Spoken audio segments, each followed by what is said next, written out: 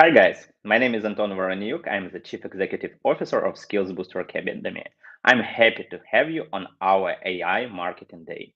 Today we will talk how AI can change your life as marketer, digital marketer, SEO specialist, SMM specialist, or PPC specialist. We will share insights, tools, experience, and this will help you to make your daily routine easier, make your production more efficient, and get better results in all your digital marketing. Before I will start with my short presentation and present myself, I will be happy if you will present yourself in chat. Please write in what field of digital marketing are you working? Are you a digital marketer, SEO, SMM, etc.? And write from which country and city do you watch us right now.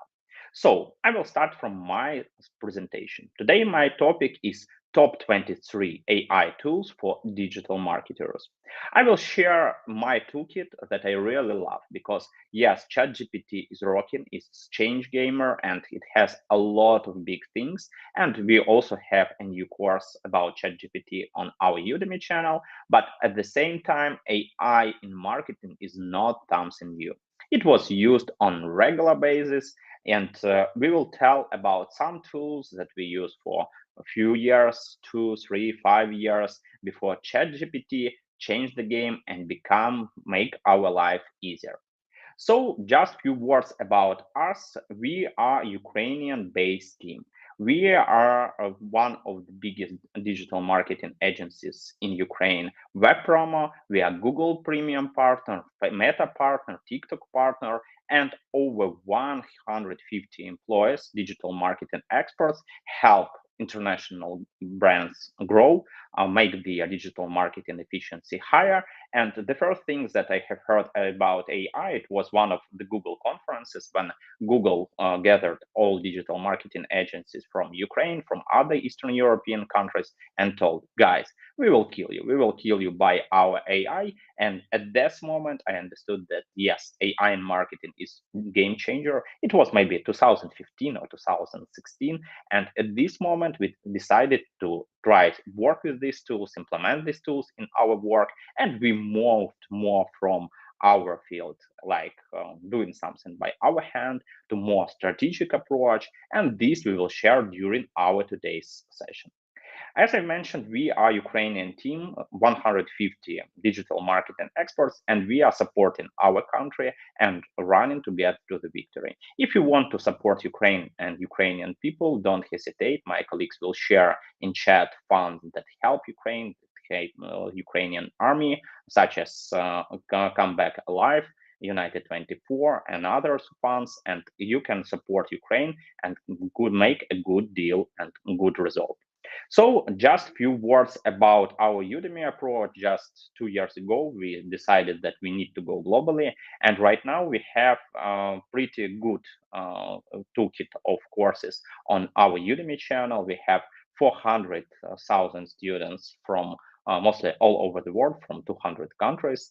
And right now there are 26 different courses about digital marketing, social media, Instagram, YouTube, TikTok, etc. And the most newest one, the fresh, that even didn't get its first reviews but got 2,000 students, is ChatGPT course. I will tell a little bit more about this course in the end. So guys, let's start from my toolkit. I will share with you tools that I really love. And if you have any questions, don't hesitate. You can ask them during the session. You can go through and I will answer them or during my Q&A session or when I'll present the next speaker. So the first toolkit is Jasper. Jasper maybe is one of the first tools that we have tried when we started creating content. Of course, a lot of features of this tool you can find in other AI tools, but Jasper was one of the first and maybe one of the most useful. Most of the tools I will mention today in my presentation, they have free trials, they have demo versions, so you can go there, you can try them, you can implement them and think how you can use this artificial intelligence tool in your daily marketing routine. So let's start from Jasper. Jasper is a writing tool. It helps you with your copywriting, writing text for your blog, for your social media, website, any kind of article, text, etc. So if you want to understand how it works, what results and efficiency you can get from this toolkit, just go to Jasper, register, and see how it works. One big thing I want to ask you during my session, I want to ask you to count the number of new tools you will get from my presentation. So if it will be just one tool, I will be also happy. If it will be zero, maybe you are really talented and well-experienced digital marketer. So please write after my speech the number of new tools that you got from this presentation. Very important question that is also very often appears in chat, video and presentations. You can get video of our conference totally for free. It will be on the same link on our YouTube channel. So don't hesitate to subscribe, to like this video, and come back. There will be more interesting videos and online conference on this channel. If you want to get the presentations, my presentation, and the presentations of other speakers, you can get it just becoming a Patreon and start supporting us on Patreon. It's the easiest way how to get presentations of this conference and a lot of other value. So guys, let's talk more and let's meet our next tool. It will be Beethoven. Everyone who tried to create something in the music field, 100% remember that music is a big pain because you want to get a great music, great tracks for your video, but at the same time don't have any issues with pirates, with legacy, etc. And Beethoven is one of the great AI tools that can create your customizable royalty-free music that elevates your story. So if you're producing video content, you have podcasts, video, your YouTube, etc., Beethoven can be your best friend during this process. The next one is Let's Enhance Ayoa. This tool is also very important for everyone who works in production because when we talk about any activity with images, with pictures, you always struggle with one big thing, that pictures have low quality, and it's one of the most important moments that makes people usually unhappy. So if you want to make the quality of your pictures, images much more better, you can use Let's Enhance.io to do it, to get better results. Also, this service have API, and you can do it on regular basis with a lot of pictures and with a lot of materials. What's next? The next tool I want to introduce you, and you will visit this speaker, this representative of this company today. It's digitalfirst.ai. This is one of the first services that helped to create the whole marketing funnel using AI technologies. So if you want to create marketing plan, if you want to create a strategy, to do it within seconds and at the same time to get all the basic steps like texts, creatives, ads, etc., it will be done with digitalfirst.ai. So it's this toolkit is also easy to implement. They have a lot of experience. They have a lot of good case studies, and we will meet today Rafal from Digital First AI in our agenda, who will share with you best practices of building marketing strategies, building marketing funnels using this toolkit. So the next, addtext.ai. If we talk about text creation, a lot of things were changed with ChatGPT, but at the same time, if we talk about writing ads, getting better ROI, better CPI, getting higher conversions, etc., it's can be done with addtext.ai, and this toolkit is really useful if you want to make your Google ads, Facebook ads, other your ad activities more efficient, do less routine, and get better results. So if we talk about this toolkit, it also based on efficiency. It uses its AI engine to make your ad campaigns more efficient, more resultive, and get better results. SendPulse. We will also have SendPulse today in our session. Alina Dikuha will share how chatbots and implementation of AI in chatbots can change your life. This service is really great if we talk about all communication with your audience when you start sending emails, push notifications, SMS, etc. But they have really great intelligence in chatbots, and they started implementing AI technologies when it was still not mainstream. And we can see how SendPulse can be the game changer in your communication with your clients, with your customer support, making your communication more smoothly, make your clients more happier. And this what SendPulse do. Honestly, it's all-in-one toolkit that we use for our own communication in our projects and clients' projects, but at the same time, the AI technology changed their life, makes their life more easier, and it will be one of the topics during today's conference. So the next is GetResponse. GetResponse also will be the speaker on during our conference. They started to implement AI in a lot of features, also connected with writing text, making it more useful, less spammy, using all AI tricks to get the email not in spam or in other folder, but to be opened. And we will learn how GetResponse use AI in email marketing, in communication toolkit, and how you can implement this toolkit for yourself to increase your open rates, click rates, conversion rates of your email marketing.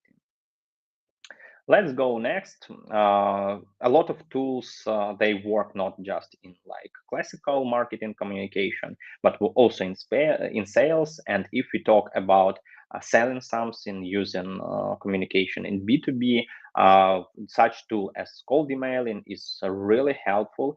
And reply.io is one of the first services that start creating and using templates, texts, any other information to get more result and be more efficient, and use all this toolkit for creating templates, headlines, follow-ups. And if you want to use your cold email for getting more clients, make your funnel more smoothly, all this can be done with artificial intelligence that reply.io has in its engine.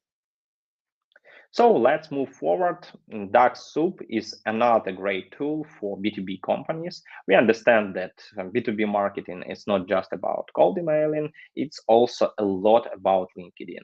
LinkedIn communication is vital. You need to use your LinkedIn account, Sales Navigator, do it in the right way. But if we talk about any kind of LinkedIn automatization, Dark Soup is really a great tool that help you automate LinkedIn lead generation campaigns, create micro-targeted and personalized LinkedIn lead generation campaign, find your target audience, communicate with your target audience, and get not just prospects, but get sales, long-term contracts, and long-term partnership.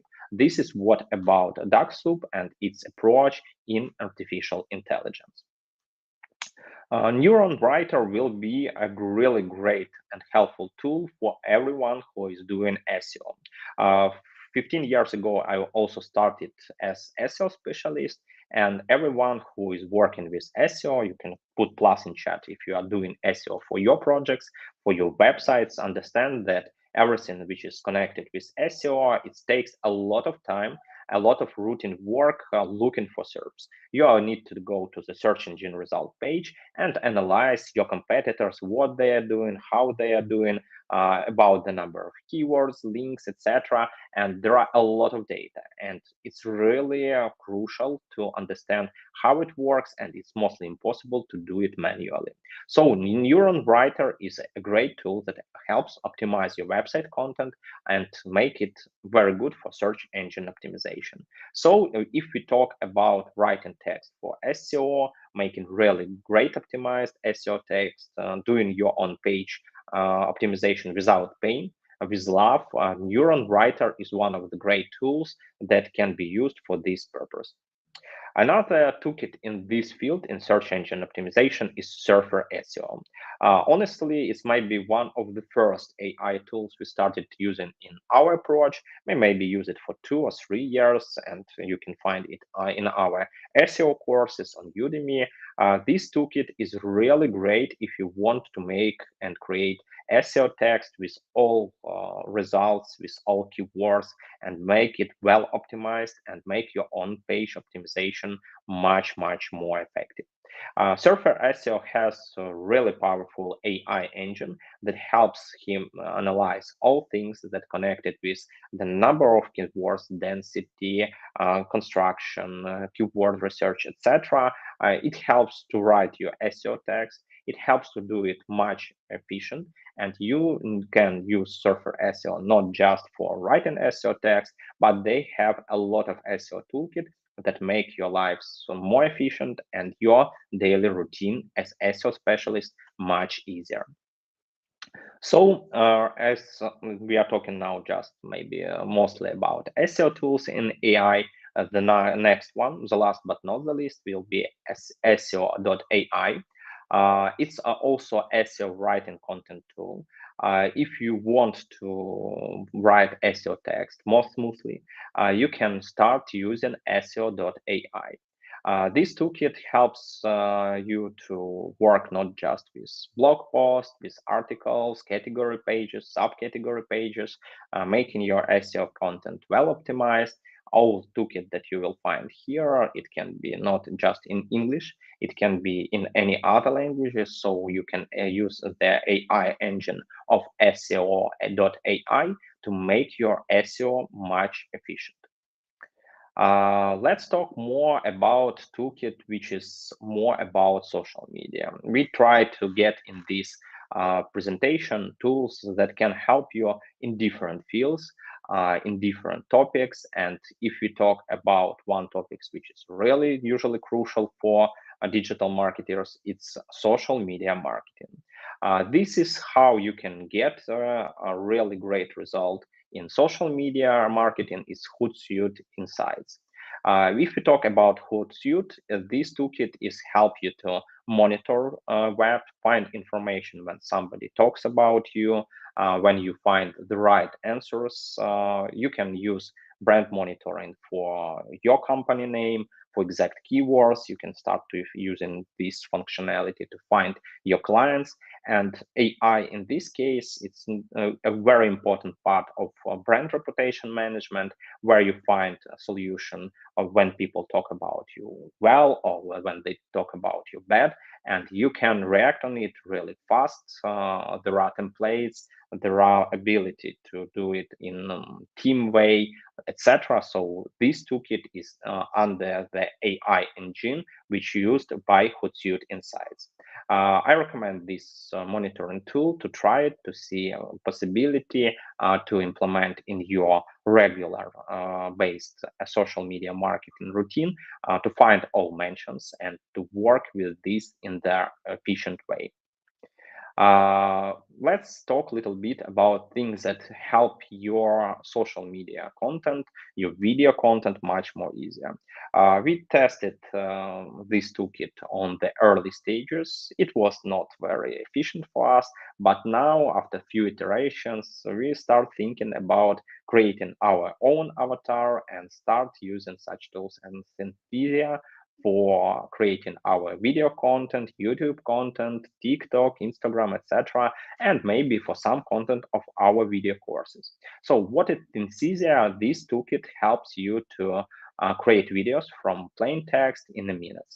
If you have a script, and usually when we create the video for social media or for our courses, we have an exact script. You can add this script to AI intelligence such as Synthesia, see how it works, and try to generate new results and new content. You can get different avatars, male, female, so it will also be helpful for different case studies. I recommend to go to Synthesia, try it, and maybe you will get really useful videos for your business and for your results.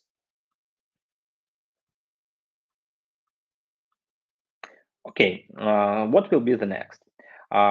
Voice generators. We need our voice in different case studies. It can be a voiceover of some videos, it can be the voiceover of some presentations, and it's also the very important part of video production for social media. You can use AI-powered text to voice generator with chisplay.ht. With this toolkit, you can start speaking with the voices from William from US, Arthur from United Kingdom, etc. And this will give your text more personalization, your communication better results, and you can be better localized for exact market, for exact target audience, etc. It will be also very important part of your social media, of your video production. So don't hesitate, just go to play.ht, get better results from this toolkit, and you will find a lot of useful CDS you can use and to implement in your search results. The script. This was a rocket science tool when I met it first. The script has a really great AI intelligence that helps with your video production.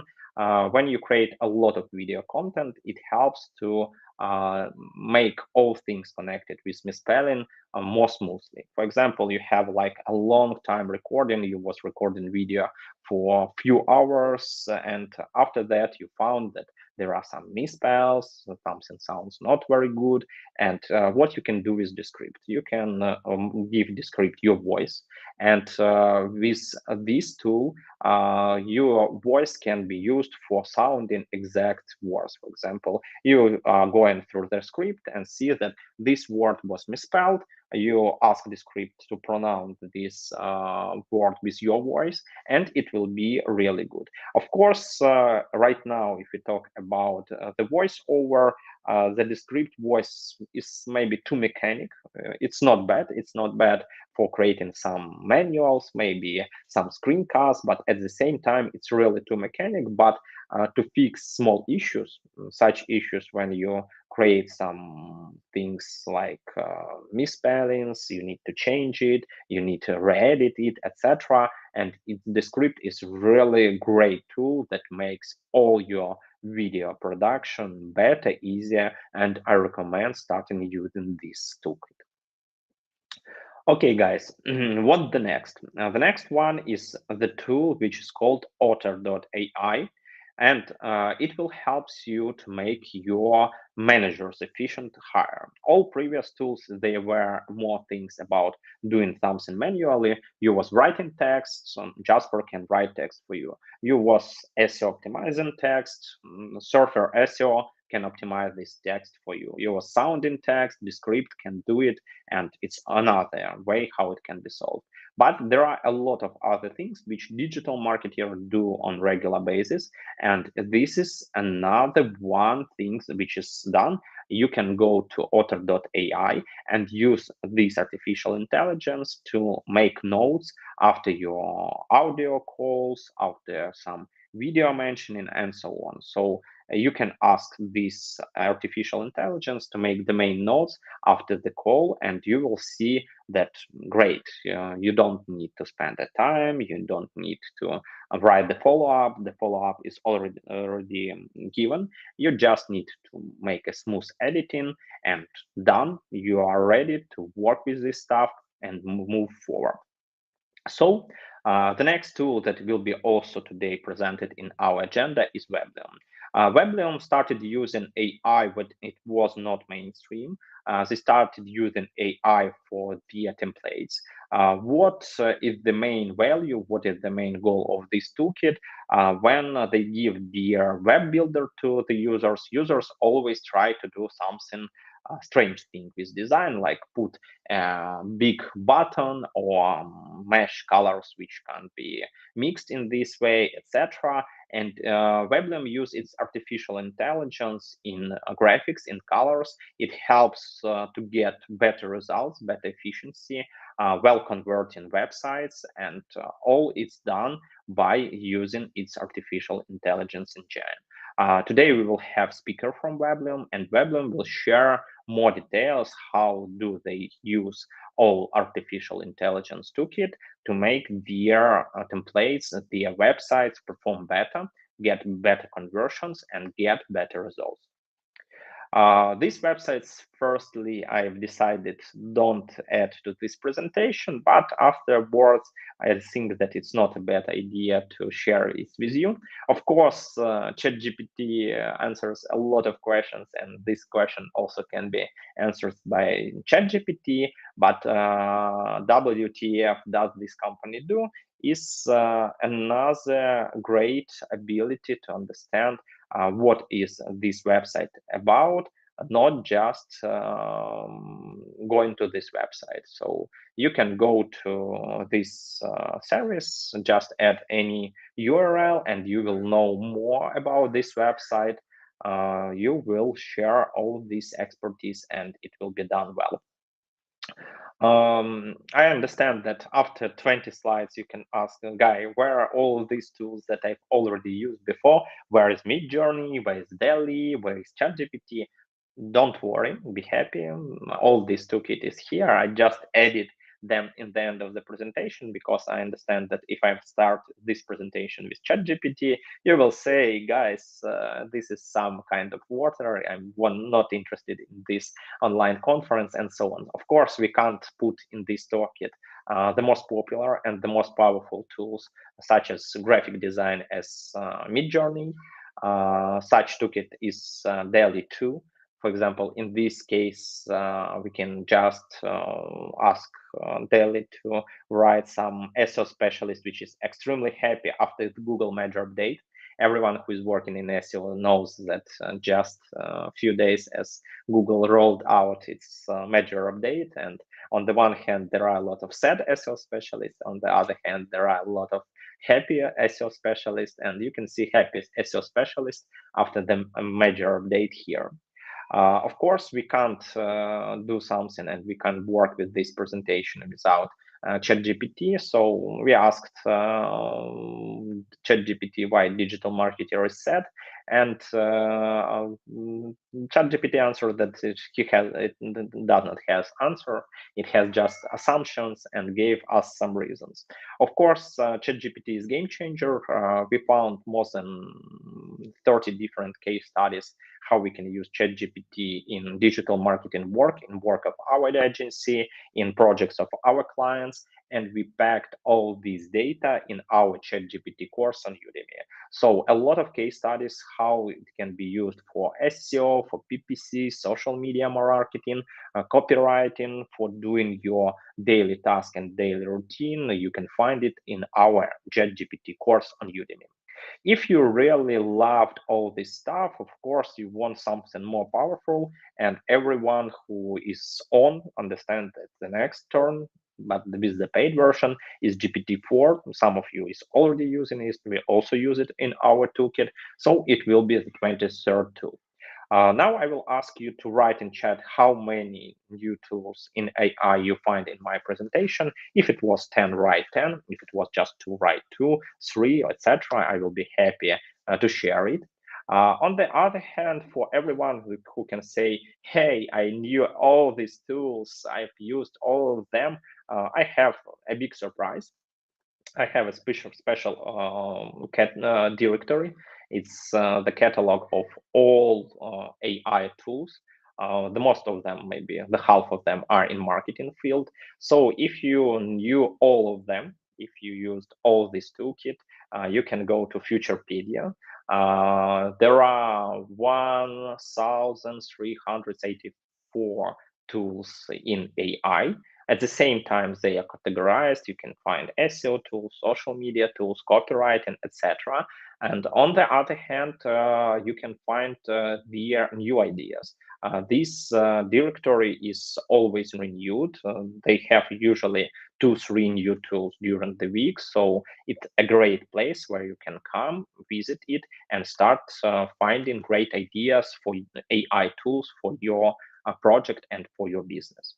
So guys, don't hesitate, write in chat how many new AI tools did you get from my presentation, and I'm happy to share with you link to our totally new ChatGPT course, ChatGPT, your personal digital marketing assistants.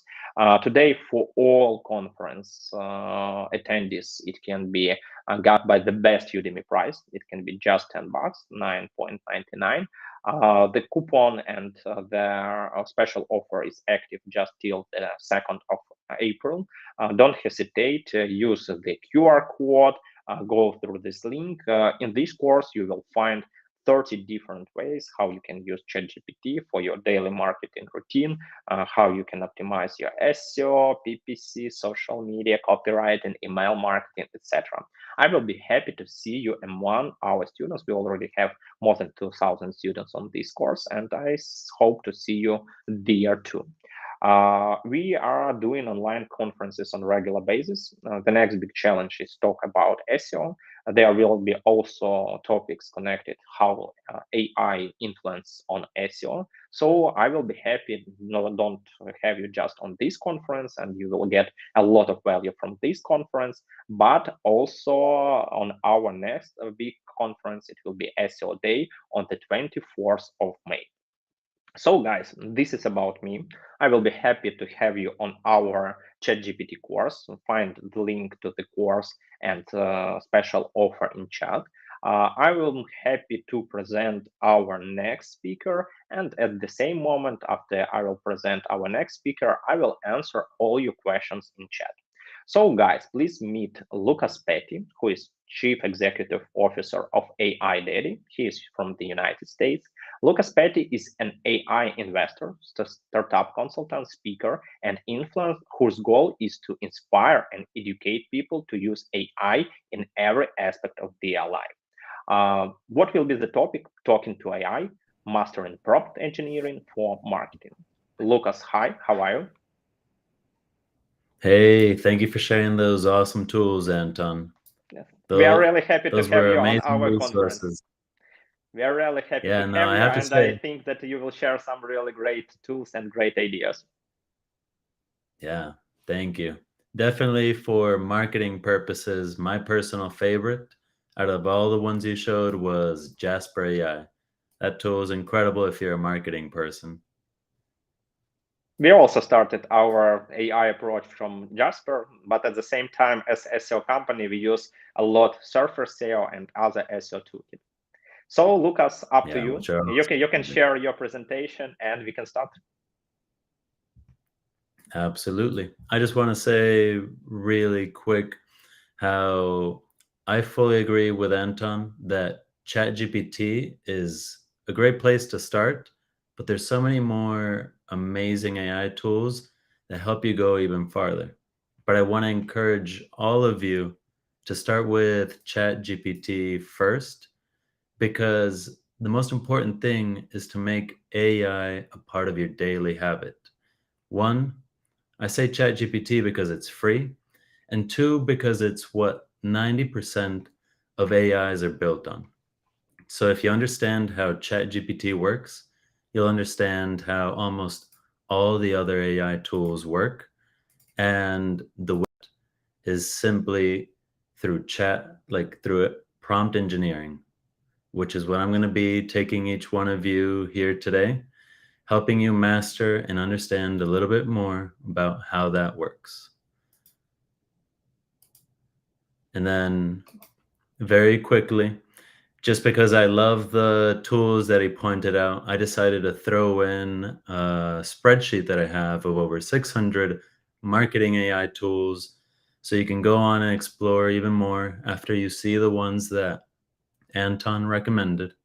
And I'll give the link to that completely for free at the end. Now, as Anton said, I'll give a quick little intro about me, and simply that I'm located in Phoenix in the United States. I grew up in Mexico, US, France.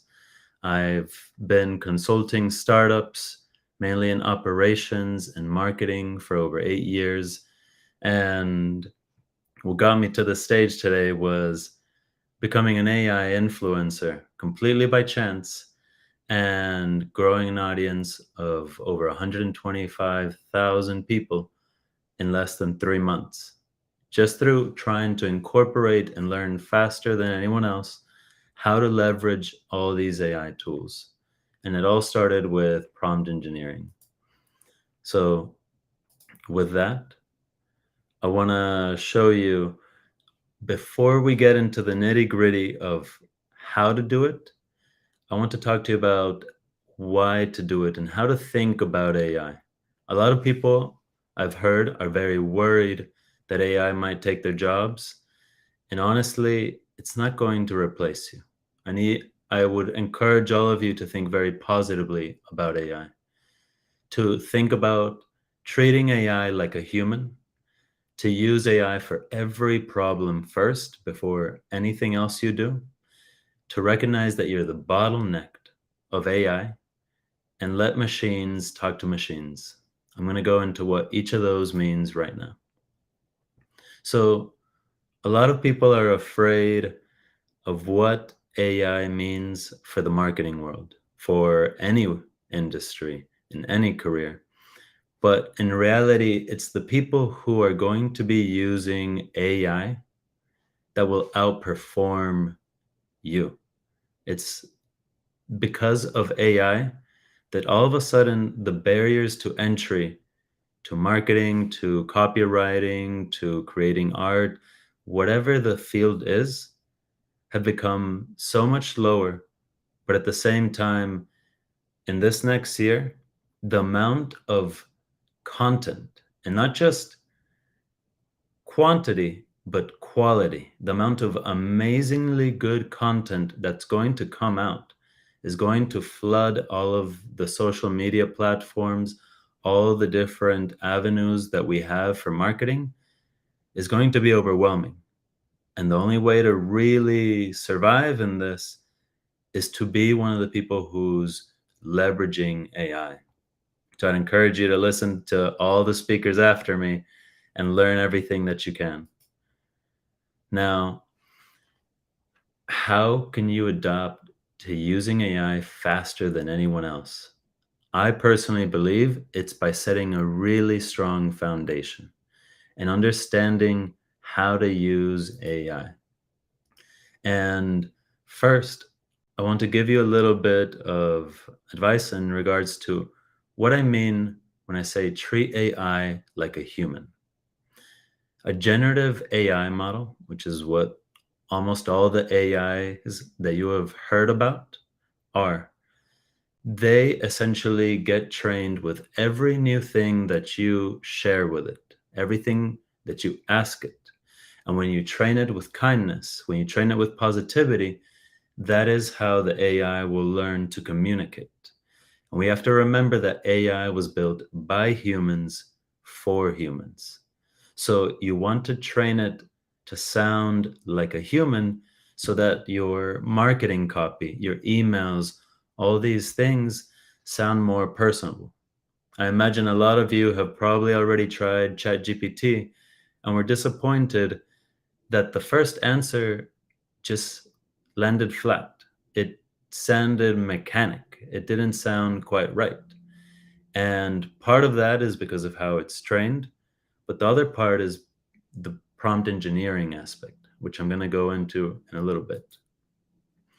Second, I want you to think about whenever you have a problem, lean on AI first before talking to your boss, before talking to a teammate, before going and doing research. Simply because I have all these screenshots right here. I just grabbed a couple of the AIs on the list that Anton recommended, and they all say the same thing. We're going to make whatever it is that we promise 10x faster. 10x faster content writing, 10x faster YouTube videos, 10x faster ads, emails. It doesn't stop. So why would you waste time doing things manually, doing things yourself, when you could get a 10x faster result with AI? And a problem here, or a thing that I'd like to point out, is simply 10x is for complete beginners. That's the default. You see it because of the responses happening in seconds. But to get to a beautiful response, to get to something that's valuable with AI, it takes a couple iterations. Someone who's an expert, like a lot of you are, in marketing and content writing and whatever it might be, basically have the ability, when doing it right, to 100x the output. And that's what I'm going to try and give you a little bit of a nudge towards. Now, the other thing that I want you to think about is how you are the bottleneck of AI. Our current way of thinking doesn't really keep up with AI. We're so used to thinking through, making plans, scheduling, all this bureaucracy, taking all these steps, especially if we're an expert. I can tell you, even though I'm now considered one of the experts in the AI field, in the things that I thought or think of myself as an expert, like basically systems creation and dealing with operations, I will try and do those things myself before I ask AI and waste 2, 3, 4 hours doing a job. And then it clicks. Oh, wait, I have AI. And I'll ask it and I'll put in a good prompt. And all of a sudden, the problem that me as an expert took 2, 3 hours to solve was solved in seconds. And so I want you to recognize and think as you move forward. I've heard from a lot of people who, oh no, I'm really good at writing. I studied writing, I wrote books. I can use AI to do math for me. I can use it to solve all these other problems, but not the thing my ego is attached to, my personality, my identity. And that's a thing that I want you to think about deeply and try and get rid of, because this tool is just going to make everything that you want exponential. Now, the most important thing out of all of it is that AI, at the end of the day, is amazing at talking to AI. When it comes to dealing with AI, to machines, algorithms, strict guidelines, or any specific process that you need to follow, that is where AI shines, because it can follow those mathematic formulas to generate outputs for it. I put here a quick little screenshot of how most resumes are scanned by AI systems before a human ever gets to see them. That right there should encourage you to use AI to make that resume so that an AI can scan it, because only that AI will truly understand how to speak to it. I'll tell you a story. I recently had a problem with my Google Ads, and I ended up doing a bunch of research, ended up hiring and paying. Well, I scheduled a call for a company that would solve my account because it got banned. I got suspended. And they scheduled me out a week later, told me it was going to cost $3,500 to solve the suspension. I copied and pasted the whole website, the whole text of the problem of why I was suspended into ChatGPT. And in seconds, it gave me a beautiful letter to send, which I copied and pasted into the Google Ads support chat. And in 2 days, I was unbanned. Everything was fixed because AI knows how to talk to AI. And honestly, in most cases, with all these big companies, you're not talking to a person, you're talking to a machine. Now, let's get into prompt engineering and how you can really scale and leverage this technology. To just give you a quick summarization or a very simple way of looking at it, a prompt is just a map or a guide to tell AI how to do something more efficiently. And I want you to start thinking of yourself when dealing with AI as both the teacher and the student. Your job is to be like a teacher and set your students up for success. A teacher will tell you, based off of the textbook, based off of the chapter we read last week, based off of what was happening and we talked about last time, what is the answer to my question? We give context. We set our students up for success. In a certain way, you need to be able to set your AI up for success with prompt engineering and be able to then be the student and learn from what it gives you. Now, I'm going to go into the mini course and give you more technical things. So typically, you put in a prompt, you put in an input, and you get a response. In order to start getting better responses, what most of us do and what I encourage all of you to do is to try different variations. I like to think of it as when you go talk to a person, you don't just expect to get a very fulfilling, meaningful conversation. You have to say hi. You have to ask how their day is. You have to go through a couple questions, a couple back and forths before you get a really meaningful conversation, advice, anything that you're looking for. It's the same thing with AI. And that's one of the other reasons why I encourage you to think of AI like a human or treat it like a human so that it can give you those more quality responses. Now, you also want to get used to describing the tasks that you wanted to do, going in detail into everything. And you want to get into the habit of giving it examples. Whenever you give examples, you're setting it up for success because you're telling it exactly how you'd like the response to come out.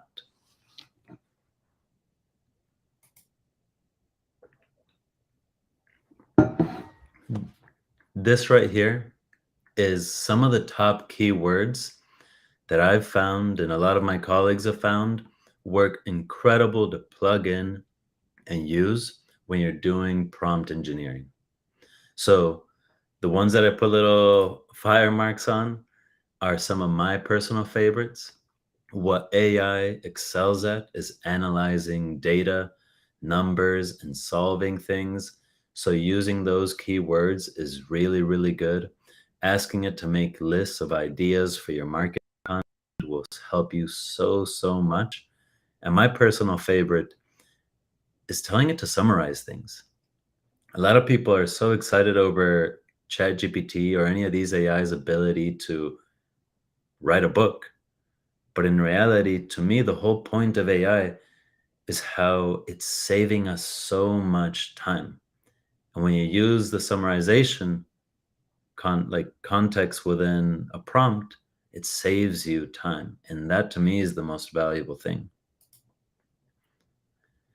So to reiterate, you want to get into the habit of giving it instructions, then having it input data or you inputting data and giving it examples to make sure that the quality of the responses are just a lot more robust. There's a difference between saying, give me a domain idea versus give me a domain idea like techbriefly.com with keywords and explain things and going in detail about exactly what you want.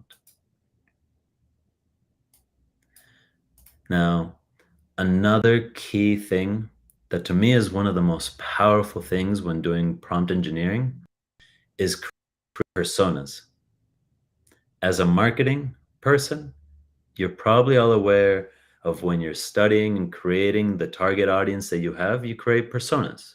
It's the exact same thing. If you have that persona created for your company of who you're trying to sell to, you're already ahead of the curve because then you can just plug in that description into a prompt and say, you are a, marketing expert.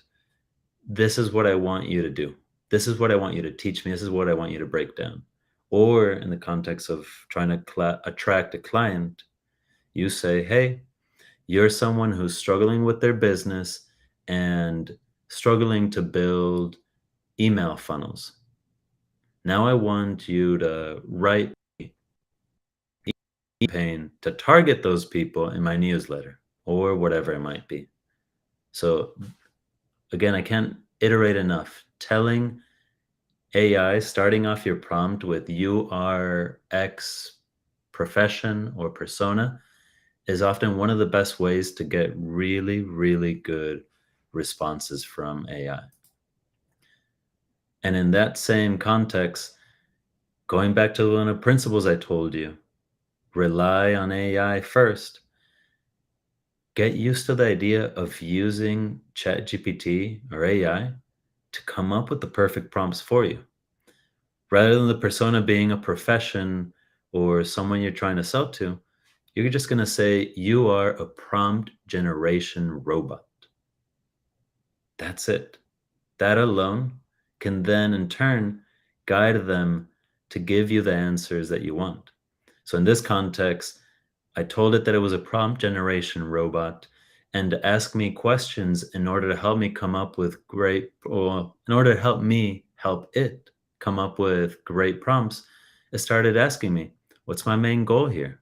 What are my objectives? What are my desires? Can I give any examples? All the things that I just told you were valuable. Giving the examples, describing, giving specifics, it is automatically telling me because again, an AI, a machine, knows best of how to talk to a machine. And in that same context, another powerful thing that you can do is having AI, ChatGPT, turn one prompt into 100. One of the things you can really do is just tell it, hey, it's a prompt chatbot, and that you wanted to generate a list of however many prompts and then give it a certain formula. Given that X thing happened, what legal action could I take? And as you see here, it then breaks down, given that my neighbor's tree fell on my property, what legal action could I take? Given that my employer hasn't paid my salary, what legal action should I take? It starts brainstorming for you and doing an amazing job at helping you build more and more quality prompts. Now, I want to dive a little bit into the other field of AI, which is AI art, and giving you a little bit of insight as to how to come up with great prompts for AI art generation as well. First, you have to realize that artists, whether traditional or digital, we're all going to become poets because all that we're having to do, regardless of what AI we're using, is having to become really good at communicating, at using our words to tell a machine what we want. So in that context, you have to focus on figuring out what are the best questions to come up with a great prompt. You might notice a trend here where we're essentially coming up with the details that we need, the examples that we need. What kind of specific art style do we want? What kind of photo type? What kind of subject are we after? What details do we want? This right here, I encourage you to take a screenshot or picture just to save it. But I've found that this is one of the best rubrics that I've come up with for creating AI art. Starting with the subject, then going and giving it context. After you've decided what's the product that you're going to be marketing, deciding what's the materials that it might be made out of, figuring out what's the background that you want to give it, the colors, the lighting, the styles, and then the aspect ratios. So you don't get stuck with the traditional square. I'll give you a moment if you haven't taken a picture or screenshotted it. The next thing would be to do a slightly more advanced technique in art generation is using emotions, and not just soft emotions or neutral emotions, simply saying happy or sad. Go to extremes with the emotions that you describe, like overjoyed, terror, shocked, scared. the more you use an emotion, the more emotion that art will elicit. And this is a tip for using ChatGPT as well. When you describe emotions for your messaging, for your examples, it's going to be able to sound and create content that's more human. Mixing artist styles is also going to be a really fun way to essentially create a completely new art style that doesn't exist. Certain magic words like saying 8K, HD, whatever it might be, describing cameras or software that you're using will also give you really unique works of art. And something to think about that, again, works for ChatGPT as well, not just any art generators that you might use, is negative prompts, defining what you don't want to make sure that's not included. Now, to give you an example of what it looks like when you combine two different artist styles, we got Frank Frazetta and Yoji Shinkawa. Putting those two together, we get this unique piece that you can tell has elements of both, but is completely new. Then just wanted to give you some very quick examples of how some of those magic words are those photography styles. Figuring out whether you want Polaroid, whether you want monochrome, satellite, a product shot, if what you're trying to do is market something. Another thing is cameras, whether you want a GoPro, a drone view, a kind of lens, a macro shot, a fisheye. This right here is what I was talking about when I said if you put in 8K, 64K, HD, it's the exact same prompt. But one came out as a painting, one came out as a hyper-realistic image. Incredibly beautiful. And another thing that I'd like to stress and emphasize is just how important the order of words is. Here we see the silly examples of how a cat sitting on a Martian table came out with this, and a cat sitting on a table on Mars put us on the actual planet. Now, that's my very quick summary on prompt engineering. And I got a book coming out soon. Don't worry about that. If you go to my link, I'm happy to share it whenever it does. But more than anything, I want you to take a screenshot or save this right here so that you can access the 600 AI tools I promised you earlier. That way you can just go in. It's just an easy to use spreadsheet and completely free. And then if you're interested in joining a mastermind on AI, the waitlist would be right here at this font, using this QR code or copying this text. Now, if you have any questions, really happy to answer and help out. Lucas, thank you for this great presentation. Thank you for sharing. And one more thank you that you are doing it at night time. I understand that speaking from, you are from Arizona, yes? It's Yeah. 2 a.m. right now in this zone. We have some questions. We have question from Kato Jonas. Can you expand a bit more about Google Ads unsuspension using AI? What kind of AI tools did you use? So what did you ask AI? Absolutely. So in that context, I just used the free version of ChatGPT. Didn't even use ChatGPT 4. I used ChatGPT 3. And all I did was, as soon as I saw the notification on my Google Ads, I copied all of the text, threw it into ChatGPT, and then at the very beginning, I just wrote, write me a letter to get this suspension removed. And based off of the information that I'm pasting. And that's where afterwards I pasted all that information from the Google Ads. So Great, thank you. what they gave you as the reason, and honestly, all it was one specific line that said the kind of suspension that it was. That was all it needed to write me a letter that was very polite, that was very helpful, and it said how I will never do it again, and how I'm just learning. It was just written so much better than I could have ever done it, even though I've dealt with this before. Lucas, our audience want from you as AI experts to be a little bit future. What professions in digital marketing will die in 3 years by the reason of AI? You know, I've thought a lot about it. And the truth of the matter is that none of them will die. Just how we still produce paper, like newspaper, physical newspaper is still produced.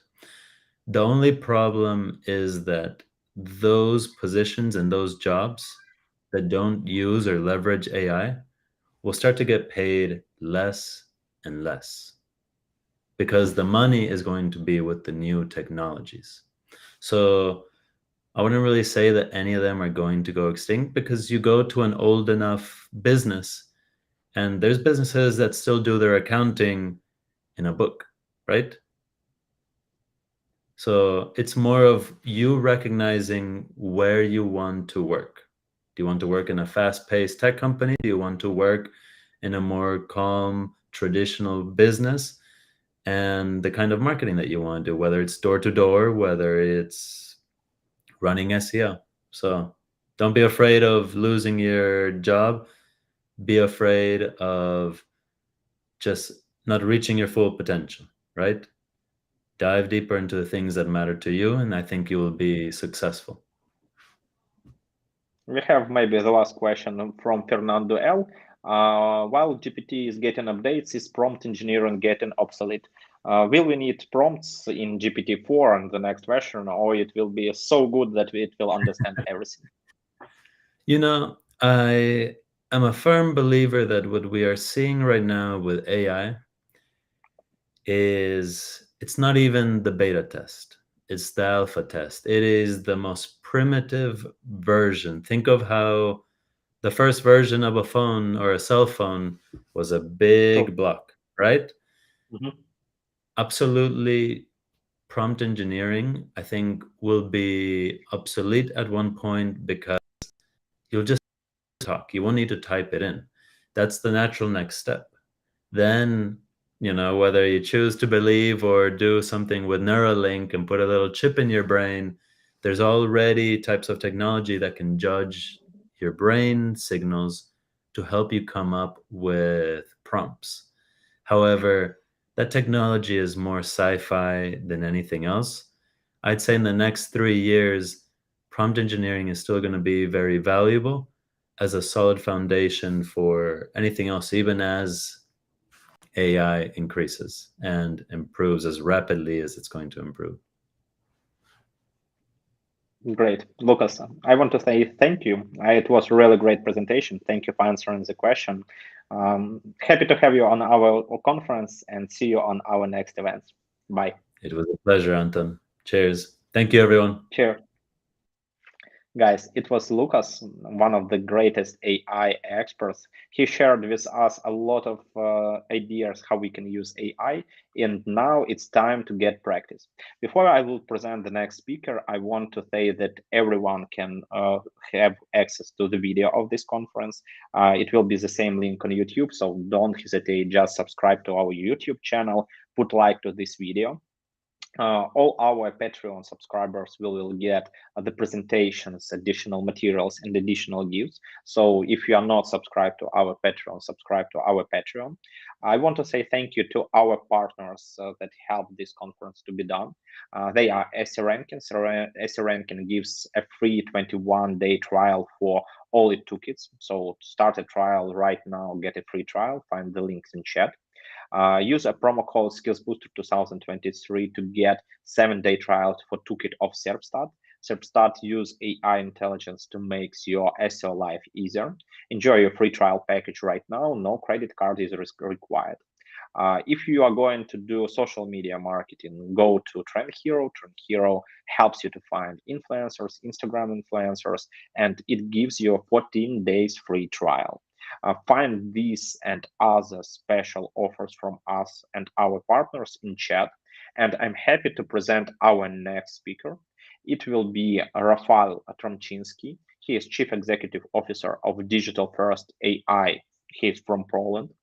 He's a former creative director managing 20 plus creative teams in marketing agencies and groups. Before he started to build digital product, he was in charge of building the strategies for the biggest brands in Europe, some international as well, including BP, Heineken, Polish Airlines, LOT, etc.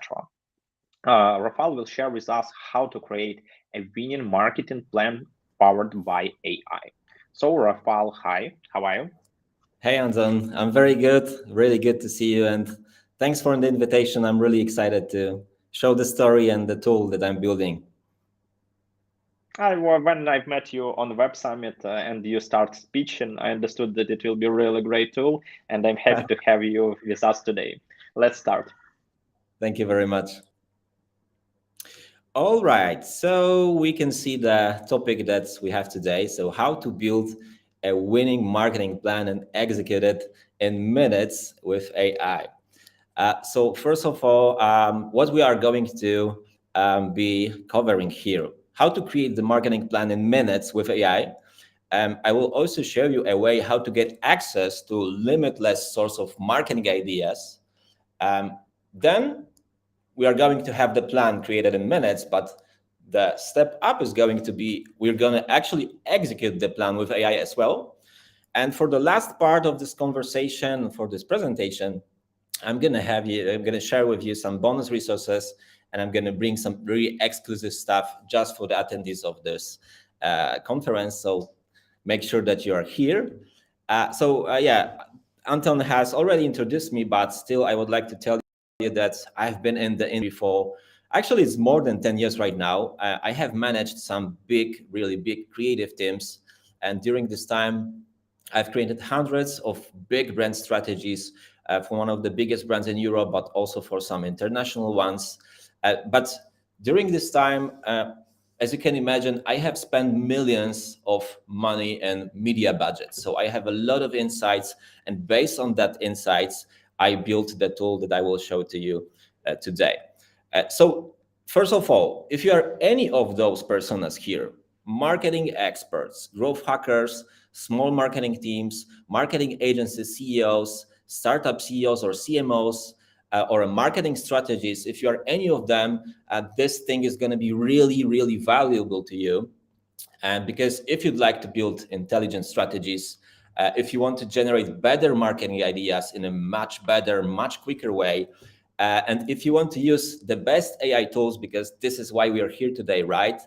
To improve your marketing expertise, after this presentation, there's a high chance this is going to become a marketing ninja. So yeah, let's go for the sexy stuff, right? First of all, the marketing problem and the work that needs to be done, especially after introduction of all those AI tools such as ChatGPT, is that I think that you might know the statistics about the failure of startups or companies in general. 98% of companies fail. And to my surprise, or maybe to your surprise as well, a lot of reasons are because of marketing. The statistics on the green rectangle here, 50% of companies don't even have a marketing strategy. I know that this statistics is kind of shocking, but this is really the reality. And what happens as an output of this is that a lot of money is getting burned with marketing budgets because companies don't even have a plan. They have no idea how to execute the marketing. So to change this, we have to be, first of all, more accessible. Second, we have to be more effective. And this is why we built Digital First AI. We launched last year. Basically, we call this an automated marketing growth machine because not only you can build intelligent strategies with AI, you can also execute content. You can really save a lot of time. You can automate a lot of manual processes. I'm going to show all of that just in a second. But before we jump into that, I just wanted to introduce some basic terminology. I guess that most of you are familiar with that, but still, there's going to be quite a unique approach to that, let's say, terminology of funnels. So I guess that, top of the funnel, middle of the funnel, bottom of the funnel, and after purchase. But for the sake of this presentation, let's play with the wording a little. So the top of the funnel is what we are going to call icebreakers. Middle of the funnel is what we're going to call cheeseburgers. I will tell you why just in a second. Main products, so the bottom of the funnel, this is where actually people are becoming customers, and upsell, all those tactics that will be working for your already existing customers. I want to introduce to you the concept of marketing tactics, and to do this in the best way possible, I always bring HubSpot example because I think that HubSpot is really, let's say, the excellent benchmark for how they approach to funnels and all those marketing tactics specific to funnel stages. For example, the icebreakers, so the top of the funnel tactics that they use are really good. They have a lot of free content, some ebooks, some marketing plans. You can basically download it. For cheeseburgers, so cheeseburgers are what we call small products around your core business. So basically, HubSpot has a lot of those free tools. For example, like this persona creator, they also have tools like email signature generator. They're really good at this funnel stage before you become their customer. For the main funnel stage, of course, you can get a demo, you can get some free trials, and this is where they're really good at. And for upselling, there's a lot of case studies. There's also this marketing hub where you can get certification. HubSpot is really good at marketing tactics. So once again, there are some really popular tactics that are working on specific stages of funnels. And in a second, we're going to create a funnel filled with those tactics with the help of artificial intelligence. But before we jump into that, I also want to bring you some examples of those tactics specific to the funnel stages. So the top of the funnel tactics should always bring awareness to your product. All podcasts, reports, infographics, ebooks are really good at this stage. And middle of the funnel, these are the small products like trials, samples, some downloads, some free consultations. This is really good at this stage. Bottom of the funnel, this is where things are getting serious, where you are becoming a customer. So all those demos, consultations, also case studies, and loyalty, always about community, affiliate programs, and all of that. Okay, let's go into more sexy stuff, right? And let's go practical and actionable about those things that I have mentioned. So if I can ask the moderator to play the video that I have uploaded, and I'm going to show you a live demo how we are building the marketing plan with AI. Okay, can we make this full screen, please? Yeah, got it. So when you create your first account on Digital First AI, this is the onboarding, and it's really important because this is after that you get some recommendations with AI. So how you're dealing with that is that you are filling this sort of an elevator pitch about your company or a business statement, whatever you call it. Basically, this is where you define you are a product, you help B2B represented by C-level managers, by specialists. Then we are diving deeper into the target characteristics. So you tell us, for example, this is niche target. You sell your goods by websites, by marketplaces. Basically, you dive deeper into the characteristics of your business. Also, let's say we have a medium price and the margin is 90%. Then how do you charge your customers? So we charge our customers by card. The frequency is recurring. Also important for those recommendations is, can you have any, let's say, offers, promotions, free trials? You're gonna see in a second why this is important. Then let's dive deeper into the target group. So our customers read social media, they listen to podcasts, they are interested in webinars, all those sort of let's say data about our customers. And last question, what's your challenge here? What's your goal to create this marketing plan? Let's say we want to generate 30K in the next quarter here.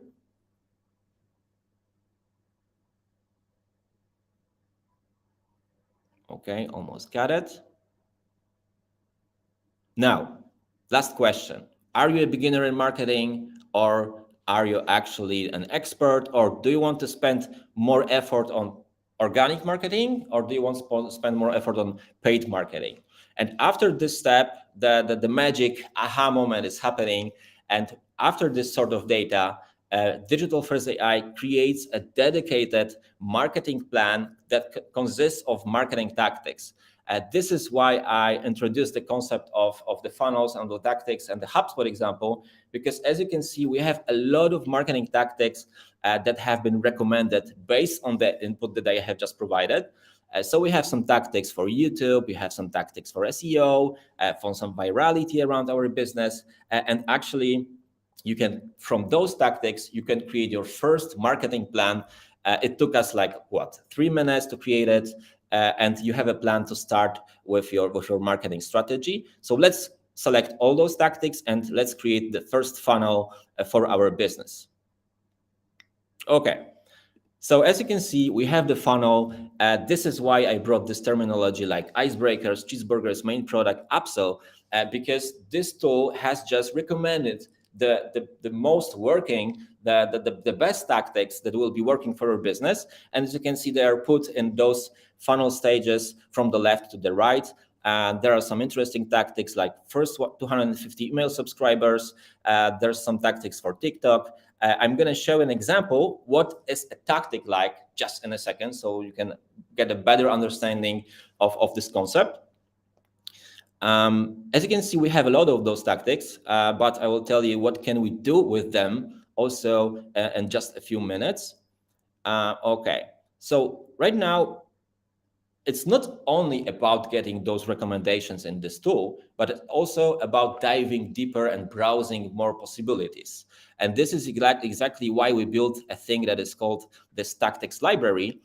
Today in this library, you can find like 350 marketing playbooks. So basically for all digital marketing channels, you can find something that will be working for your business. Also, you can filter them with different funnel steps. Basically, these are the tactics that have worked for the businesses that we have worked before.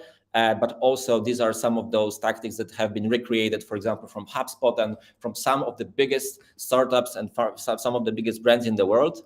Right now, let's dive deeper into one example of a marketing tactic. So this tactic, it's called generate high quality leads with webinars, right? So as you can see on the right bottom, we have some sort of, let's say, statistics or some description about this tactic. So from here, we can see that it requires a budget.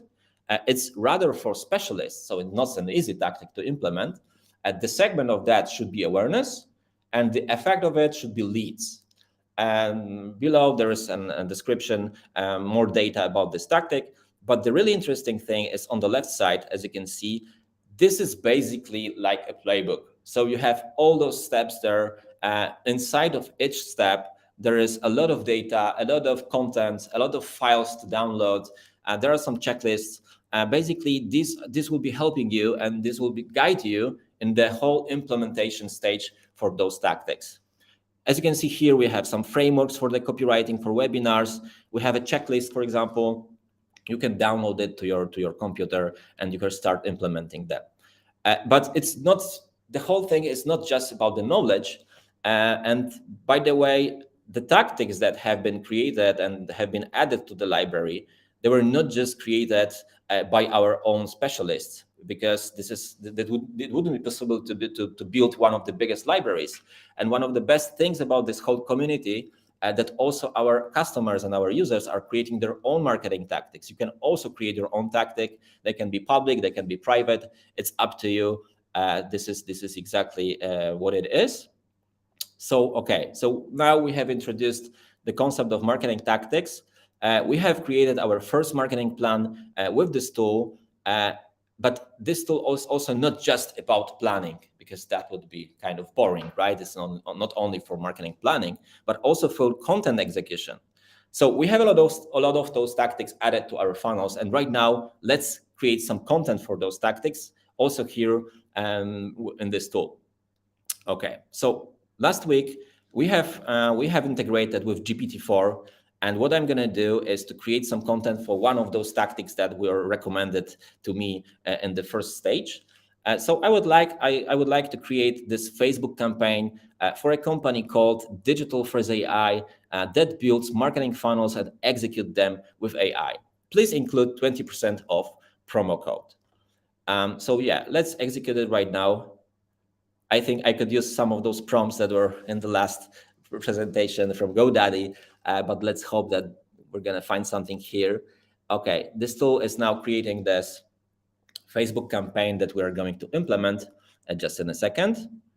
It should be created. Yeah, we got it. So we've got some headlines, we've got some strategy assumptions, some ad formats. I like this power up your marketing game with AI. Okay, I think we're gonna stick to this copywriting. So what I'm gonna do is I'm gonna copy everything that was created here, and again, I'm gonna use it for the next step. Okay, I like that, so we can stick to that. Okay. So the thing about the most beautiful thing about this process is that we're not just focusing on, let's say, creating those strategies, creating copywriting, because you can do much more here. And now we're going to produce marketing graphics for the thing that you have just created with GPT-4. So what I'm going to do is here, I'm going to pick some formats. I'm going to pick a template for the graphic design that I like the most for the Facebook. Let's say this one will be the best. So I'm just using the copywriting that I have created just in a second before in GPT-4. Activate your 20% off promo. The button would say click here. I'm uploading my logo. Also, you can pick some images from the integrations with stock images. For example, this image is fine. Right now, it's going to take approximately 15 seconds for the graphics to be created. Let's hope it works. We got it. Okay, so as you can see, it took us, like 3 minutes, 4 minutes. Not only we have created the whole marketing plan filled with different marketing tactics, also we have created the first copywriting for our Facebook campaign. Now we have created some social media posts, not just for Facebook, but you can also use it in different channels because this is really universal. You can download those graphics, you can publish it. This is ready. Thank you very much. You have it here. Okay, but to make it even more exciting, I think that you have mentioned before those tools like Midjourney or DALL-E. This is the second tab. So as you can see, usually to achieve this kind of output that I have just right now, you would have to switch between like 5 tools, I guess, maybe even more. And everything is here. So for example, right now, let's have some example, like an astronaut playing basketball with cats. This is basically like Midjourney or DALL-E, but also it's working for those tactics that you have just created with the strategies. Okay. This should be created in a second. Okay, we have our basketball with cats, because why not? And as you can see, once again, we did this really quickly. And one of those use cases that I can accomplish is just like that. If you can imagine, you can create so much more, because that was just Facebook, right? If you go for like strategies, business canvases, personas, everything for those tactics is there. Can we just please switch to the presentation right now? Okay, great. So that was the tool. Basically, You can find those use cases in the tool. That's a free trial. You can accomplish all those that I have just created also with this trial. So I really encourage you to test it out. But just to sum up the process that is possible to be accomplished with Digital First AI. First, what you're doing for yourself or for your clients, if you're an agency, you can basically create those strategies on a daily basis.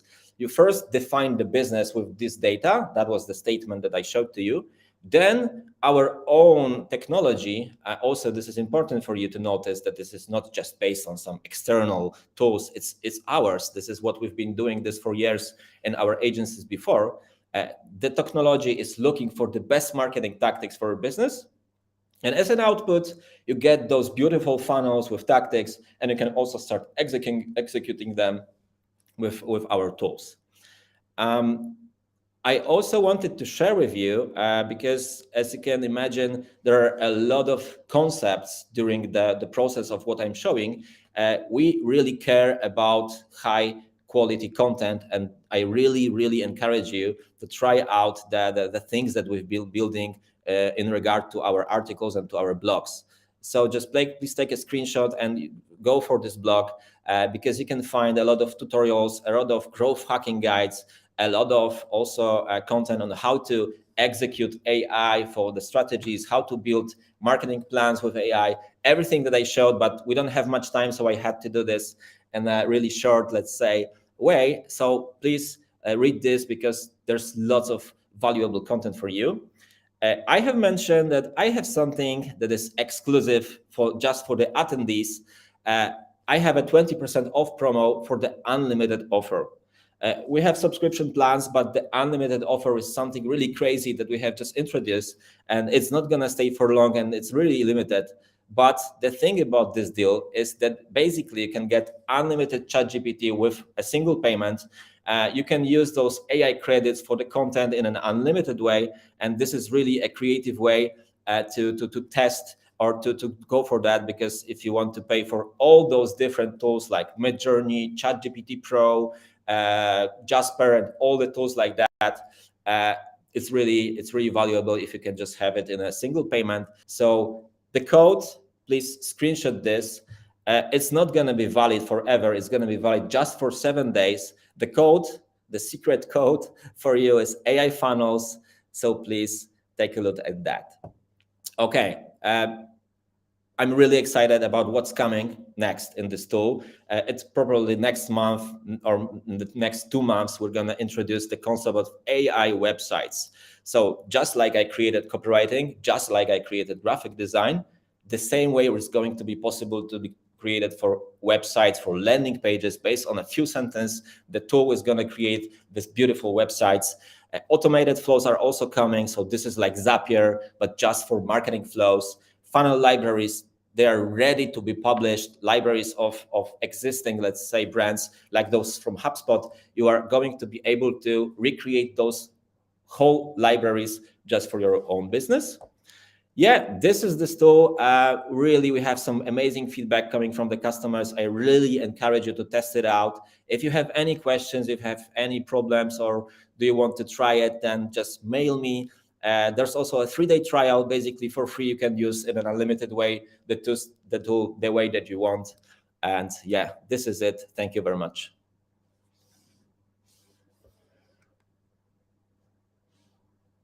Anton, are you there? Yeah, sure, I'm here. I have a few questions from our audience. The most favorite question is about recording. Yes, guys, the recording will be on the same link. Just don't hesitate to subscribe to our YouTube channel.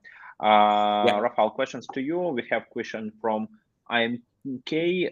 Does it also produce content in Dutch? What language versions you work with?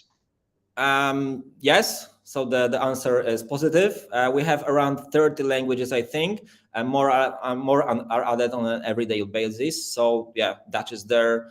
So we can produce content in most of the languages that are on the market right now. Okay, great. We have a question from Lada. Love the presentation so far. How do you see AI transforming the marketing industry in the next few years?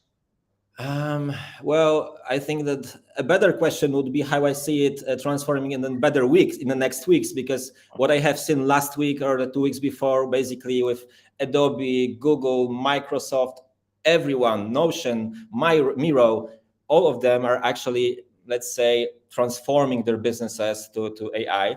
And definitely the whole thing is going to be crazy.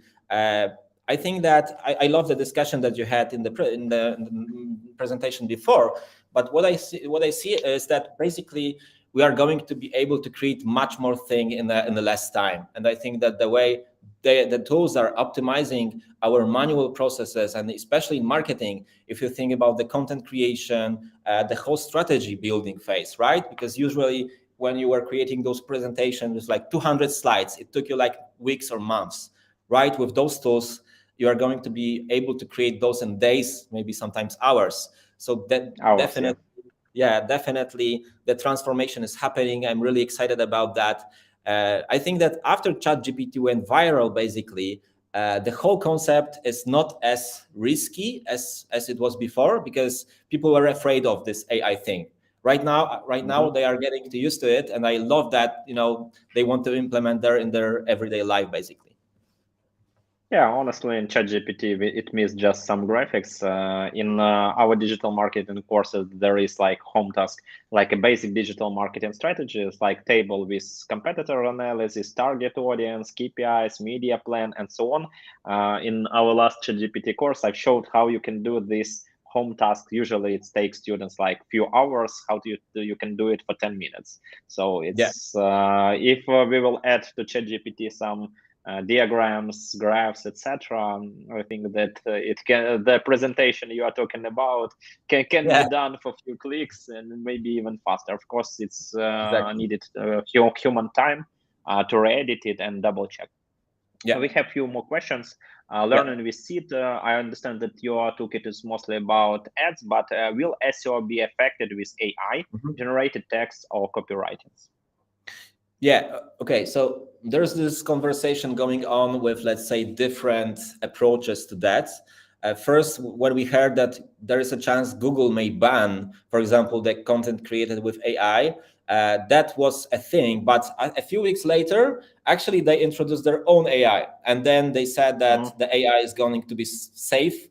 Basically, I don't think that SEO is going to be affected in a bad way. I think it's going to be affected in a great way. Because basically the content is going to be much better, is going to be created much quicker and more efficient. So yeah, the SEO is not going to be affected in a bad way. I'm very sure of that. Okay. We have a question from NRT Football Club. We are quite sad that Asian countries are not being focused on. There are no AI tools useful for Asian countries. It depends from maybe the languages. Do I work with all languages, or I don't understand the question from what countries it's talking about?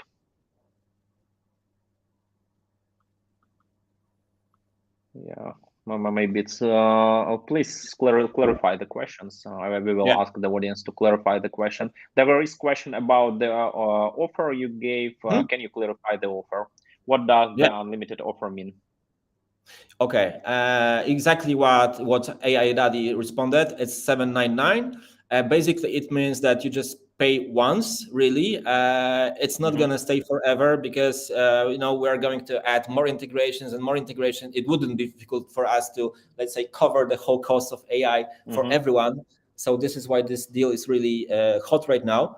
But yeah, you can basically just buy it once. You can use unlimited ChatGPT, unlimited funnels, AI credits, and this is something that we are right now promoting. $7.99. Okay. Yeah. Thanks, AI Daddy. We have some comments. Amazing software. Love the presentation. That's the same question maybe that I've asked AI Daddy. What do you think about future of digital marketing professions? Which of them will die? Which of them will change? How you see it in 3-5 years?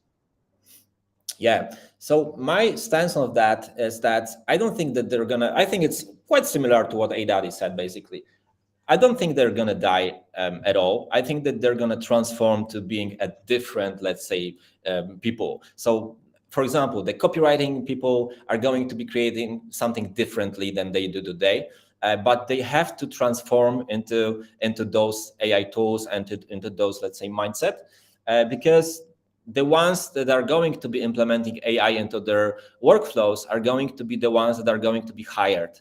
So I think that this is, let's say, challenging, that you have to transform to that way, because then you're going to get much more chances to, let's say, work in bigger companies.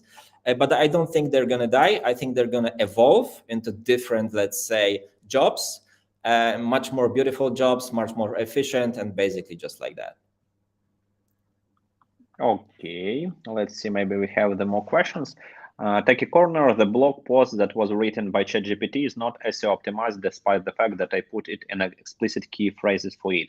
How can I get another AI that writes well-optimized blog posts? What about digital first AI? Can you help with this task? Yes, definitely. I think that you would have to implement the prompt engineering that AI Daddy basically showed in the previous presentation, because what I did in my case was just I asked some very general question. But if we wanted to dive deeper into make more structured for SEO, that would be possible to be accomplished in digital first AI as well. We have the detailization of the previous question that we didn't find the answer. Are there any AI tools focused for Asian countries like India or Nepal? I don't think that they are focused. What do you think, Rafal? Most of them are global. Not really. The interesting thing is that we hire a person from Nepal, by the way, that is doing the content. So I might ask this person, but I'm not sure. Yeah, we're based in Europe. Mostly our customers, 50% of our customers are coming from the US, and the US is our market to be.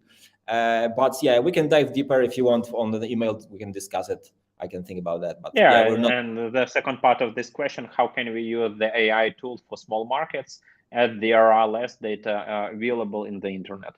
Yes, it's the question about the amount of data, because on the small markets we have less data. Yeah, exactly. But I think a good way to start would be to browse the libraries that we have with our marketing tactics, because there are some tactics for small media, for small markets, for bigger markets, basically a lot of universal ones. So I would say that our library of tactics is a good point to start. Great. Rafal, thank you for your time. Thank you for answering the questions. We were happy to see you. I think that we will meet earlier than the next Web Summit, maybe on another conference. So have a great day, and thank you for being us today. Thank you very much for the invitation. I really liked it. Thank you. Guys, bye. Okay, we have just a small 10 minutes coffee break to have a cup of tea or a cup of coffee, and we will come back to you with other great speakers and great topics. So if you have any questions to me, to the previous speakers, don't hesitate to write your questions in chat, and we will try to answer them with the next speakers. Now I want to ask again to help and support us on Patreon. We just launched our Patreon channel, so if you want to get the presentations of this conference, additional value and additional materials, visit our Patreon, support us on Patreon, and we will be happy to see you there. Our partners, SE Ranking, Serpstat, Trend Hero, they're given special gifts. Find the additional links in chat. And the main gift from our side, the best price on Udemy for our ChatGPT course, your personal digital marketing assistant. Find it for $9.99 on Udemy. Get your digital marketing better, and the link and the special offer is valid just till the 2nd of April. So guys, we have a short coffee break, and we will come back to you with the next great speaker who will share how AI can help you with mind mapping. Don't leave us, and see you online just in a few minutes.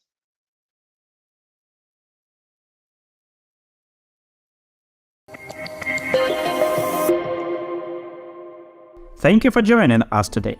Just for attendees of AI Marketing Day, we have a special gift, the best price for our Udemy course about ChatGPT. If you want to implement AI in your marketing daily routine, if you want to make your life easier using ChatGPT, just enroll to our course for $10. This is the best price you can find on Udemy ever. Find the link and coupon code in the comments to this video. See you on the course.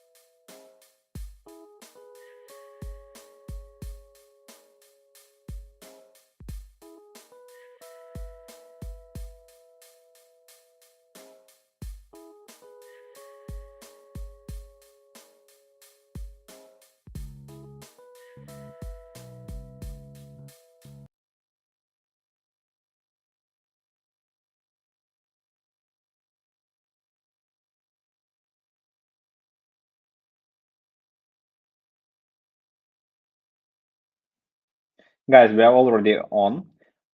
Today we are talking about AI in digital marketing, how you can make your life easier to make your digital marketing routine not such complicated. And we are talking about different topics, how you can use AI in SEO, PPC, social media marketing.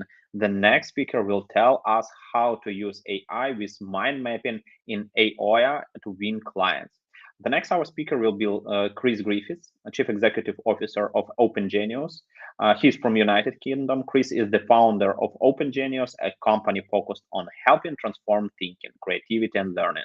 His technology solutions have been used by millions of individuals to clarify thinking, generate game-changing ideas, and turn ideas into action. He's a best-selling author on creativity, mind mapping, and innovative thinking skills. With his latest book published by Kogan Page, The Creative Thinking Handbook, are now available in 10 languages. Previous titles include Grasp the Solution, that ranked the #1 book on Amazon under decision making, and My Maps for Business, co-authored with Tony Buzan. So, Chris, hi, how are you? Very well. How are you, Anton? Great to be with you. I'm fine. I'm really happy to have you with us. So you will share some really valuable insights with our audience. I'll definitely try. I will definitely try.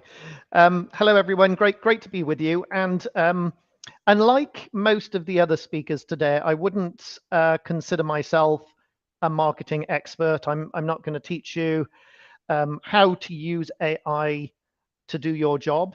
But what I'm hoping I can do is just share some insights of how powerful AI is, especially when you combine it with visualization software like Ayoa. There's lots of tools, and obviously everyone has their favorite. I'm going to be completely biased, but we're going to have some fun building some ideas in Ayoa using AI. But before we actually sort of dive into the digital side, my background is all about understanding metacognition. So it's about putting strategy behind somebody's thinking. And, I've researched this over the last 30 years, and I'm going to share some insights with you today, because I think what AI really means to people within creative type of industries like marketing is that it's going to give us so much capability to expand what we can actually do now. So there's a lot of negativity and concern and fear around AI, but actually it's really going to accelerate our ability to think better. And just to start with that, just think about knowledge. Now, if I'd asked you, is knowledge power? Let's say 20 years ago, I'm sure you would have all have agreed that knowledge is definitely power. Some people might have then said, well, actually, it's the use of knowledge that's power. And that would be correct as well. But in today's fast-moving world, knowledge is no longer power. The use of knowledge is not even power. The real power is in the creation of new knowledge. So the game is changing. When you have tools like AI and these large LLM models coming through, it makes knowledge accessible to everyone. So we can find out what we need to know when we need to know it. So information is definitely no longer power. And it's going to be the creation of new information and new knowledge and new ideas, which is really where strength is going to lie. And this is where I think people within the marketing industry can really make take a head start on this. I've worked with marketing organizations all over the world. One of the obviously I write the books on creativity and innovation, and we've got systems and processes. So I'm often asked to do keynote events at marketing events or consult for leading marketing agencies around the world. And ultimately, what you're trying to do in that field is really bring new insights, new ideas, new concepts, something that's different, something that is innovative. AI is going to allow us to do that because it's just going to allow us to focus on the strengths of the human mind rather than having to regurgitate knowledge. Look at it this way. How many hours do you think you spent learning mathematics when you were going through your whole educational life, or science? How many hours do you think you spent? Now, mathematics, most people would say around about 5,000 hours, maybe 10,000 hours if you did something mathematical in university. That's a lot of time you've spent learning mathematics during your educational life. But how many hours did you spend during that same period learning how to think, learning how to create, learning how to analyze information, learning how to think critically? I mean, how many of you had Creativity 101 lessons? And I'm sure the answer would be not many, and quite sadly. Now, the world is changing, and it's going to change probably at a faster pace than it ever has with the introduction of AI. And it's those skills, those metacognitive skills, that are going to be absolutely vital to anyone in the marketing industry.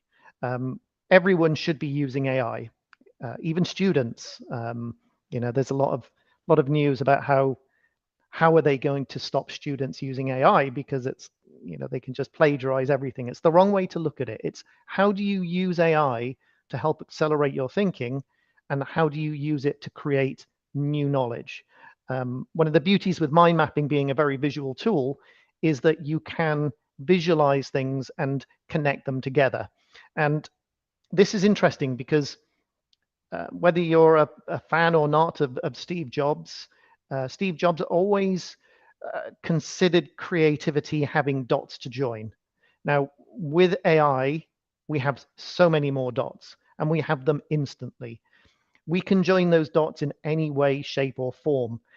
But what we have to be very careful of is not using AI as the answer itself. Because what will happen is AI has access to the knowledge it has access to. And anyone using AI to access that knowledge for a specific purpose will get very similar results. So it will make life easier, but it will also produce a lot of sameness. So anyone that's in a creative industry, like in marketing, you have to be so cautious. You need to say to your clients, yes, we are going to use AI.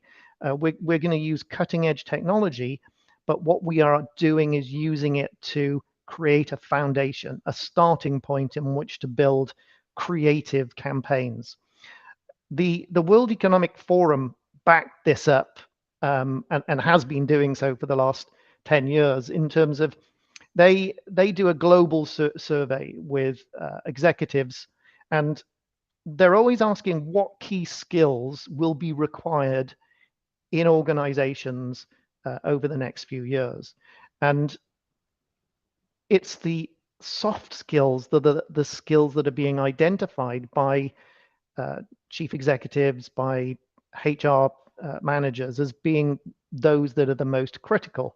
So for instance, the top 5 skills will be things like creative thinking, innovative thinking, critical thinking, analytical thinking, problem solving, decision making, learning strategies. These are all key skills that the World Economic Forum is identifying as being important for the future. Now, those are skills that aren't being taught in education. And interestingly, with AI, those are skills that potentially could be left behind, because people will rely on AI to come up with the solutions and the answers. I'm sure you're all doing it. We're doing it because we built it into Ayoa. We're testing it. So we have to start thinking about how we are going to use tools that actually help us be more creative, how we can join more dots together in more creative ways, how we can increase our ability to draw new pictures. And I don't mean that in terms of using AI, but in terms of the sort of imagination, how we can draw pictures by accessing information within the AI engines, which gives us then more time to think. Because, ultimately, most people today are not productive because they are suffering from busy fool syndrome. It's, we just running around doing task to task, thinking that's productivity, but it's not. Having time to think, which AI will give us, is going to be incredibly valuable. What I'm going to do, I'm going to share my screen. I'm going to just jump into Ayoa, and we'll just have some fun with this. I don't know what it's going to come up with. That's the beauty with AI, but I just want to show how you can, use it to create more dots to join when you're working with your clients. And you can do this with your clients, or you can do this for your clients. But the main point is being able to show people that you're working with that it's not the AI doing the work, it's the AI just helping to accelerate this, and then making your value, which is the creative input, more of a focus through this whole process. Let me just share my screen.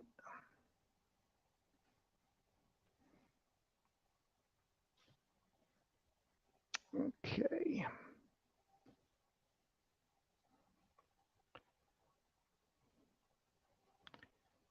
Right. Share that. Okay, so on here, this is actually, if I'd had more time with you today, this was a mind map that I was going to use to present with, just talking about creativity. But let's just jump straight into it. So let's create an AI map.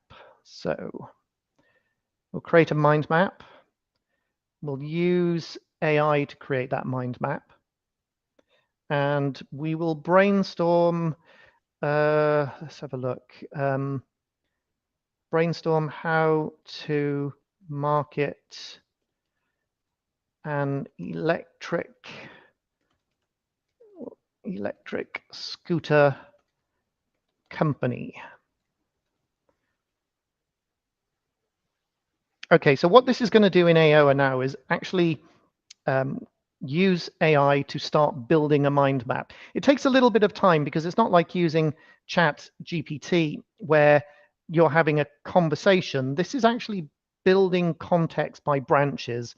So it will generate some thoughts on some main branches, and then it will go away and generate more thoughts on the child branches. So it just takes a little bit longer. So let's have a look at some of the ideas that it's come up with. So how to market an electric scooter company. Let's have a look. Offer referral discounts, mouth marketing, generate content and engagement. This is all pretty bog standard stuff. Partner with city bike share programs for electric scooter rentals. Okay, that's a bit more interesting. Offer discounted rates for bike share members who try electric scooters. Sharing apps for electric scooters. Let's see what else it's come up with. A few more down here. Create social media challenges to encourage users. Actually come up with some examples. Eco Warrior Challenge. Post a photo of yourself with your scooter instead of a car or public transport. That's cool. Scoot for a cause. Let's see if we can get it to give us some more suggestions here. So this Eco Warrior Challenge, let's get a few more ideas. Let's get 2 more ideas on that, because we like that. We want to build on it. Scoot for the planet, share your eco-friendly commute and inspire others to join the movement. And we can just keep going. But of course, AI then can be used not just for the idea generation, but it can be used to help with the critical thinking as well. So if we were to look at an example of that one, so let's have a look. How to make an electric scooter company. So this time, let's create a whiteboard. Create a blank whiteboard. Let's just call it scooter. Scooters. Create that.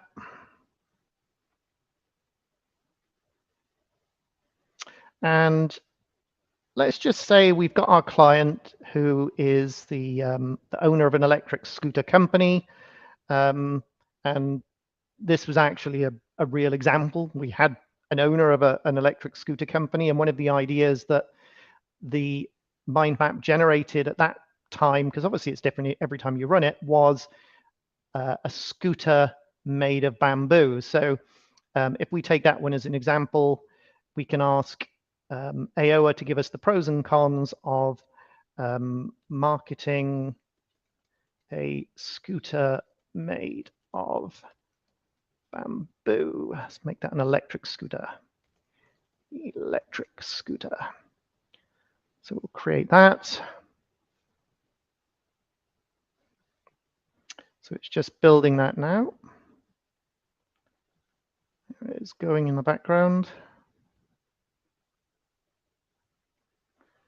So now what it's done is just come up with some pros and cons of marketing a scooter. So the pros: friendly and sustainable, lightweight, stylish and modern, smooth, quite affordable price point. Cons: higher production cost, limited availability of bamboo, perceived as less stylish, limited. So all of a sudden you're taking an idea that the AI is building for you, and then you're actually able to visualize it in a format, whether it's a whiteboard, whether it's a mind map, but it just allows you a nice way to engage and communicate with the customer, and then to build on those ideas. So if we go back to the scooters, how to make the electric scooters. So let's say we had here bamboo electric scooters. We can then start building on these concepts with the client. So we can ask the AI to explain why we would want a bamboo electric scooter. Bamboo electric scooters are electric scooters made with bamboo as a primary material. We can get some more ideas on that.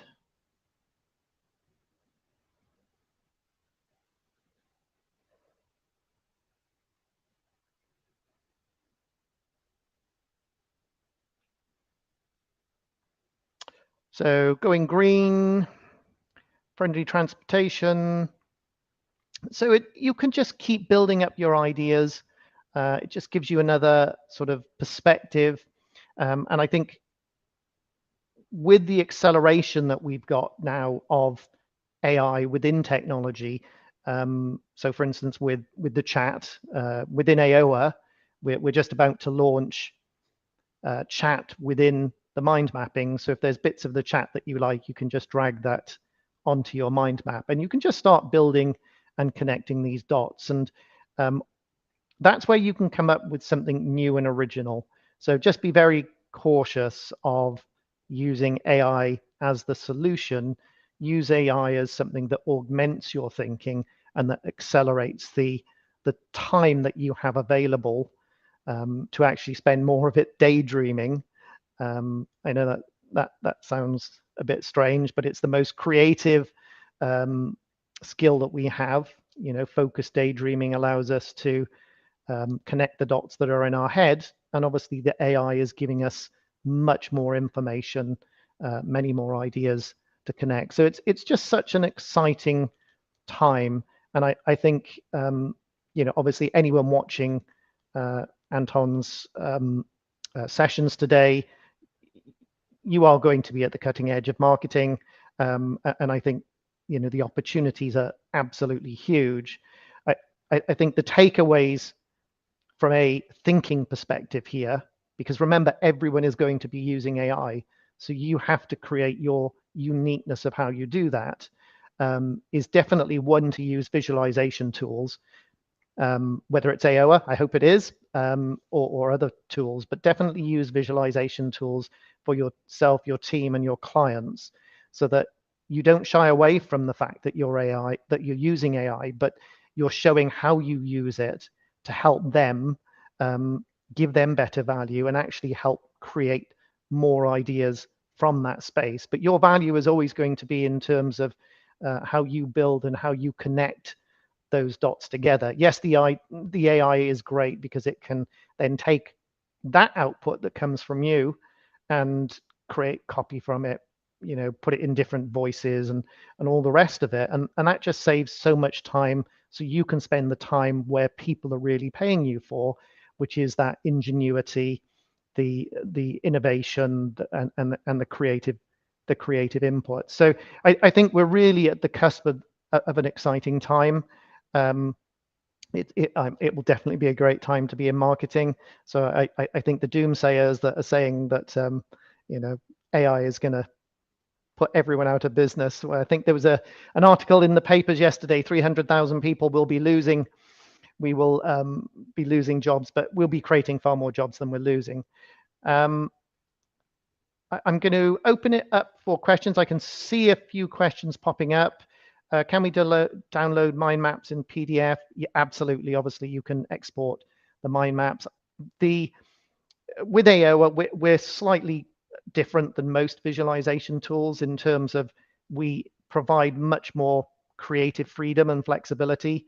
I think obviously in industries like yours, that's going to be vitally important. So yes, there's a lot of mind mapping tools. There's a lot of whiteboarding tools. The difference for us is AI is completely embedded within Ayoa, and we give much more creative flexibility in terms of how you draw the maps, and following that sort of hand-drawn free style is really important, because a map should be a visualization of what's in your head, not a computer generated map. Does anyone have any questions? If anyone would like to put some in the chat, I'd be happy to answer any. Yeah, sure. Now we have some questions about your AI technology. When you started using AI in Ayoa, can you share please more about this experience? Yeah, absolutely. I'd like to say it was my idea, but it wasn't. My son, who was doing an AI degree in Imperial College London, suggested, this was way back when OpenAI was still in beta and there was long wait lists, but suggested connecting Ayoa up to OpenAI. So I mean, we've been doing this for a long time now. We were working with the OpenAI engine and APIs, nearly 2 years ago, and it just seemed the natural progression, because as a person, my passion is understanding innovation processes. Technology is a way to help bring those to life.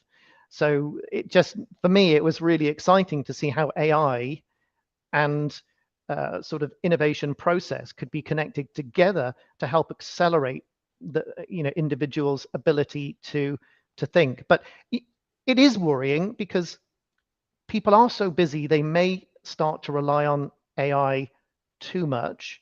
And AI is like a student that's just full of knowledge, and it will just spit out what it's got, but it doesn't have what's inside your own head. It doesn't have what's inside your client's or your team's head. So by combining the two, you can come up with something really original. So it's a really exciting time, Anton. Yeah, sure, 100%. We have a question from Maria. Great presentation. We'll definitely check the tool out. Does the AI in Ayoa only return text, or it can also provide images, etc., in the mind map? Yeah, it shows I don't do enough demos, doesn't it? Yeah, we built. Actually, I'll quickly jump in and show you that. So let's have a look. So if I jump into a map quickly, so now some of these are all AI generated maps, but let's just create one. So let's create a new map here, and imagination is more important than knowledge. Thinking in clouds, and I might think, oh, actually, I want an image that represents thinking in clouds. So I'll select my AI. I'll select the style I want the image in. So let's, oh gosh, let's go for photorealism, and then a woman thinking in the clouds. And I can use AI to start generating me some variations of images to actually use on my map. And this is a really important thing as well, because images are worth 1,000 words, as they say. So use this image. 100%. Certainly. And the more images you can use in any visualization, whether it's a mind map or a whiteboard, it is really powerful when it comes to thinking in the brain, because you'll be able to come up with more ideas looking at that image than having the words thinking in clouds. I haven't got time to prove that to you today, but that is 100% the case. So to answer that, yes, you can generate images in using AI within Ayoa. Yeah, we discussed with the previous speaker that ChatGPT is great, but there is no pictures. And if there were some graphics and pictures, maybe some things like marketing strategies, you can just say, give me this presentation for 200 slides, and you will get this presentation.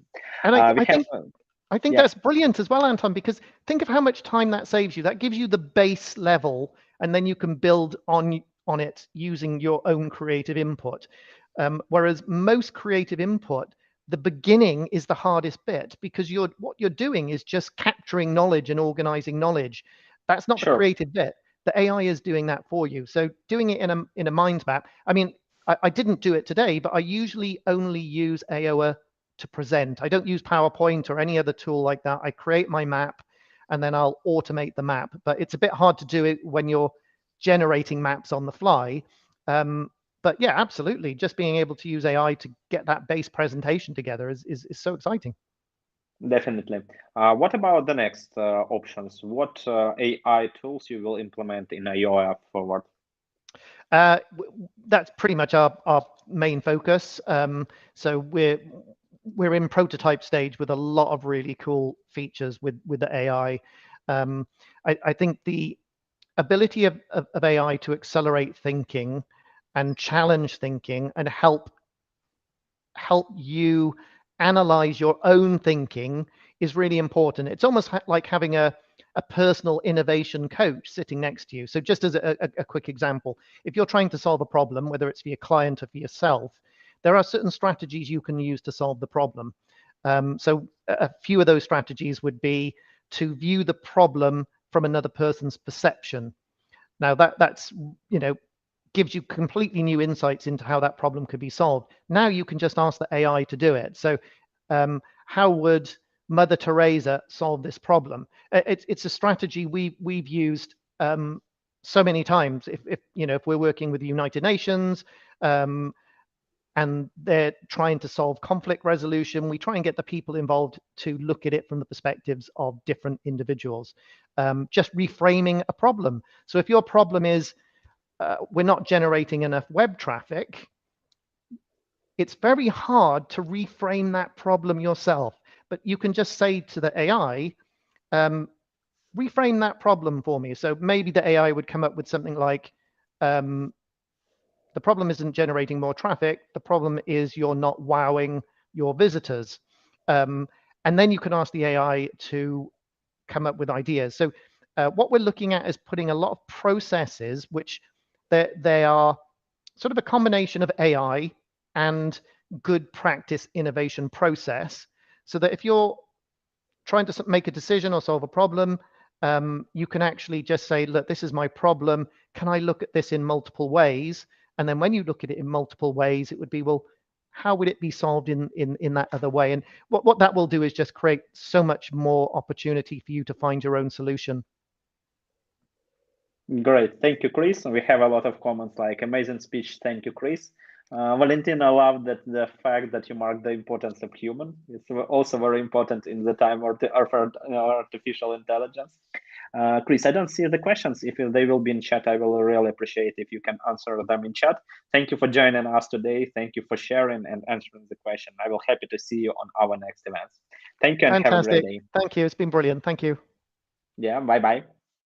Guys, we are still talking about AI. We talked about AI in mind mapping, how you can use it to structure, to create, to build creativity. And now it's to move to topic of our inbound marketing, email marketing, chatbots.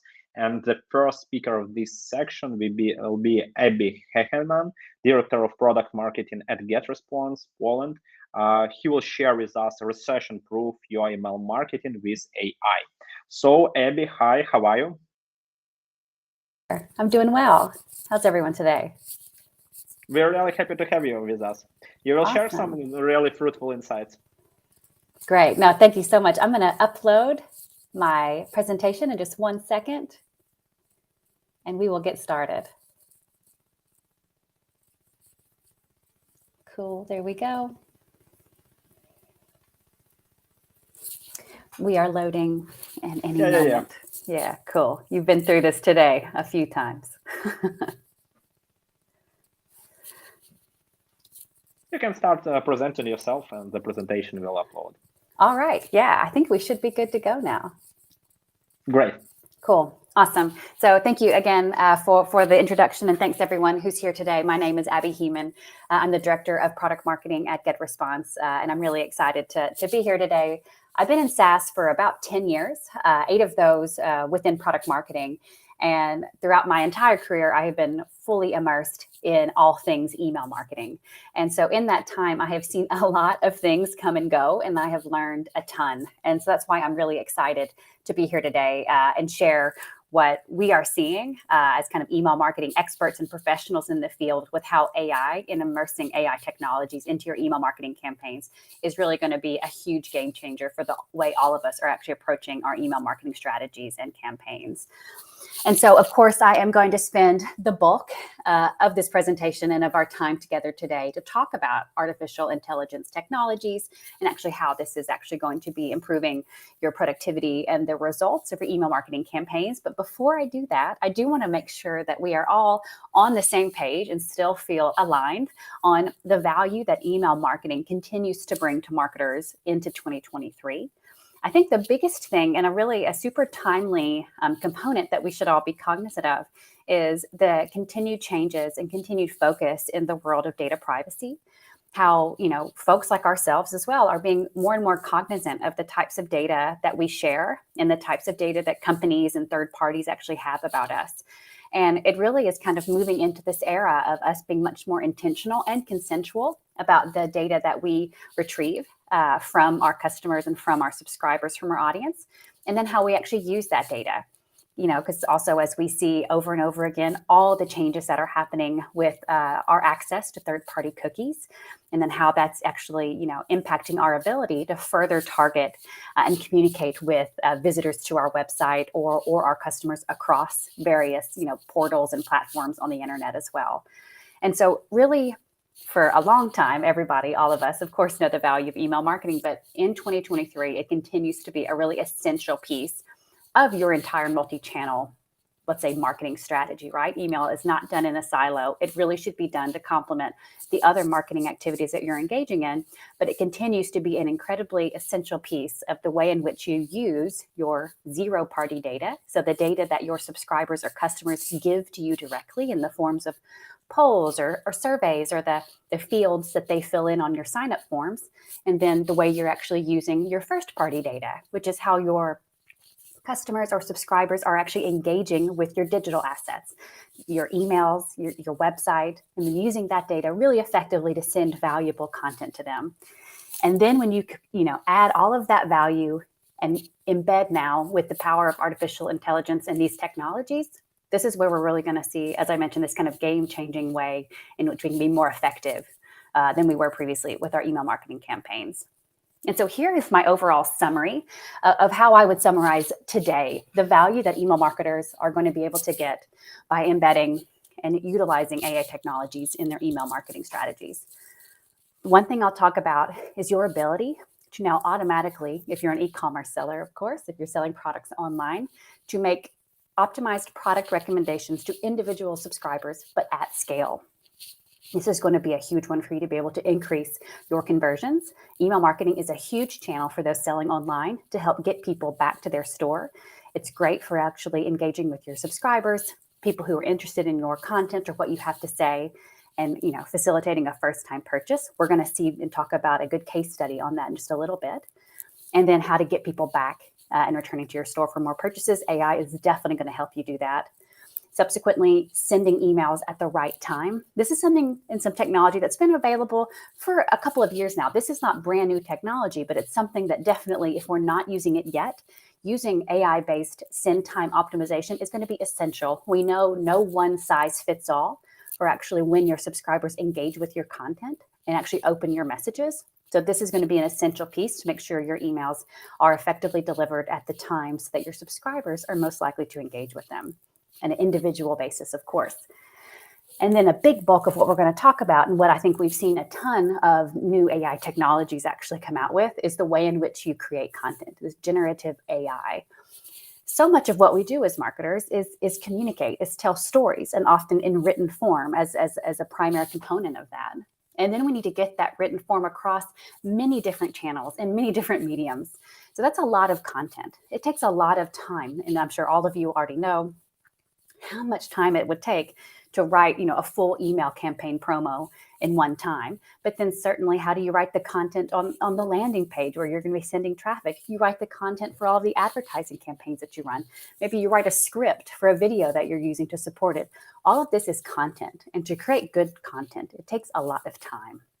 So what we're really seeing, and what probably we've already heard wonderful presentations today about creating more compelling content in a much quicker time, is going to be a huge benefit that we're going to see by embedding AI and email marketing together.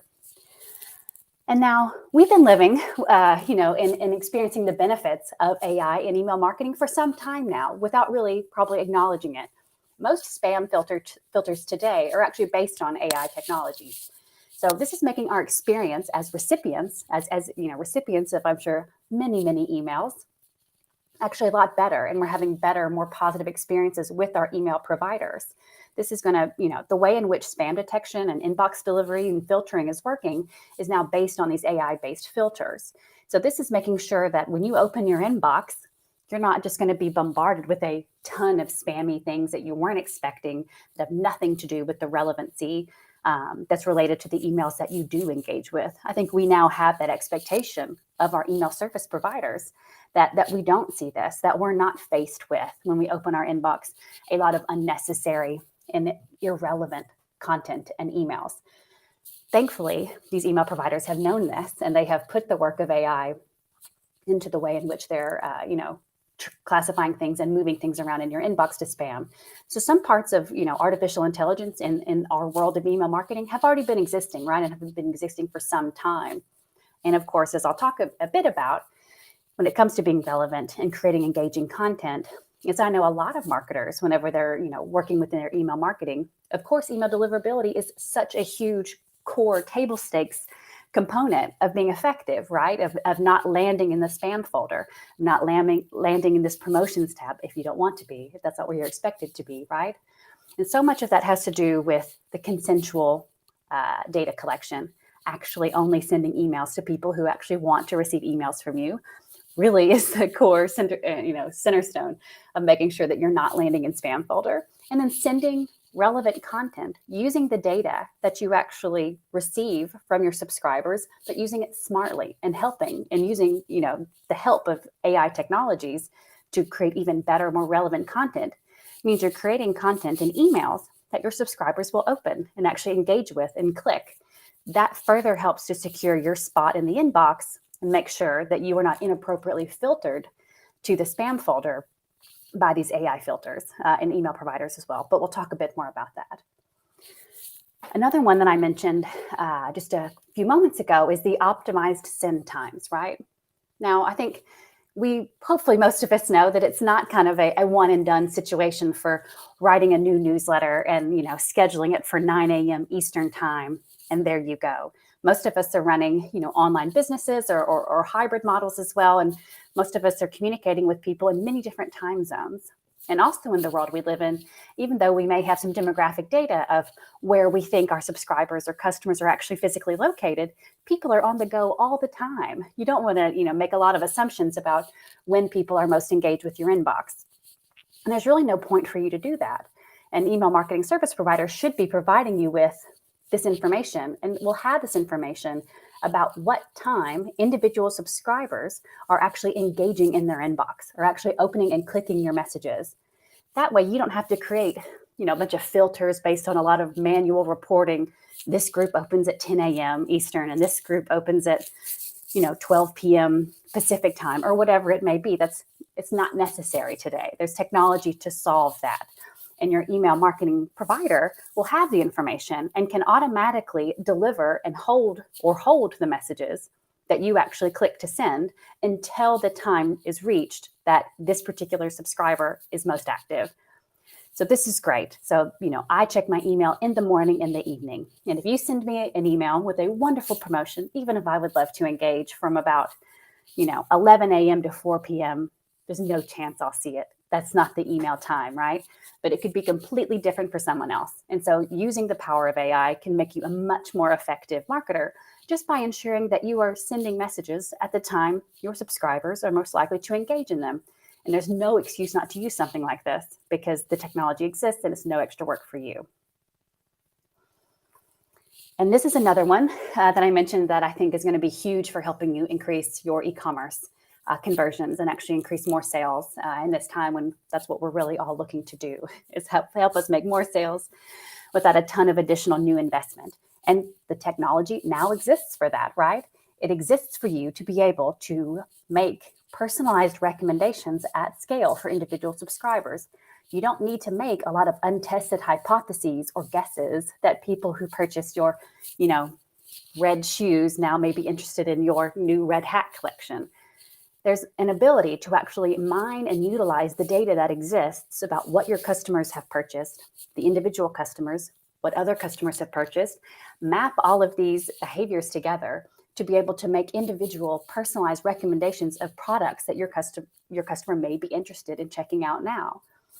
This is just that example of using that first-party data that you have to be more helpful and more relevant to your subscribers. And I think if all of us really more come from that place and thinking about how can I be more effective and helpful? How can I be more relevant to my subscribers? I think all of us will see a lot better results if you really put yourself in the shoes of your subscribers when planning your campaigns, and then leveraging technology like the new embedded AI technologies that exist. You can actually execute on these things much more effectively, much more quickly, and without a lot of technical know-how. The products are built for this, so you can actually execute on it. Because I know I really personally want and need recommendations on what I should check out next from the organizations that I engage with, whether it's e-commerce products I buy in my personal life or my professional life, if it's recommending new pieces of content or new other, webinars or videos that I should check out. I think all of us operate right like that. There's some expectation in the technologies that we engage with to use our information about what we're engaging with and make smart recommendations automatically so we'll know what to do. This saves us time, right, as consumers or as recipients, subscribers of emails. So always I would just say when you're planning your campaigns and trying to build out and think about how can you increase your conversions, it's about using data smartly and then using technology smartly to help you execute it. And that's a really big piece that I think is going to change a lot of the way in which we're approaching the ways in which we're planning our campaigns.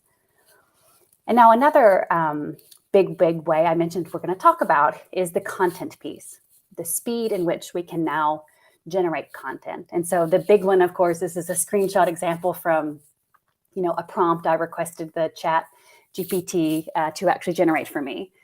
And for years, there have been a lot of subject line content generation tools out there. There's been, subject line graders and recommendations and templates and 3,000 word blog posts about how to write the perfect subject line. And because, of course, this is important. This is essential to one of the components to knowing and impacting the likelihood that somebody is going to open your email, in addition to, of course, your placement in the inbox, your from field, and if your subscriber is actually expecting this from you. And there's a lot of other changes that perhaps some of you know about related to tracking open rates, right? And this is changing a lot. Apple's, changing the way in which you're able to track open rates, and pretty much they're all inflated at this point, as they are kind of artificially, classifying emails as being opened, even if you didn't physically open them. So all that to say, there's a bit of grain of salt right now to be considering when you're looking at open rates. But you do know that what your email is about and being able to communicate that really effectively, really smartly, and intentionally is a super important piece to make sure your subscribers do actually open your email. And then subsequently, what we really want is for them to engage with that email, that the content that they see when they open your message rewards them, right? It should reward them for taking that action that you wanted, which was opening the email. So, ChatGPT, tons of other tools can, generate subject lines without you having to be an absolute expert on subject lines. You just need to be the expert on your customers, on your subscribers, what really they're interested in, what you're choosing, how you're choosing to leverage their data. And then, tools like ChatGPT and many others could help you write subject lines. And, all that to say, also, as I mentioned, for years, everything has been all about subject lines, and I haven't seen as much about really helping you write good emails. So, of course, here's another screenshot example of a ChatGPT prompt of, writing the copy of an email that's promoting a discount that is a new, training course I have in this particular industry. And it can do that now, right? And that's wonderful. That will save you time. There's absolutely no need anymore to be staring at a blank screen, completely, overcome by writer's block, and you really don't know how to approach it. You can get started incredibly quickly. And hopefully all of us have now tested and tried out these AI generation tools. And there are a ton of them. There's a lot of ways in which you can actually, generate interesting content and help yourself get started, right? Always, I think a caveat as well to always consider is that you should remain the expert in your customers, in your particular offer. And I am advising my team and the folks that I work with is use it as a first draft. There's no excuse, as I mentioned, to just keep staring at a blank screen, waste hours, and just not being able to come up with a new idea. Use it as a starting point, as a first draft. Then tweak it, right? Nobody's saying, and I'm certainly not saying, you should not, review the content that's generated before you actually hit send and deliver it to your subscribers. You still want to be the gatekeeper of relevancy, of value that gets to your subscribers. But this is greatly going to cut down on a lot of time that it takes for you to actually be able to, create your emails. But with that said, as I mentioned several times, there's a lot of tools out there. I mean, I think it's an endless scroll at this point, if you were to look at all of the AI tools out there and all of the wonderful things they can do and generate for you. But you do still, if you're, executing professional email marketing campaigns, you use a tool for that, right? You use a tool to be able to, gather your subscriber list, create and build your emails, and deliver those emails at the optimized time for each of your subscribers. And having many, many tabs open and many different tools open is also a little bit cumbersome. Copying and pasting over different content pieces just kind of opens up more room for error, more confusion and chaos in your life. And so really, whenever it comes to creating marketing emails, we want to make sure that this is an entire email. An email, a marketing email, let's say a promotional email, an email that you're sending subscribers is very often more than just plain text, right?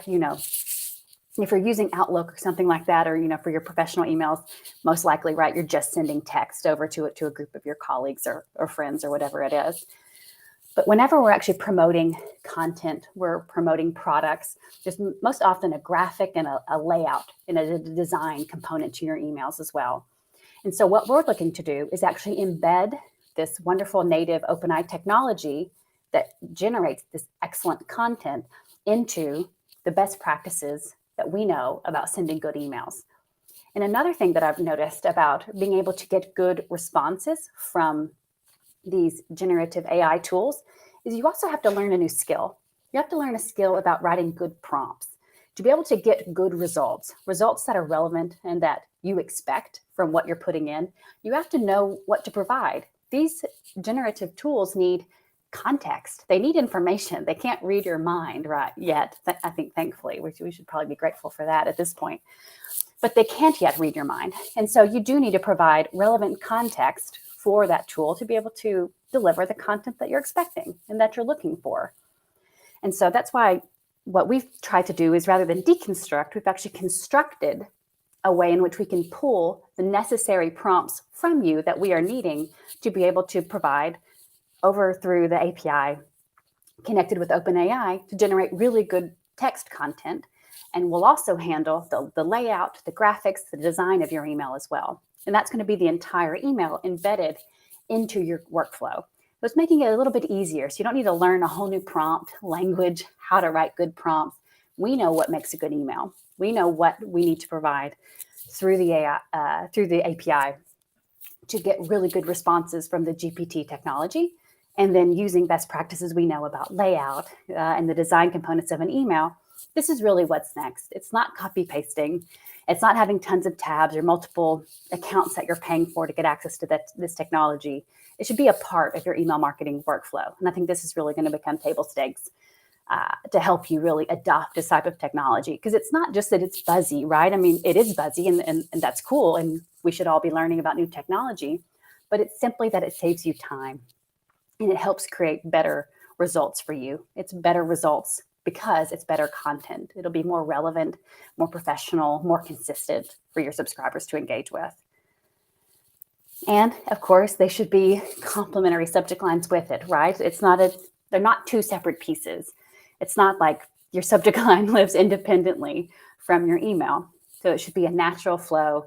This is the content of your email, what you're looking to really get across and communicate. Subsequently, this is the best way to summarize it in a catchy, relatively short way to help ensure that your recipients will actually open this email, in addition to tacking on yet another AI tool of send time optimization to make sure that then this email is delivered at the appropriate time for individual subscribers as well. And the results are simply better emails in less time. And when we're in this, potential recession or just a time when in a market slowdown, we know we're all being asked to do a little bit more with maybe even a lot less. And so this is why it's really important to adopt the technologies that we can and that are available to us to actually be able to get better results without a lot of additional time and effort. So it's greatly decreasing the amount of time that it takes to create an email. I mean, this is essential.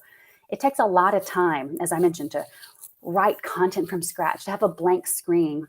Maybe you've got a series of emails that you want to actually be sending and educating your audience on. I'll talk about that in just a moment as well. That can take weeks, depending on what the content is. And if you have to take a ton of time to maybe learn a new subject or learn about a new audience, that can take time. So I think this decrease in email creation time is going to be huge. But additionally, it's better results. There's an increase in open and click rates because we're using this, really smart language model to be able to, harness the power of that really evades and eludes a lot of us, which is how to be a good copywriter. This is a huge skill to learn. And I'm definitely also not saying that, professional copywriting, it is not still a skill that we all really should hone or should actually leverage and seek out. But sometimes there's not the resources for that. There's not the time for that. And you are a one-person marketing team or your resources are strapped. This is letting you actually harness the power of this technology that's now available to all of us to write and create better content, which is better serving your audience as a result in increasing their engagement with these emails. And generally, of course, just the increase in productivity. Like Adobe did a report already on, companies using AI for content generation and already, seeing a 62% increase in their productivity. So I think we all know, that adopting and letting this technology do what it's there to do, and in particular, the reason it's helpful for us is it's saving us time and it's increasing our results. It's a really big thing to consider. These are just a couple of quotes from some of our early beta testers that have been checking out, the creation tool. And, the AI system has written my short promotion emails far better than my own. I've generated more replies than ever. Like, that's awesome, right? It's greatly reducing the time and it's getting more replies. Another one, it creates excellent copy, gives me ideas I can edit and add to my email marketing. It's wonderful for idea generation. It's increased my open rates on the emails I tested using AI email generator. So this is awesome as well, and a super good example. Some of the value that some of our early beta testers are actually seeing here. And one more thing I can just kind of talk about, but why this engaging content is so important and kind of what that means. I would say engaging is also another word for relevant, right? All of us are wading through a sea of sameness, things that are always just the same or merging together in our inbox. And I think whenever you actually see a subject line or a sender that's relevant for you, you're expecting that email or it catches your eye because you're truly interested in that. And then using the power of AI to help you create that type of content more quickly, having segmentation tools, having things that help you be more relevant, using automation tools, again, to help you scale and save time, are all things that come together for kind of a comprehensive components of a strategic email marketing initiative that you're going to execute. So it's using different technologies that exist in an email marketing provider that are table stakes right now. You have to be able to use automation to save you time in the ways in which you deliver email. You have to be using send time optimization to make sure you're relevant and in the inbox at the right time. You really now should be adopting generative AI solutions to save you time in the content that you create and help increase the engagement that you're getting with them, right? And then using the segmentation or automated recommendation tools that exist to send the right content to the right people. And all of that just results in higher engagement rates, increased inbox placement, and also just makes your customers, if you're selling online, of course, just more likely to come back. You're rewarding the good behavior that you're looking for in their engagement with your emails with the relevant content and things that they're expecting and looking for you. We have a really cool customer, TechSoup. It's a great case study, and they're a great organization that are highly invested in email marketing for delivering their educational content to their subscribers. And they are seeing super high engagement rates because they have a very consistent and clear structure. They organize their content in a way that's easy to consume. They also have a similar color scheme and kind of branding throughout all of their emails, which is helping just kind of increase the visibility and awareness that's kind of training their subscribers with their email content, and it's targeting their specific audience. Another big part of this is the onboarding processes. Onboarding emails, the first email that you send to new customers or subscribers are important. They're sequences of emails. And as I mentioned, using AI to actually scale your content creation and these really essential pieces of scaling the amount of emails that you can create is another really big, great use case of the types of email series that you should be sending and how AI can help you do that. Another quick case study as well is going to be another cool customer of ours who is selling coffee beans and coffee accessories online. And whenever they get a new subscriber on their email list, this is actually generating 54% of their sales because they are sending relevant content that people are interested in. And they are, being incredibly specific to this very specific audience that they know what they're interested in. So they've got people on their list, they know what they're interested in, and they are, using a series of emails to actually welcome them effectively, level set, let them know what to expect from their emails, send them valuable educational information that is relevant to the products that they're sending. And this is a big, big component in the ways in which they are generating their e-commerce sales as well. So to quickly summarize here is a great way to recession-proof, to do more with less with email marketing is by embedding these AI technologies and actually adopting them. Deliver product recommendations at scale, optimize your send times, generate good content in less time. And a quick little final piece, I also see this generative AI throughout all of our campaigns. Your landing pages will have higher conversions, right? If we're actually using AI optimized content on our ads. So you can be using generative AI on your advertising content, on your landing page content will help you get more conversions there. You'll automatically onboard based on this enhanced AI content, and you'll keep recommending products as well through AI technologies. So thank you all so much again. Thank you all for having me. I hope I left us enough time for questions. And so I just want to recommend for anyone who hasn't tried GetResponse just yet, you can start for free. It's affordable, easy platform to send emails, grow your list, and automate your communication. Please get in touch with me if you have further questions that we don't have time to get to today. I would love to talk all things email or AI. Contact me on email or LinkedIn, and I'd love to chat. So thank you all so much. Abby, thank you for great presentation. We have not a lot of time for questions, but I will take the one of the most mythological and legendary, at the same like SEOs that they describe and try to understand if the SEO content created with ChatGPT will work or not work. The same legend is there is among email marketers. If I work writing emails with AI, will this get in the spam section? It's the question from Fernando, but I have heard this legend maybe a few times. I think that it's must work in another way. What do you think about this? Yeah, it's a great question, right? And I would say if you are sending, a fully AI-generated content, though, to a whole group of folks who are not expecting to get emails from you and haven't given their permission, you most certainly will land in the spam folder. But that's also if you wrote that email completely yourself, right? So, we're also working in particular with our tool as well to be incredibly cognizant of spam filters and spam words. We have, built-in spam filters and recommendations on the types of content that our customers are actually including in their subject lines and content. So definitely, if you're going to use our tool to generate AI content, we also will pre-filter out these known spammy words from the results that would come from the generator. We have a question from Maria. Do you have an estimation of the percentage increase of open and click rates? That's a great question. Do you have any data? Yeah, we don't. It's early days for our customers in beta test yet, and I would definitely be focusing the most at this point, I would say, on the engagement, on the click rates as well.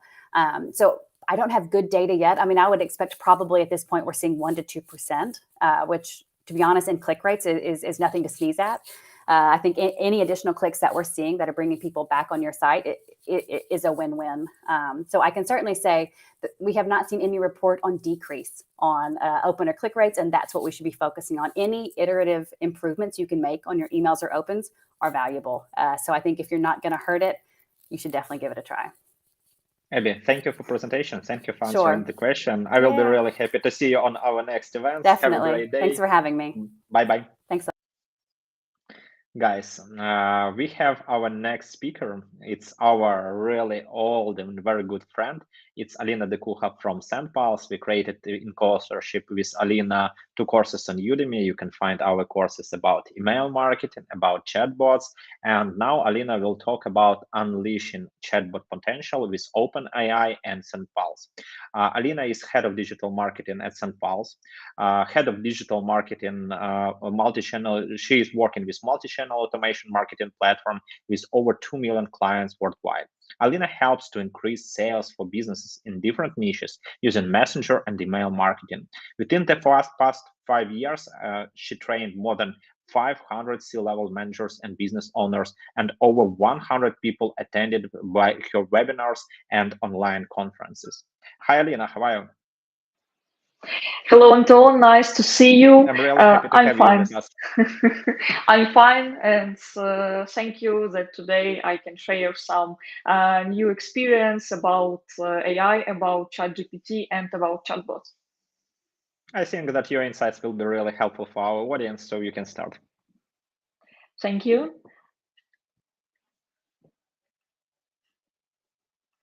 I try to open my presentation.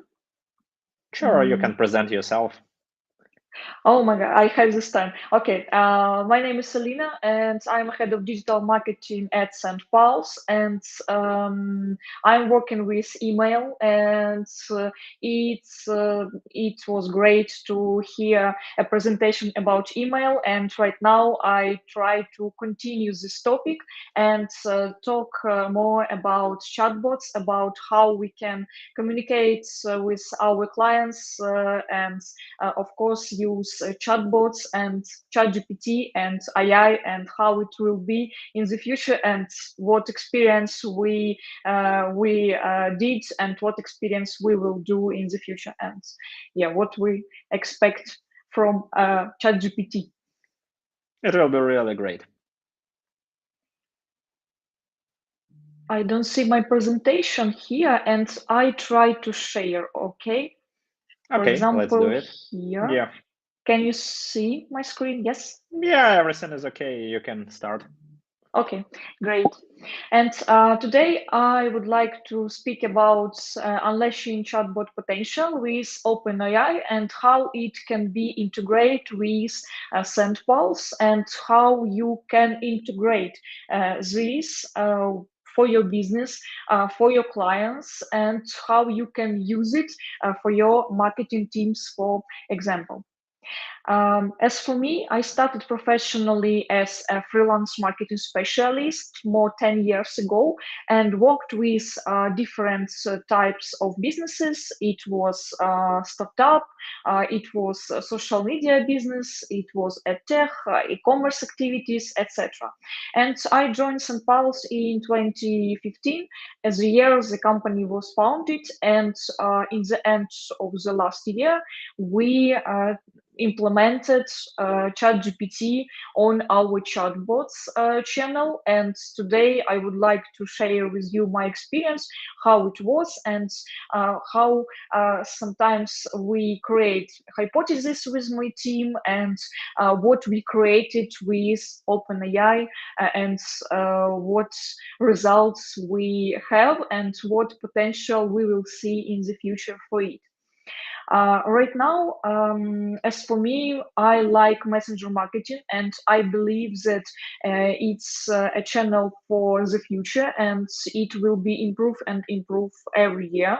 And I love no code, and this is one of the main, I think, reason why we implemented OpenAI for our chatbots and try to give our clients to try it in general life, because everyone talked about ChatGPT, about OpenAI, but how it works, sometimes we don't understand how we can implement it to our business and how it can help for us, for example.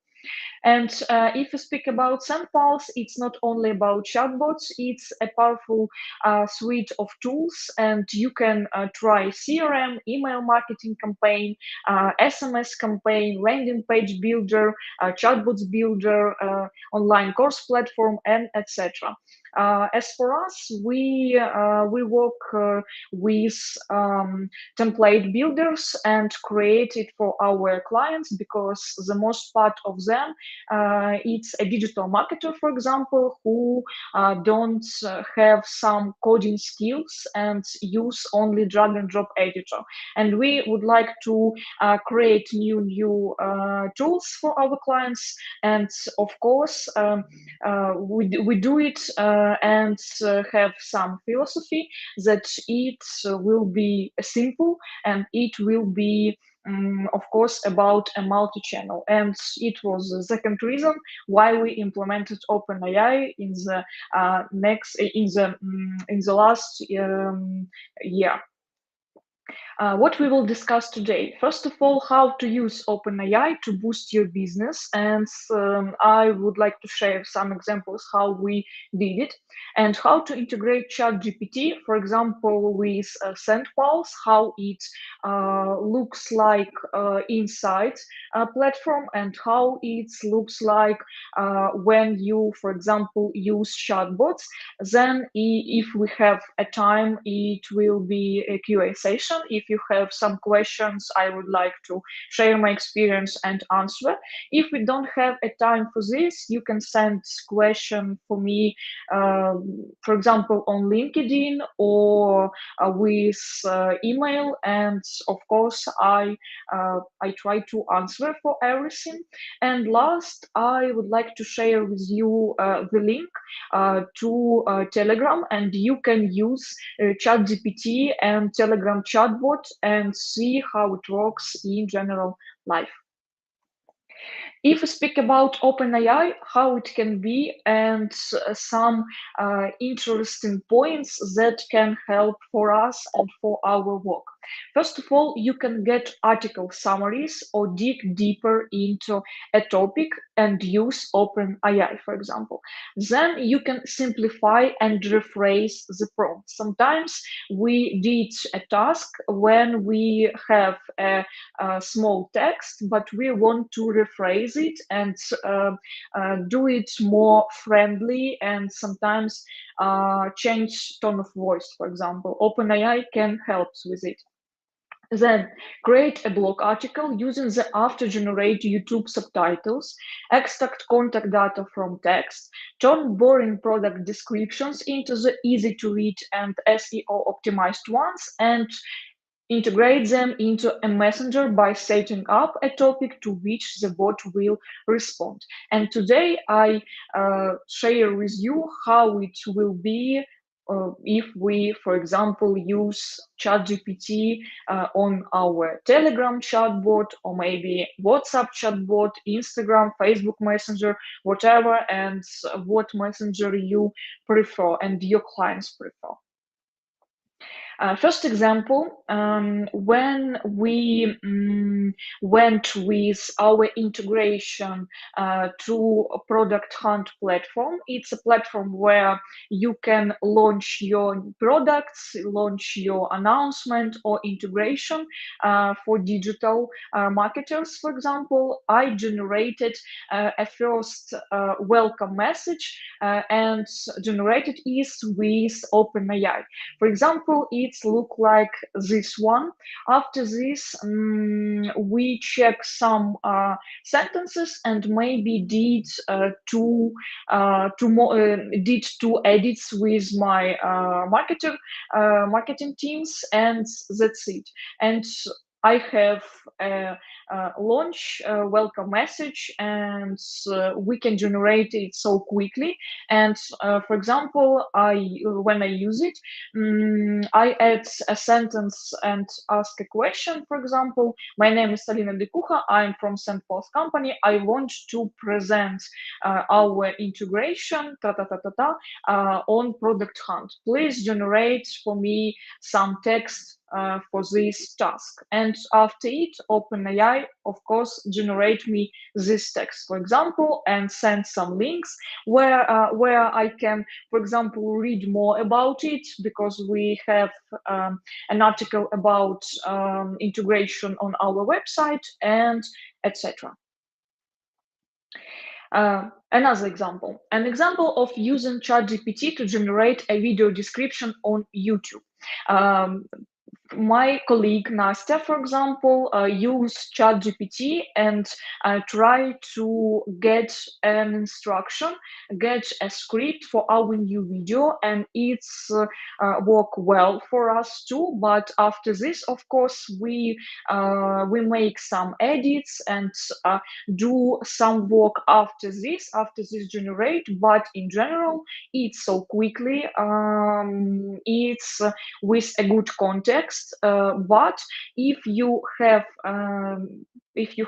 basic information about it, if you tell more about, for example, what you want, and if you have this context and ask many relevant questions for OpenAI, for ChatGPT, for example, you can get the better results, of course, and you can get some text that you can use after this, and it's really important, because if you type, for example, some question about I need a script, and that's it, not some information about context, not about your product, about your brands, etc., etc., etc., and you won't get information that can be relevant for you, of course. And some topics and some examples where you can use OpenAI. It can be QA, it can be answer for your question, it can be generate text, it can be generate images, it can be some explain codes, etc. And I mean that you can you can try to make different tasks and try how it works with OpenAI, and the most part of them you can do only on your messenger, and that's it. It's really quickly, and sometimes if you have some messenger with ChatGPT, for example, and after this speech my colleagues share with you, and if you want I will share with you too, for example on LinkedIn, the link where you can try, for example, on Telegram, how it works and send some questions for OpenAI, for ChatGPT, and get the answer after this. It's our I think first test, and we tried first of all to integrate a chatbot with GPT-3 for our Facebook chatbot, and it was looks like this. And for example, it was a demo chatbot, and we tried to share some information about our integration, and we can do it with different models. For example, it was a model DaVinci. It was a simple model, but it was our first test, and we started from Facebook. Then we tried some similar on Telegram, and right now we use Telegram more for this hypothesis, but you can try it, for example, if you want, on Instagram or on WhatsApp. How it was. First of all, we integrated GPT-3 in chatbots and try how it works. Then we integrated ChatGPT. It's the better model, and we implemented ChatGPT in chatbots, I think last month. And right now, answers sent for us if we if we speak with chatbot, if we send some answers and get some if we speak and get some answers from for our questions, we sometimes see that text more relevant. We don't have so many logical mistakes, for example, and it's really the better model right now, and you can try to use it for your chatbots too. How to connect? First of all, of course, sign up with OpenAI. Then get the OpenAI secret API key and enable the ChatGPT integration in the bot settings. And of course, create a prompt for a bot to follow in order to provide the required answer. First of all, you will go to the platform OpenAI. You can see this website, and you sign up here and create your account, for example. Then you will have an API secret key, and after this you can register on Facebook, on SendPulse platform, and for example, you can send this API secret key here and connect your chatbot, whatever you want. It can be Facebook, Telegram, WhatsApp, Instagram, with your OpenAI account. After this, you can send some instructions if you want. For example, we send about our company, about some instructions how we can connect it, about integration, and you can choose a model. I recommend to choose ChatGPT. It's the best right now, and it's the final version, and as for me, you can get the better result. You can connect ChatGPT to your chatbots on the following messengers: Telegram, Facebook, Instagram, WhatsApp. And right now I see that our clients, for example, from Latin America, from Brazil, from Mexico, use WhatsApp and ChatGPT on WhatsApp chatbots. For example, in Europe, we use more Telegram, and it depends on your country, and it depends what your clients prefer. Inside platform, it's look like here. You can set up some triggers, some keywords, or some messages, whatever you want. For example, it can be welcome message for every client, and after this, if clients send many questions, you can sometimes send questions from bot, and sometimes you can connect with OpenAI. I mean that you can set up this process and this chain, for example, and you can use not only OpenAI, you can have some instructions if you want, and OpenAI, if these instructions don't allow, or people understand that it's not the options that they expect to read, for example. Some interesting and I think it's interesting case that you can not Google, that you can type for your chatbot and get the answer. For example, on Telegram chatbot with ChatGPT that I connected, OpenAI, ChatGPT, and SendPulse platform, I saw this. For example, I tried to describe a possible outfit that may be in trend for the office in summer 2023, and I got an answer from my bot. For example, it can be looks like Google, but it was on my Telegram, and that's it. Another question and another common case, send me a pie recipe that I can cook in the microwave. And if I send this answer, I got this question on my chatbot too, for example. Generate me a cold outreach email for a prospect about how a new laptop can boost productivity in their company. It's a common case, more about business, and of course, after this, I will need to make some edits, but in general, it works, and why not? I, for example, can generate a call outreach, and chatbot understand me and generate it. For example, hello, you can type a name of your client, and for example, some email where I can explain why my laptop can boost productivity in your company, for example. And sometimes you can use for some working task for sales department, for example, this case.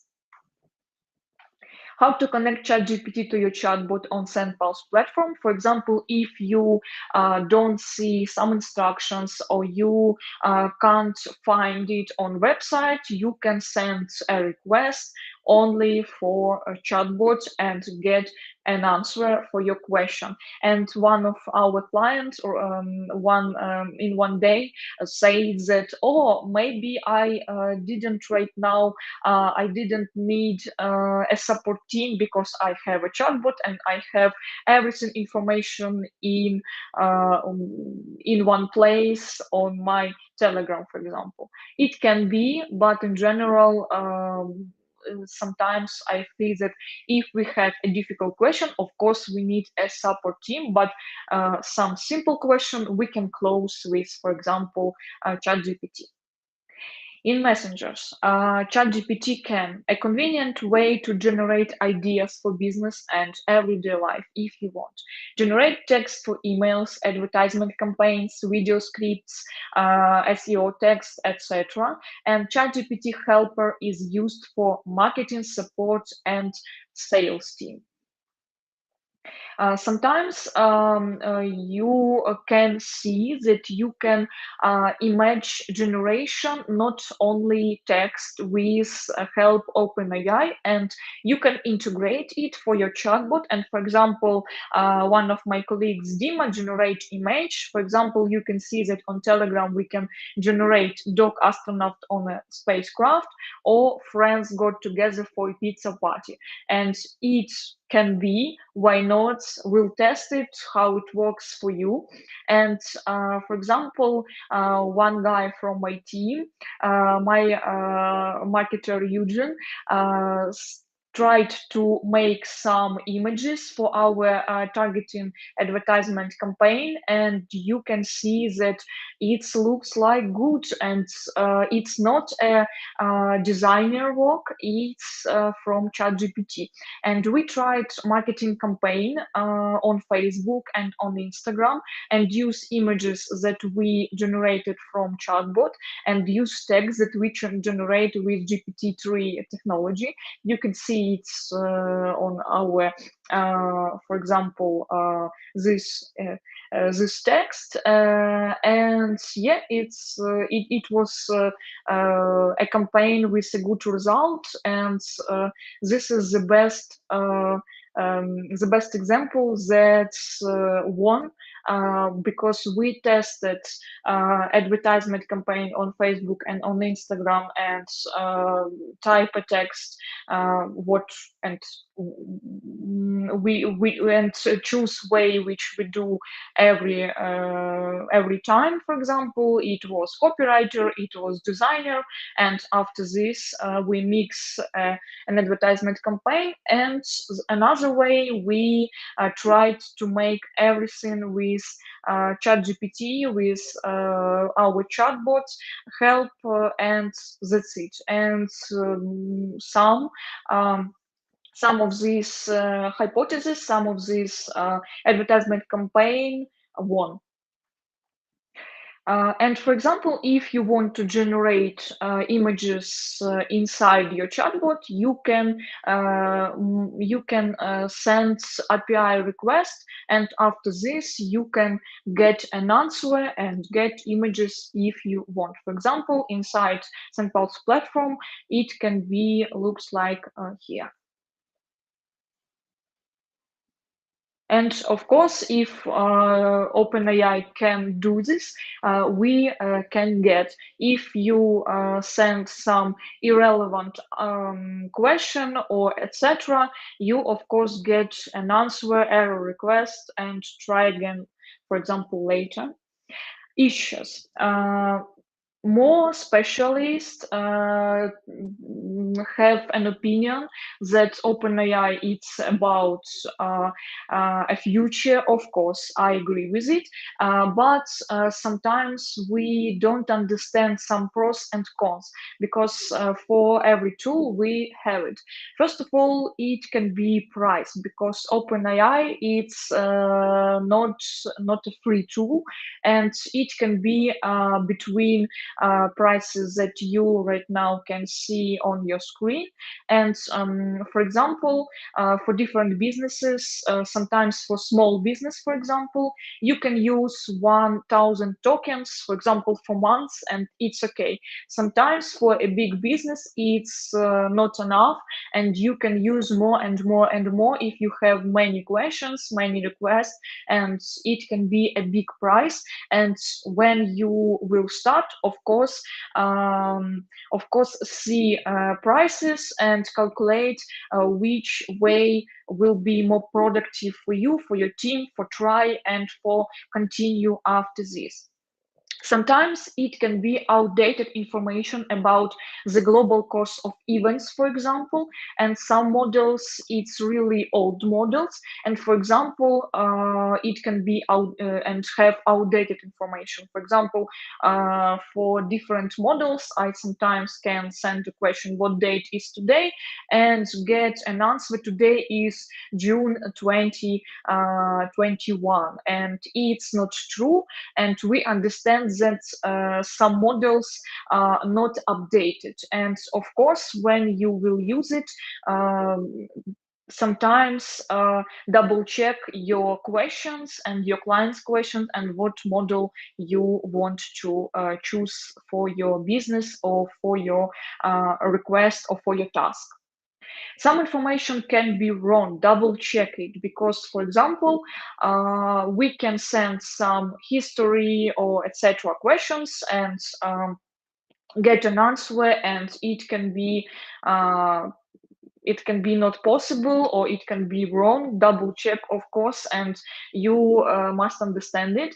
And when you have some difficult project and you need a relevant answer, sometimes add some instructions to your chatbot, and of course work with mix for it, OpenAI and, for example, your instruction, and it can be work well.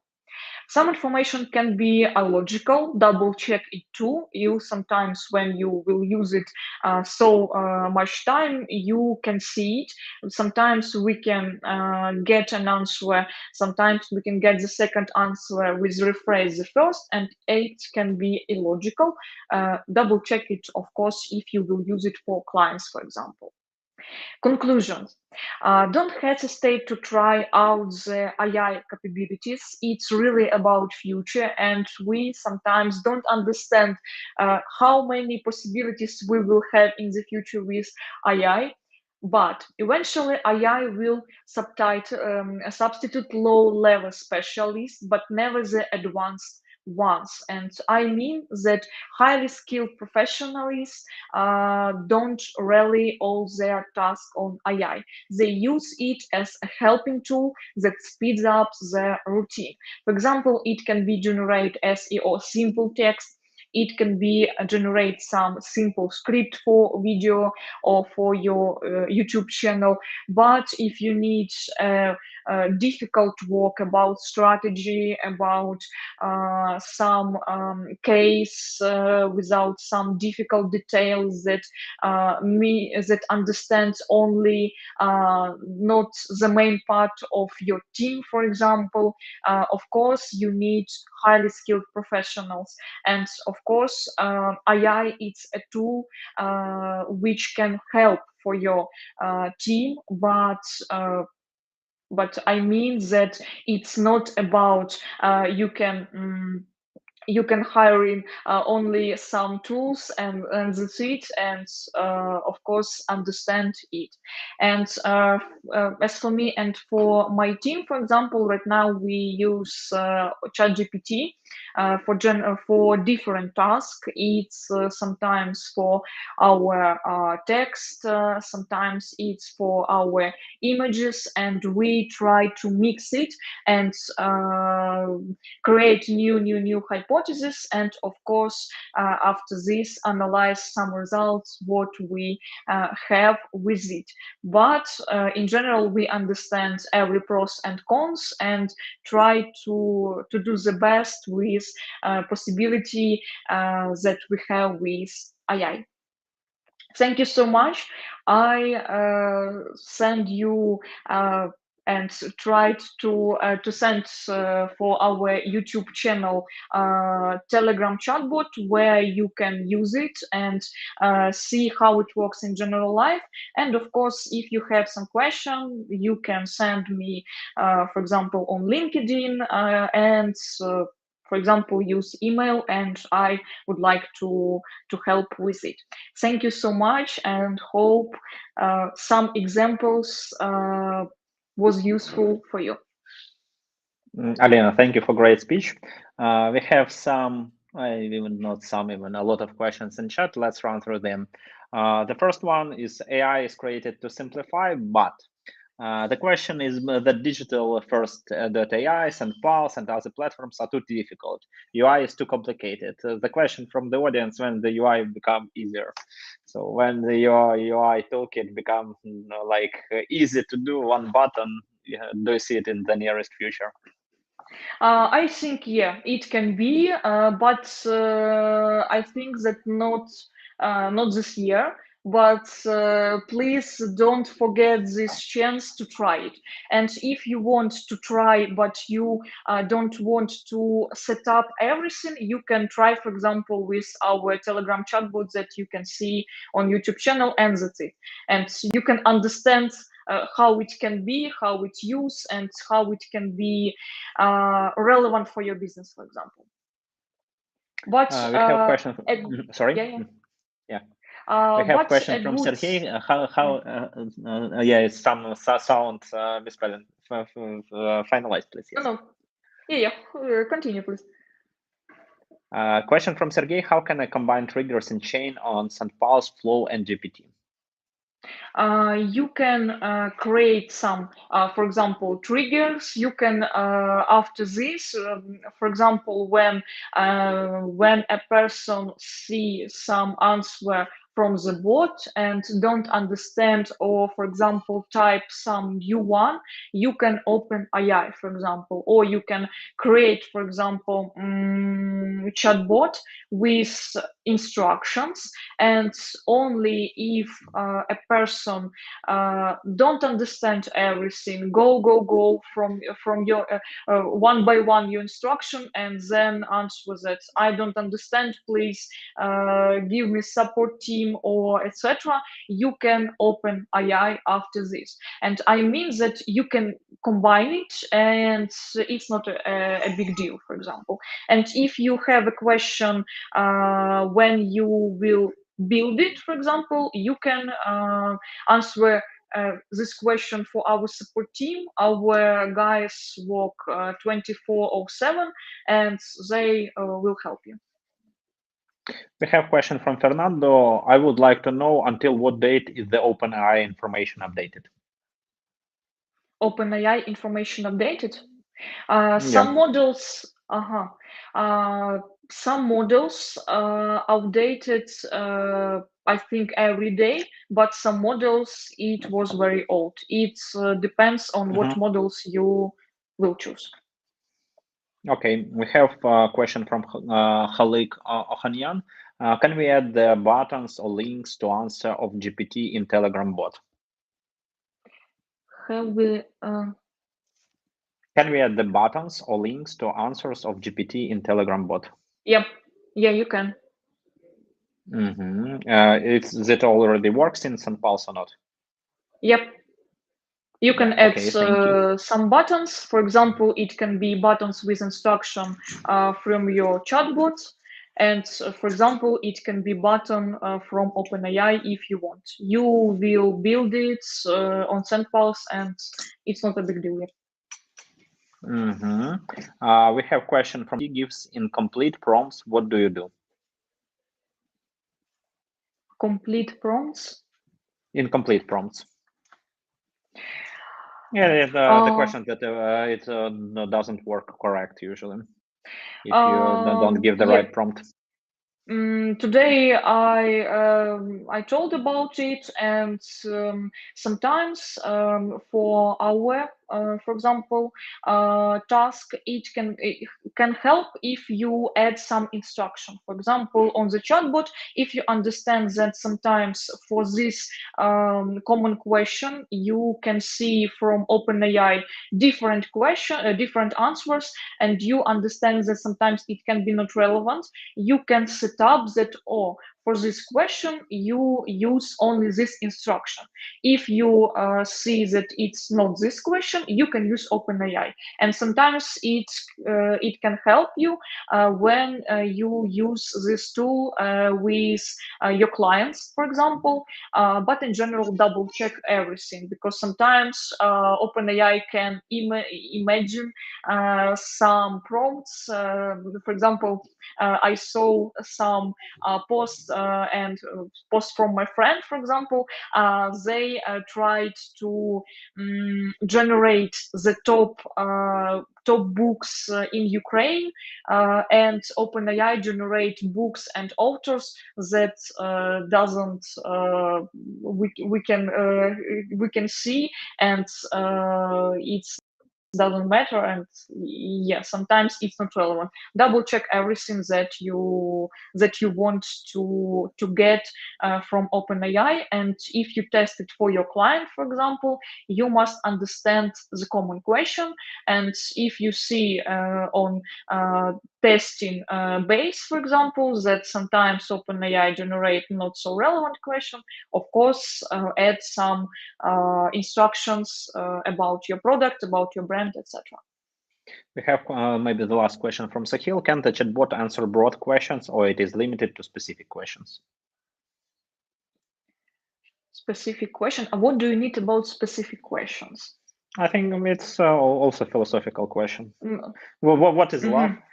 Baby, don't hurt me. uh, on Chatbot, we have some, for example, not so broad answer for our questions, and because we have this technically, and if you, for example, use OpenAI in general, OpenAI like tool, and you can have and you can add some additional questions for your first question, and you can get more and more and more information, and this can be relevant for your, for example, answers. If you speak with chatbot, and for example, you can send one question, then can additional questions send, and etc. It can be, but in general, you need more and more requests, and every request on OpenAI, it can be not so free, and it can be charged, and Yeah, sure. you must understand it. Yeah. Alina, thank you for your time. Thank you for joining us today. There will be some questions in chat. I will be happy if you can answer them in chat. Thank you so much, and nice to see that we have many questions from wish many you a great different conference. countries. Yeah, so today we have audience maybe from more than 30 different countries. Thank you for joining us today. Have a great day. Bye. Thank you so much. Have a nice conference. Guys, we have just a short 5 minutes coffee break. The regular question is about video and presentations. Video is free of charge. You can get it just by the same link. Don't forget to subscribe to our YouTube channel, put like to this video if you love the conference. And the presentations, you can get presentations and other additional valuable materials just becoming Patreon on our Patreon channel. So start becoming our Patreon. Then another question from Enchima for how often this conference comes in a year.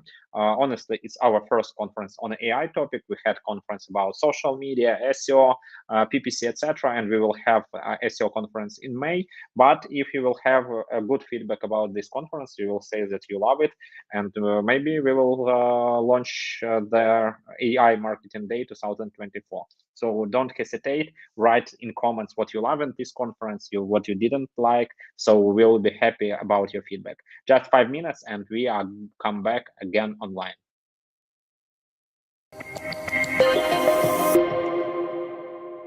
Thank you for joining us today.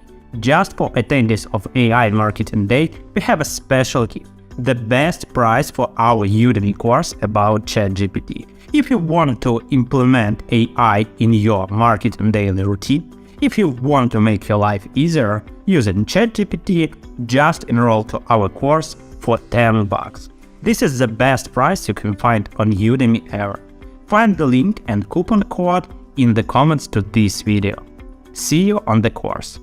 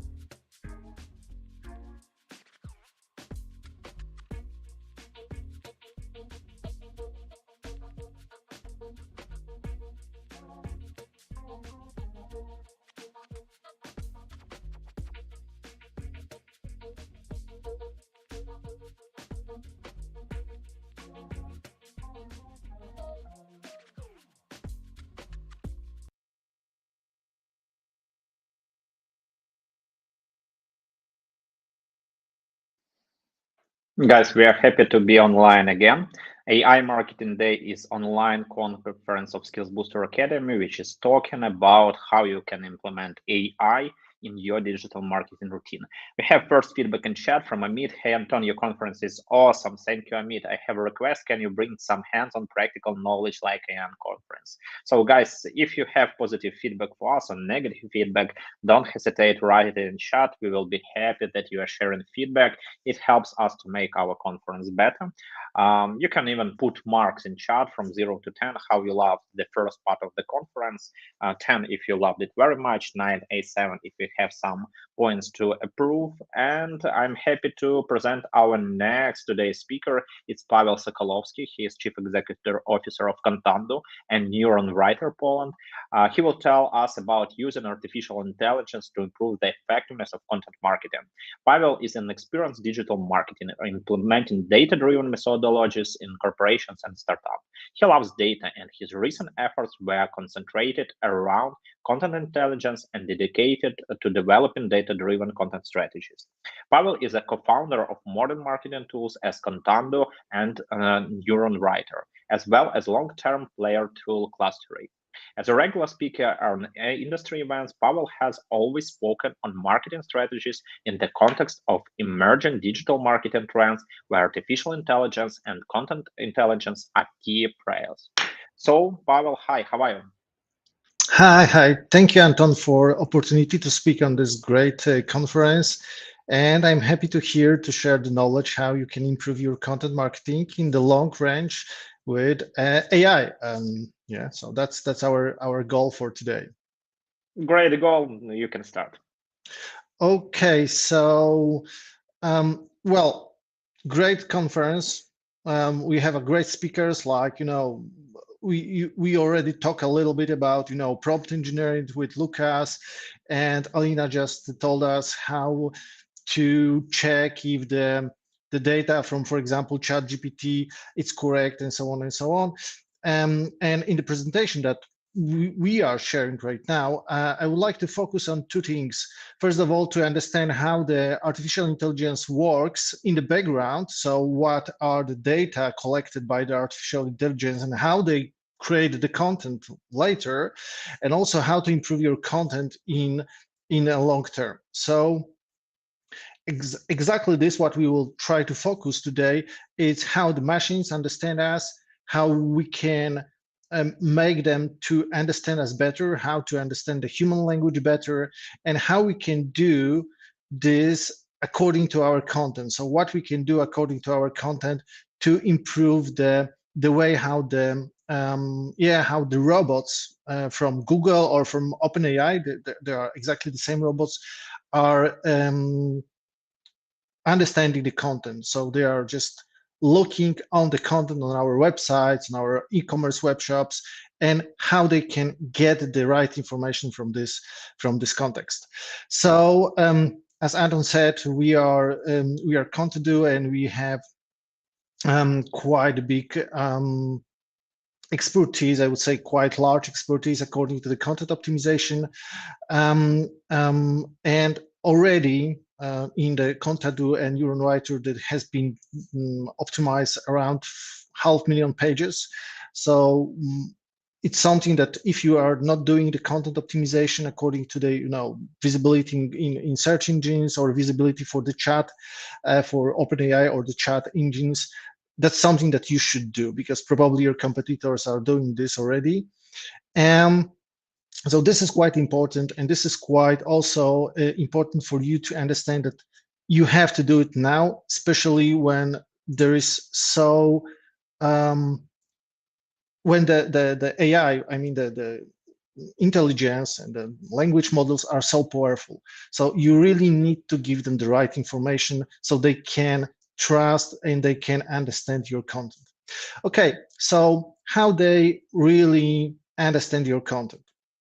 We will focus here mainly on this, what happens in the search engine like Google or Bing, but of course this is also something that can be easy transferred to another NLP engines, like for example chatbots and so on, because they do exactly the same They work exactly in the same manner. And we are talking about NLP, it's language processing, natural language processing. So this is how machines understand the content and the context of the documents which were generated by human. And according to this, what happens in Google, we have three main stages. So this before query, and the query is when you type something in Google and you search for the information. So we have the first element before the query, what happens before the query, and we will go through it. So it's like collecting the documents and understanding the documents. Then we have the during the query, and it's mainly during the query, Google tries to understand your intent, what you're looking for, what is your goal. And after the query, they measure the quality. So they measure how happy as a user you were from the with the search results, with this what you get from Google. But as I mentioned, everything will be the same for other search engines. So how this starts? So how Google exactly know what kind of documents do you have, and so on and so on. They use their crawlers. Sometimes they are called robots. And first, they just discover the content in the internet. So they discover the URLs in the internet. And then when they discover, okay, there is a new document, new URL, because somebody links to it, or we just send it to Google, they send the robot. The robot is scrolling the URL, which means they just extract the content, HTML content from the website. And then this is indexed, the URL, the content is indexed in something what we call cache, the Google cache. Maybe you haven't heard about it. So the Google cache is just a copy of your HTML website. And from this Google cache, the magic starts. I mean, the NLP process, document language processing starts. And then how this document processing looks like. So what is important for the machine, how they understand the documents. So first of all, they try to understand about what the document is. So what are the main elements in the document? What are the headers, titles, the document structure? Then they do the quality analysis, like, okay, do you have the facts, or what kind of facts do you have, or it's up to date, and so on and so on. And then also they look for the authority impact. Who is the owner, or who is the author of this information? Can we trust the source, and so on? So we will go very quickly through these elements, and then you will have good understanding what you can improve on your own content to make the machines trust you better and understand you better. And when they have the content, so they have, for example, you can imagine they have your homepage or your product page from your web shop. What they do, they try to understand the text of. So first, what happening is just they split the text into sentences, and then from the sentences they try to understand what are the parts of the sentences. So, and this process is called tokenization. So they split it into tokens. It's quite technical name, and the token is something which can be like, for example, the name of the president, like a Barack Obama. It's a token. It's an entity later, because they already understand, okay, there is a page about the Barack Obama. We already understand that the Barack Obama is a president, and so on. And then later they can also align the relation between, for example, Barack Obama and another, let's say, president, like, I don't know, Bill Clinton, let's say. So they understand, okay, what are the tokens? The token is here very, very important word, because the tokens are magic background in data science. So those tokens are later keep into something which is called token space repository. It's also very technical, but just to really stress this to you, Google do not really keep in the memory, in the databases, whole HTML or whole text that they crawl from your website. They just extract from the website, or from your, for example, product description, category description. They extract only the most important parts that they think that the document, that the page is about. So they extract the entities, they extract the tokens, then they use these tokens to connect the document with another documents and with the user queries. And this is super important, because if you don't have specific tokens on your website, if you don't use specific terms, if you don't use specific keywords, this means that they cannot really find the document, because it's like a tagging. Yeah, so you can think about the tokens like a tags. So they cannot find the documents in the repository. And later we will talk about this in a few minutes. It will be also like connecting the user query with the documents in the database. It's the same like a ChatGPT. You are asking about something, and then they go for a facts, and if they don't have the facts, they just create the facts from out of nowhere. But they are trying to find the facts. Yes. So this is the same situation. They are using the tokens from your query, and they try to reply with the information which are also tokenized. Okay, so we understand that you have the page. From those page, Google separate the tokens, which could be like a Barack Obama, for example. It could be like, I don't know, for the product, could be a name of the product, could be a price, and so on. And then this is stored in the token repository, ready for user queries. And then also Google looks very intensive for the information quality, which means that they try to understand if you are expert in specific field. And here is example of the CONTADU website. You can of course use a cache here, and it's very easy to check. You can do this now to check your website expertise. You can just use these 3 dots next to the result and look for more information, and you will get information from if the source is trusted. This is exactly this information. On the one side, you have about the source. So where is the source, how popular the source is, I mean, like how popular your company is, and so on and so on. So it's your web DNA, it's how popular you are. Can we trust you? Are you an expert? And then on the other side, they also compare your article to other articles which are available in Google. So here on the right side, you can see that they are comparing the topic not only with your quality, you as an expert, but also on the quality of other documents. And here are the documents which are from the other experts, because this is what they do exactly. So you can do this exercise now. Just check your website and see for a specific query if Google thinks that you are the expert, and how many or what kind of competitors do you have. So they understand the document. They also understand the expertise. If you have the expertise, how trustful can be the results that you have.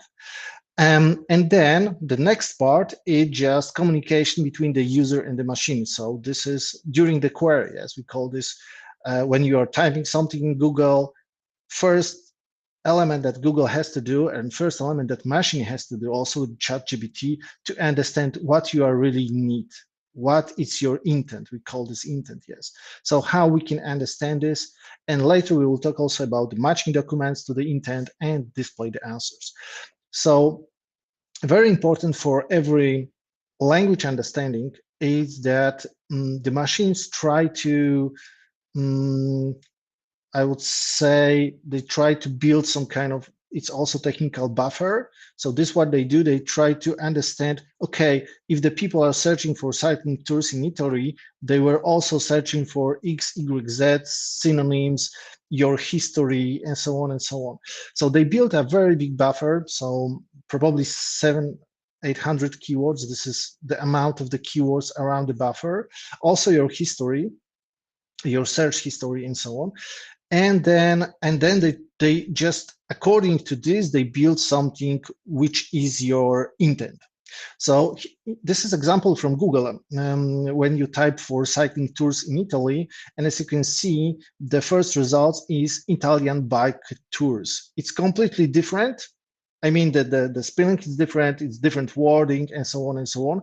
But the meaning and the intent is the same. So they already understand that whatever language you use, because this is what we call user language. Is the language how people search for the information.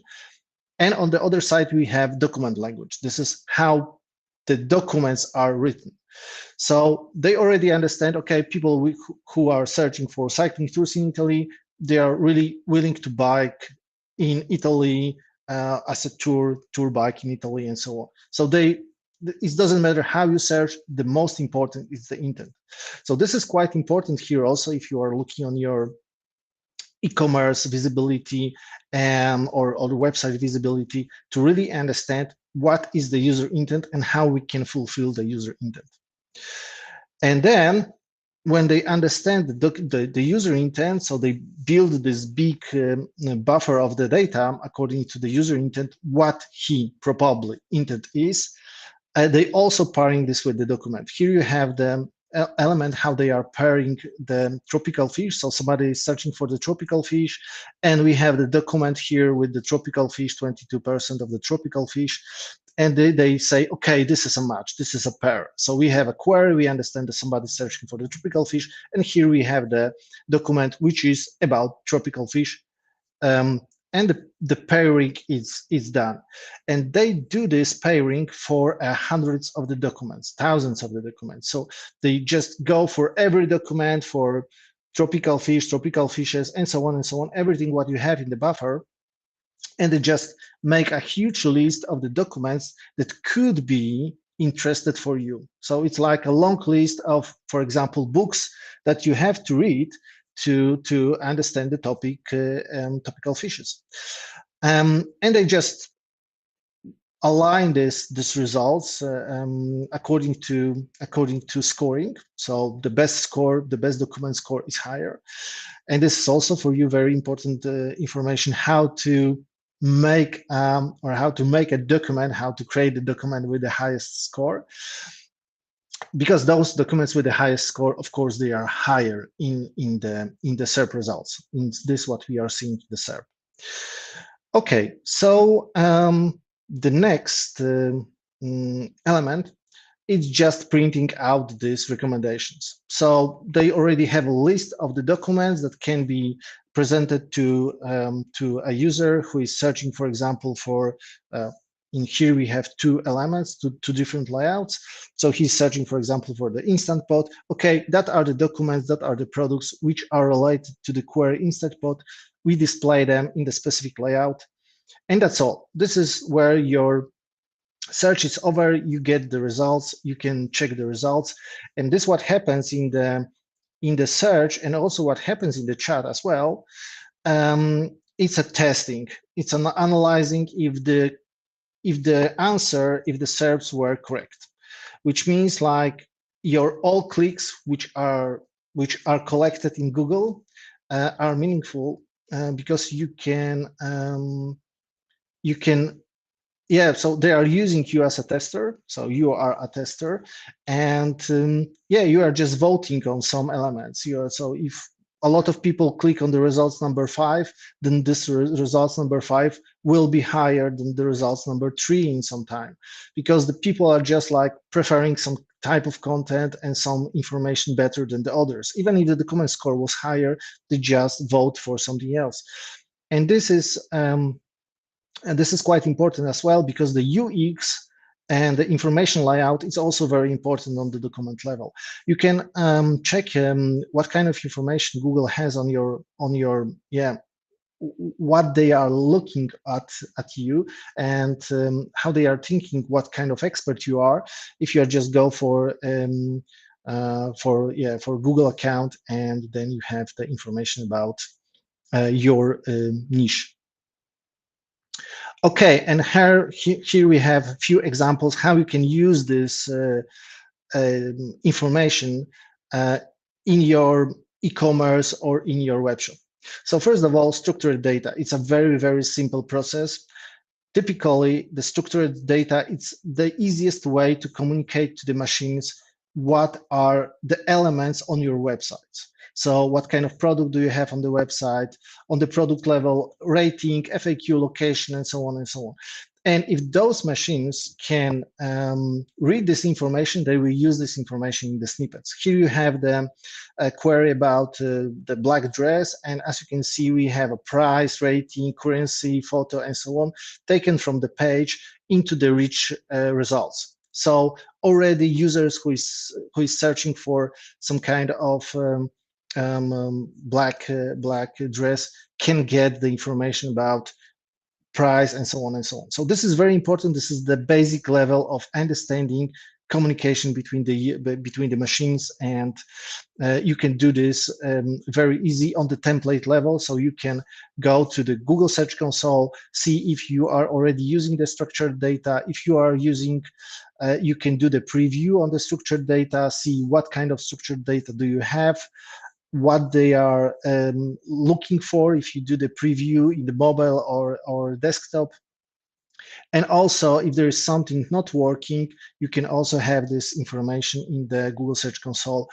And as you can see here, we have two levels, like a product snippet. What kind of products do you have? What kind of elements do you have there? And the merchant listing, like how good you are according to your brand. And we are here talking more about the products, but of course it could be also FAQ for example, your article. So you have some kind of comparison page, and then you have the FAQ, like most popular questions. And this FAQ can be also a snippet, like the popular question in Google. And also you can use the structured data with the ChatGPT or with any other generation AI. You can with very simple prompt and the data, the structured data, you can generate great product description. They will be unique. You can automate this. You can do this in high volume. So you have already in your web shop the structured data, one prompt, and then you can generate a lot of great, it's just like, 5-minute script, great product description, also with, for example, links to another products which will fit with this outfit.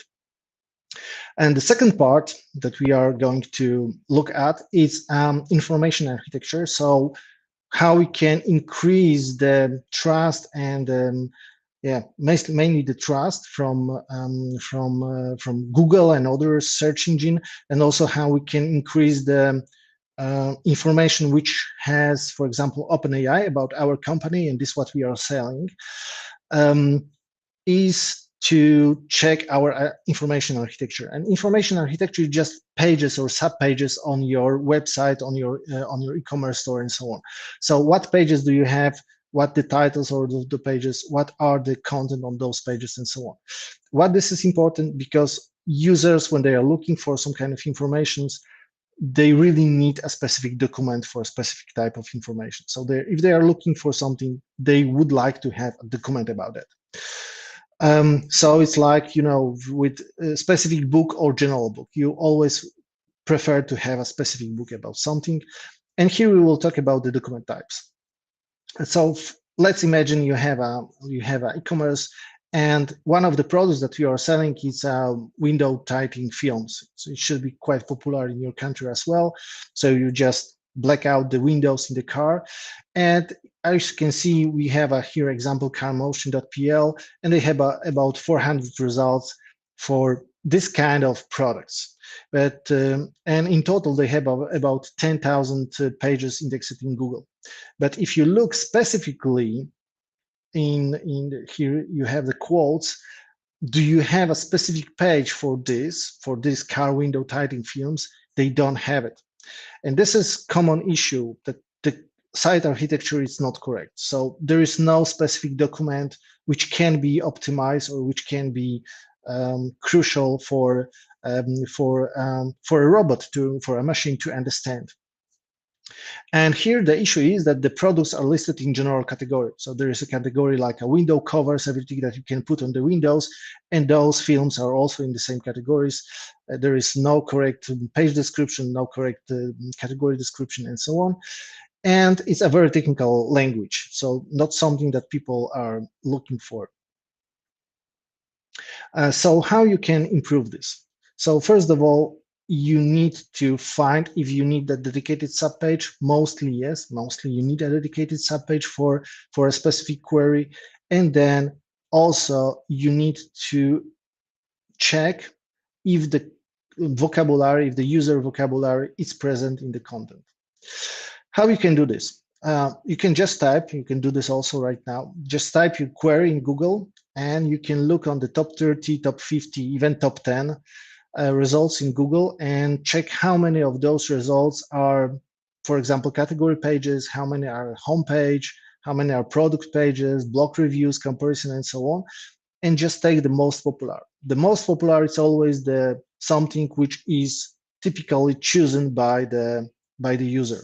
So in this case, we understand we need a category page. We need a category page. This is most popular in the top 30. And here we have a category page example, because of course there is a missing category page in this webshop. Here we have a category page example from another webshop.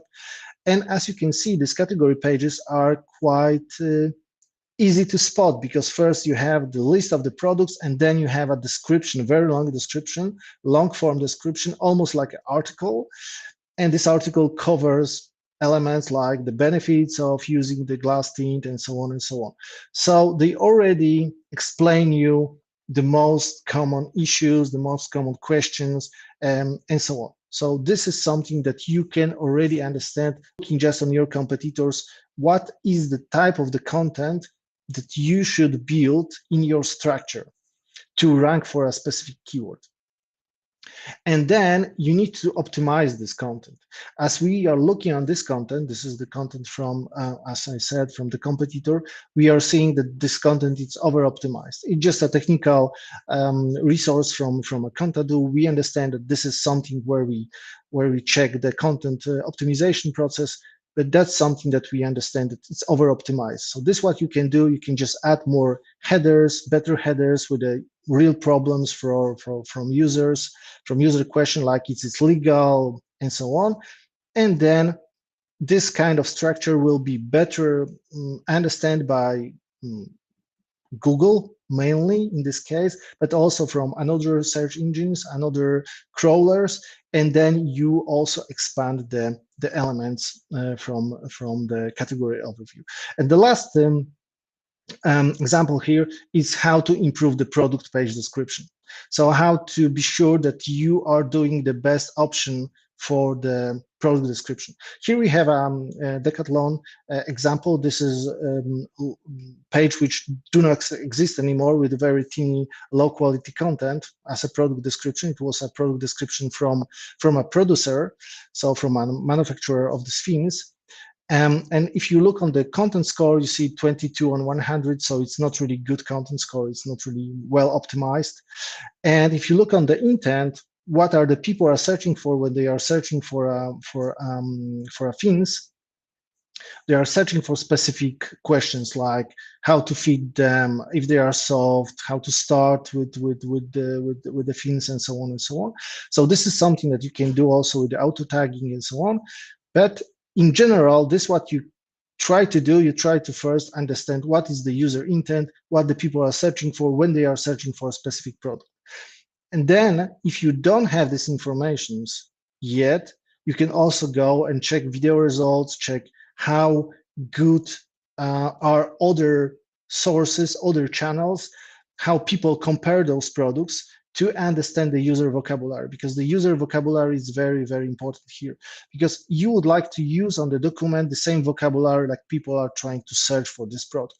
And also this, what you can do, you can just look for the videos. If you don't have the local videos, you can go for English results or the results from the country where the product is very popular, and then you can look what they are talking about, what are the chapters, what are the main information that they get from the video. You can also take the transcript from the video and also use this to generate the content. And here is the example for the freediving fins. In the US, you have 4 times more keywords or terms in the user vocabulary than in Poland, according to the freediving fins. So of course, if you create the content in Polish, but you are using the keywords translated to Polish from US, your content will be just outstanding. So you can increase your content and the issues and the problems with the results outside your niche. And then also you can generate the content with I mean, like here it's also OpenAI. OpenAI as an engine, so you can just add the keywords and then you can generate the content straight, for example, in CONTADU or other tools, using the keywords, using the right prompt, and you get a content score according to the description about the C4 minimal carbon free fins, 74 straight from the ChatGPT, from the OpenAI. So you don't really have to spend a lot of time on producing the content and so on. So in the summary, very important is to give the very good content to the machine, so they can really understand the content, what you have on your page, what kind of pages do you have, and so on. Try to avoid and delete the thin content. So if you have a small pages, if your page description is low, try to avoid this, because it will be just like if you can imagine the book and you're just buying the book and there's 1,000 pages in the book, but most of the pages is empty or have 2 or 3 sentences, you will not like it. So it's the same kind of authority and trust on the machine level to the content that you have. This is very important, try to avoid the thin content. And then before you create the content, try to understand the user intent. What is the user intent? How to fit into the user intent with the new content. Internal linking is also very important, to just do the UX expertise so the people don't leave your website soon. So just pull this user journey as easy as possible. And this is also why you can, for example, test UX and the search experience in general. For example, with Clarity, there is a great tool also from Ukraine, Kiev, where you can record the session, and when you have the heat maps where the people are doing on your pages and so on. This is very important. So three main points. Focus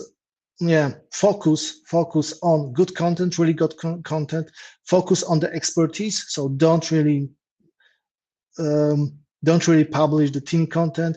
A third one, look how the people are searching, what they are doing on your pages, and improve the UX. So your page will be better and the signals will be better as well.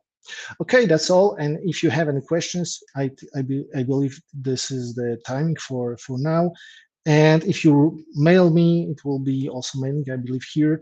With the code SB or SkillsBooster, you can get 3 months free for it with the CONTADU, if you are interested, of course.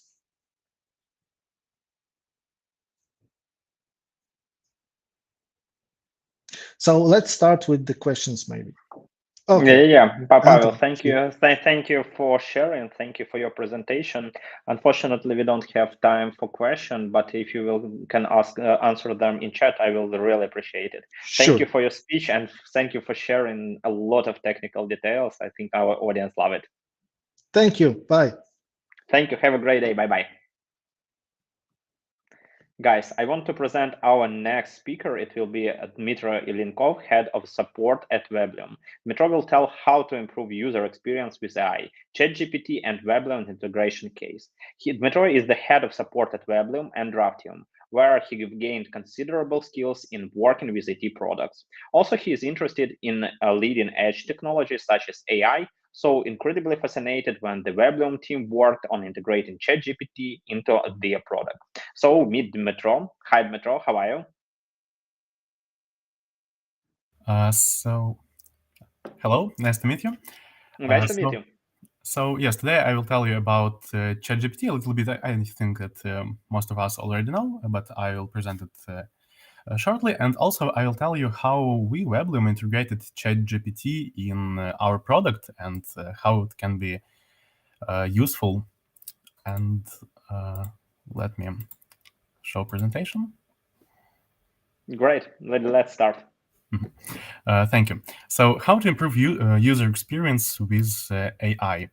ChatGPT and Weblium integration case. How did we integrated it?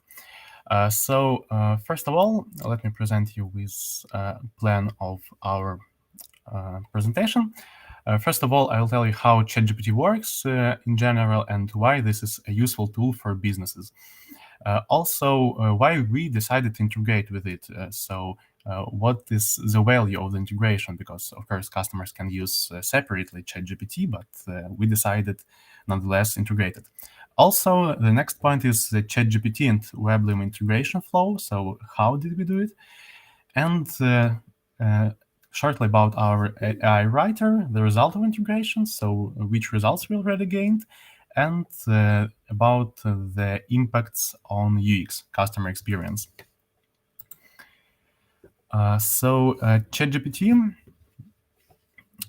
ChatGPT allows you to create a code or help you to debug it. ChatGPT, you can send any code to it, and it will help you to find some issues in it or maybe improve it. Also, ChatGPT can help you with writing an email, a description for your goods, introduce yourself, so create any text you need. Also, it can help you with finding mistakes in your content, maybe fix some issues in it. Also, you can have just some fun with ChatGPT. For example, create a story, poem, find a new recipe, synonym, etc. And also, you can customize previous answers to your needs. For example, you can send a request to ChatGPT, and after that, add please make it more creative, and or make it shortly, and so on. And after that, ChatGPT will consider the context of the previous message and implement it in the new request. And new text will be better based on it. Then there are some limitations as well. For example, ChatGPT can help you if you want to create some forecast. So ChatGPT can't see in the future, and you can just get some information from the ChatGPT, and after that, based on it, create your own forecasting. Also, ChatGPT can't find information about events later than 2022 because ChatGPT analyzed the huge massive of data on the beginning of 2022, and currently, as far as I know, they're working on improving the database, but it is still in progress. Also, ChatGPT is not a search engine, so it can't find any information in web. So it has its own base, and you can get information from there. Also, ChatGPT can send emails, creating Zoom meetings, conversing with other people. So it has some limitations in its functionality, and also ChatGPT can't express its own opinion on something, so you can just get some information from it.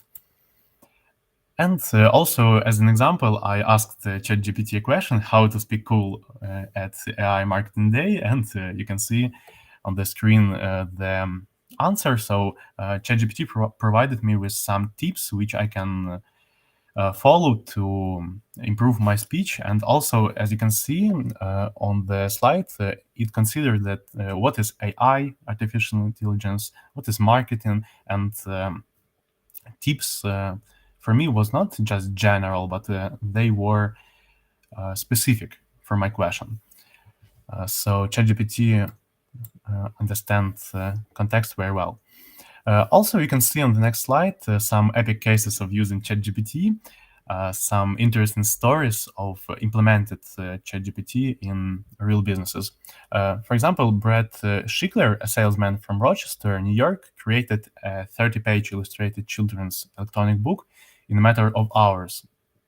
And now he's offering it for sale through Amazon. So you can create some content, and usually also from experience of my friends, you can create quite unique content for your customers and clients. And after that, you can provide it as a service and so on. Of course, modern search engines, they can understand that a text was generated by AI, but not always, and nonetheless, not always the text is generated. So maybe if you want to create text for SEO, you can consider some additional options, for example, improve the generated text in some way, but for most cases, you can use it without any issues. Then also another story is that ChatGPT managed to arrange a date in Tinder in less than an hour because ChatGPT managed to generate perfect responses for Tyler, it's the name, who was searching for love online. So you can, for example, maybe not just for any conversation, but at least inspire on creating some content. And inspire for creating some answers. Then also South Park episode was created by ChatGPT, deep learning, and with a script generated by AI's chatbot. So you can use it in this way as well. Also, let's consider business and marketing and ChatGPT, how to combine it. Also, I will appreciate if you write in comments your cases of solving business and marketing tasks using ChatGPT. Maybe you used it in business or, for example, in some other cases. Please share your experience in comments. I will really be glad to write it. Then let's consider business and marketing tasks that ChatGPT can help with. First of all, you can generate a description of your goods, and it's especially useful when you have, for example, 300 goods or services or more. It's quite tedious and exhausting to create many texts for each of them, so you can generate them with ChatGPT and just include in your website. It's quite useful. Also, you can create an information about us or another page for your site because ChatGPT can create sites very well. Can create not only sites, also texts very well. So you can generate something interesting, or at least use it as a draft, and after that insert some specific information about your business. Also, ChatGPT can generate believable testimonials, so some opinions about your business, but I hope you wouldn't do it because it's not also good to create testimonials in this way, but nonetheless, you can do it sometimes. Also, ChatGPT can write SEO-optimized content for your blog, website, as I already told. Of course, currently, search engines, they are working on analyzing text, so search engines can understand sometimes can understand which texts were generated by bot and which texts were created by real people. But ChatGPT improved comparing to previous some easy bots to generate text. The ChatGPT is much more powerful, so not always some other AI can understand whether this text was generated by AI or artificial intelligence, or this text was created by people. So, of course, you can use it for SEO as well. Also, ChatGPT can create templates, scripts for your sales managers, find new ideas for creating content or campaign, and etc. The sphere of using this tool is very, very broad, so you can implement it in many cases. And once again, I will appreciate if you share some additional ideas in comments. It's really interesting. And now I want to tell you why did we decide to integrate with ChatGPT? Why it is in Weblium now? A few words about Weblium. Weblium is the effortless website builder with no code, so you can create some websites just like a constructor for children, but it can be used for business, for real websites. So you don't need to know coding, programming to create websites in Weblium. It's quite easy. You can see some examples of our interface here on the screenshots. Then a little bit about our clients, who is our audience. First of all, it's business owners, small and medium business, as usual, who are looking for a simple tool which help them create a website for their projects without developers. So business owners can create their websites on their own just using this tool, because you can manage to create a website without some specific knowledge. Then it can be used by web designers who are looking for a powerful tool to create websites quickly for clients, because it will be much easier than creating it into the code. And both Weblium and ChatGPT has three characteristics. It's simplicity. You can be sure that you don't have to spend a lot of time creating something. Capacity. There are all the tools you need for good results. We have many integrations, and ChatGPT also can provide many information. And profitability. The result will be useful for your business. And we can see on this diagram that when you use Weblium and ChatGPT, both of these tools can provide you with these useful features. And combined, we can provide even more value for our customers. Also, on this slide, we can see some feedback about artificial intelligence and ChatGPT specifically. For example, Forbes said that AI will become much more accurate in 2023, so it's evolving. Also, Digital Marketing Institute commented that ChatGPT 4 is a cutting-edge tool that can help marketers automate many tasks. And talking about our opinion, Weblium's one, we said that let's deal with it now and become one of the pioneers with strong and simply built-in AI tool to help our customers. So we not only decided to integrate ChatGPT to provide a built-in integration, also we considered it as help for our country. Our team of Weblium is placed in Ukraine. Currently, I'm in Ukraine also.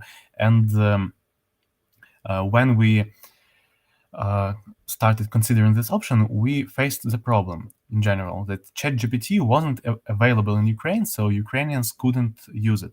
And the goal was to become the pioneer tool that provides free access to ChatGPT for Ukrainians. So Ukrainians can't open ChatGPT in a direct way, but they could do it in our tool.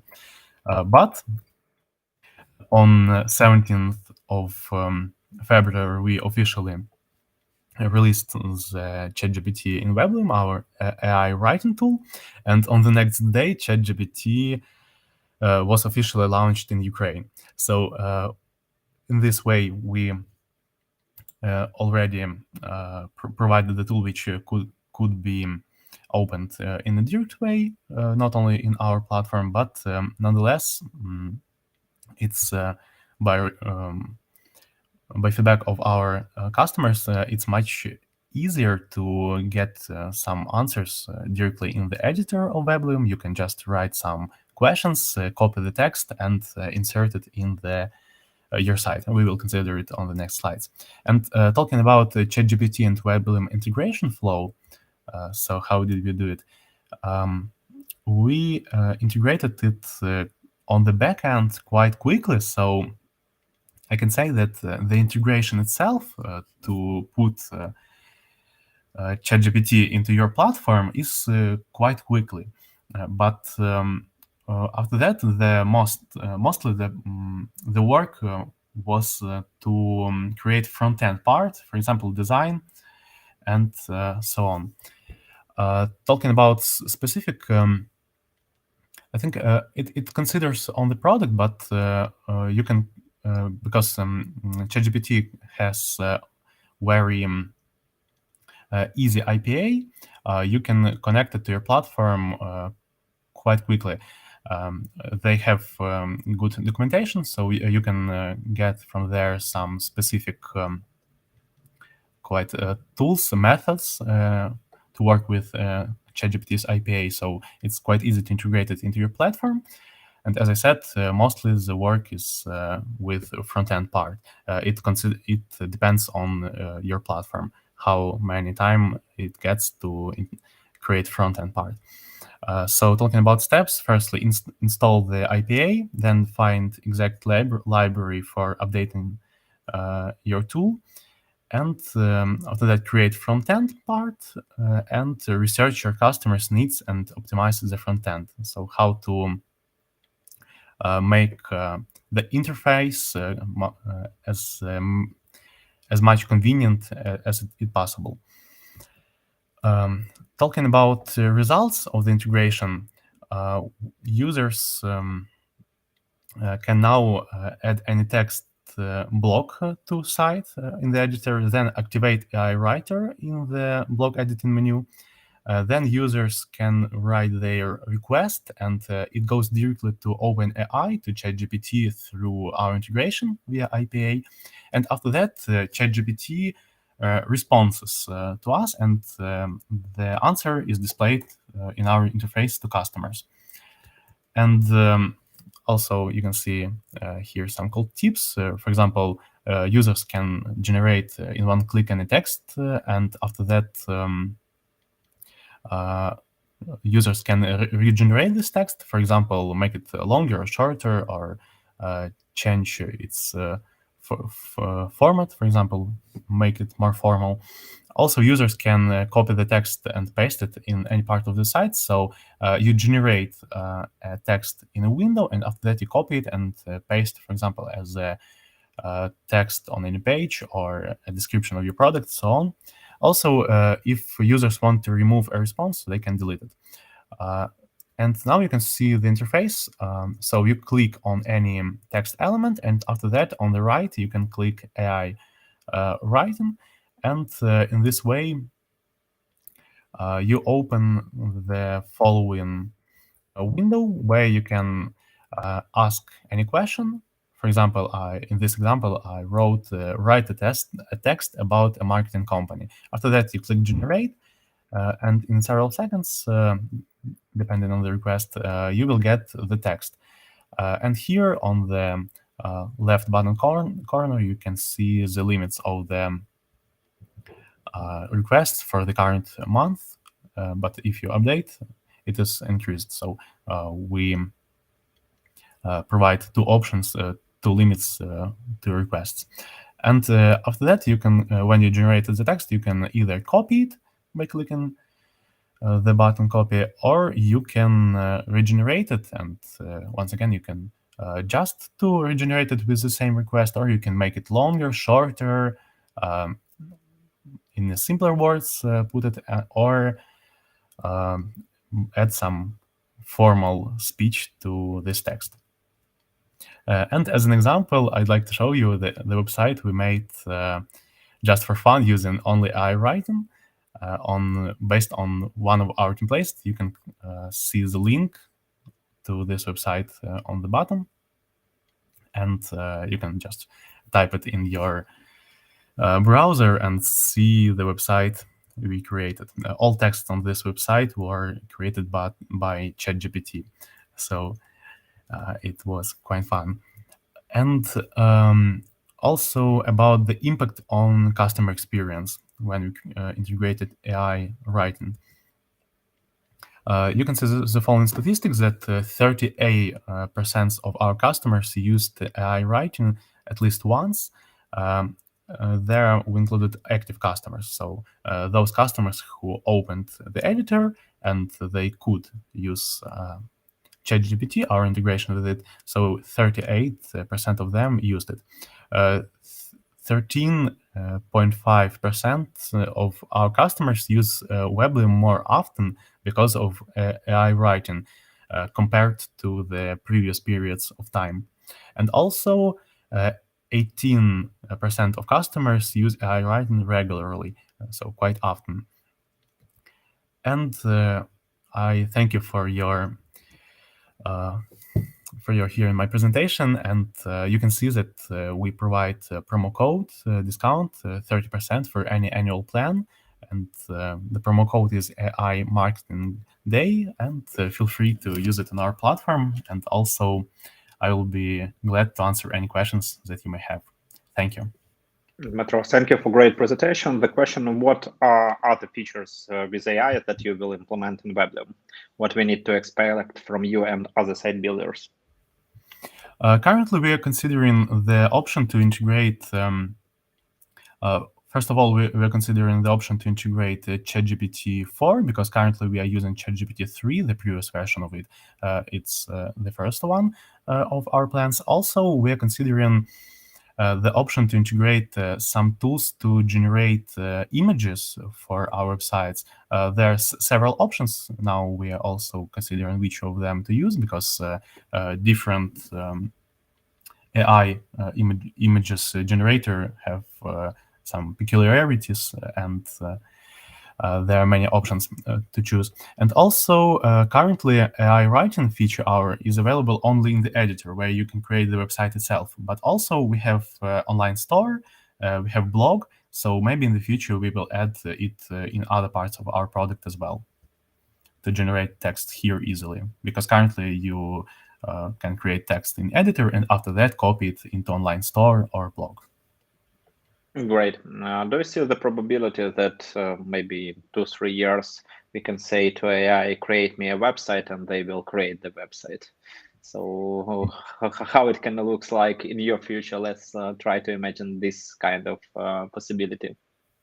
I think that we'll try to do something like this in our platform to make it easier to customers to create websites.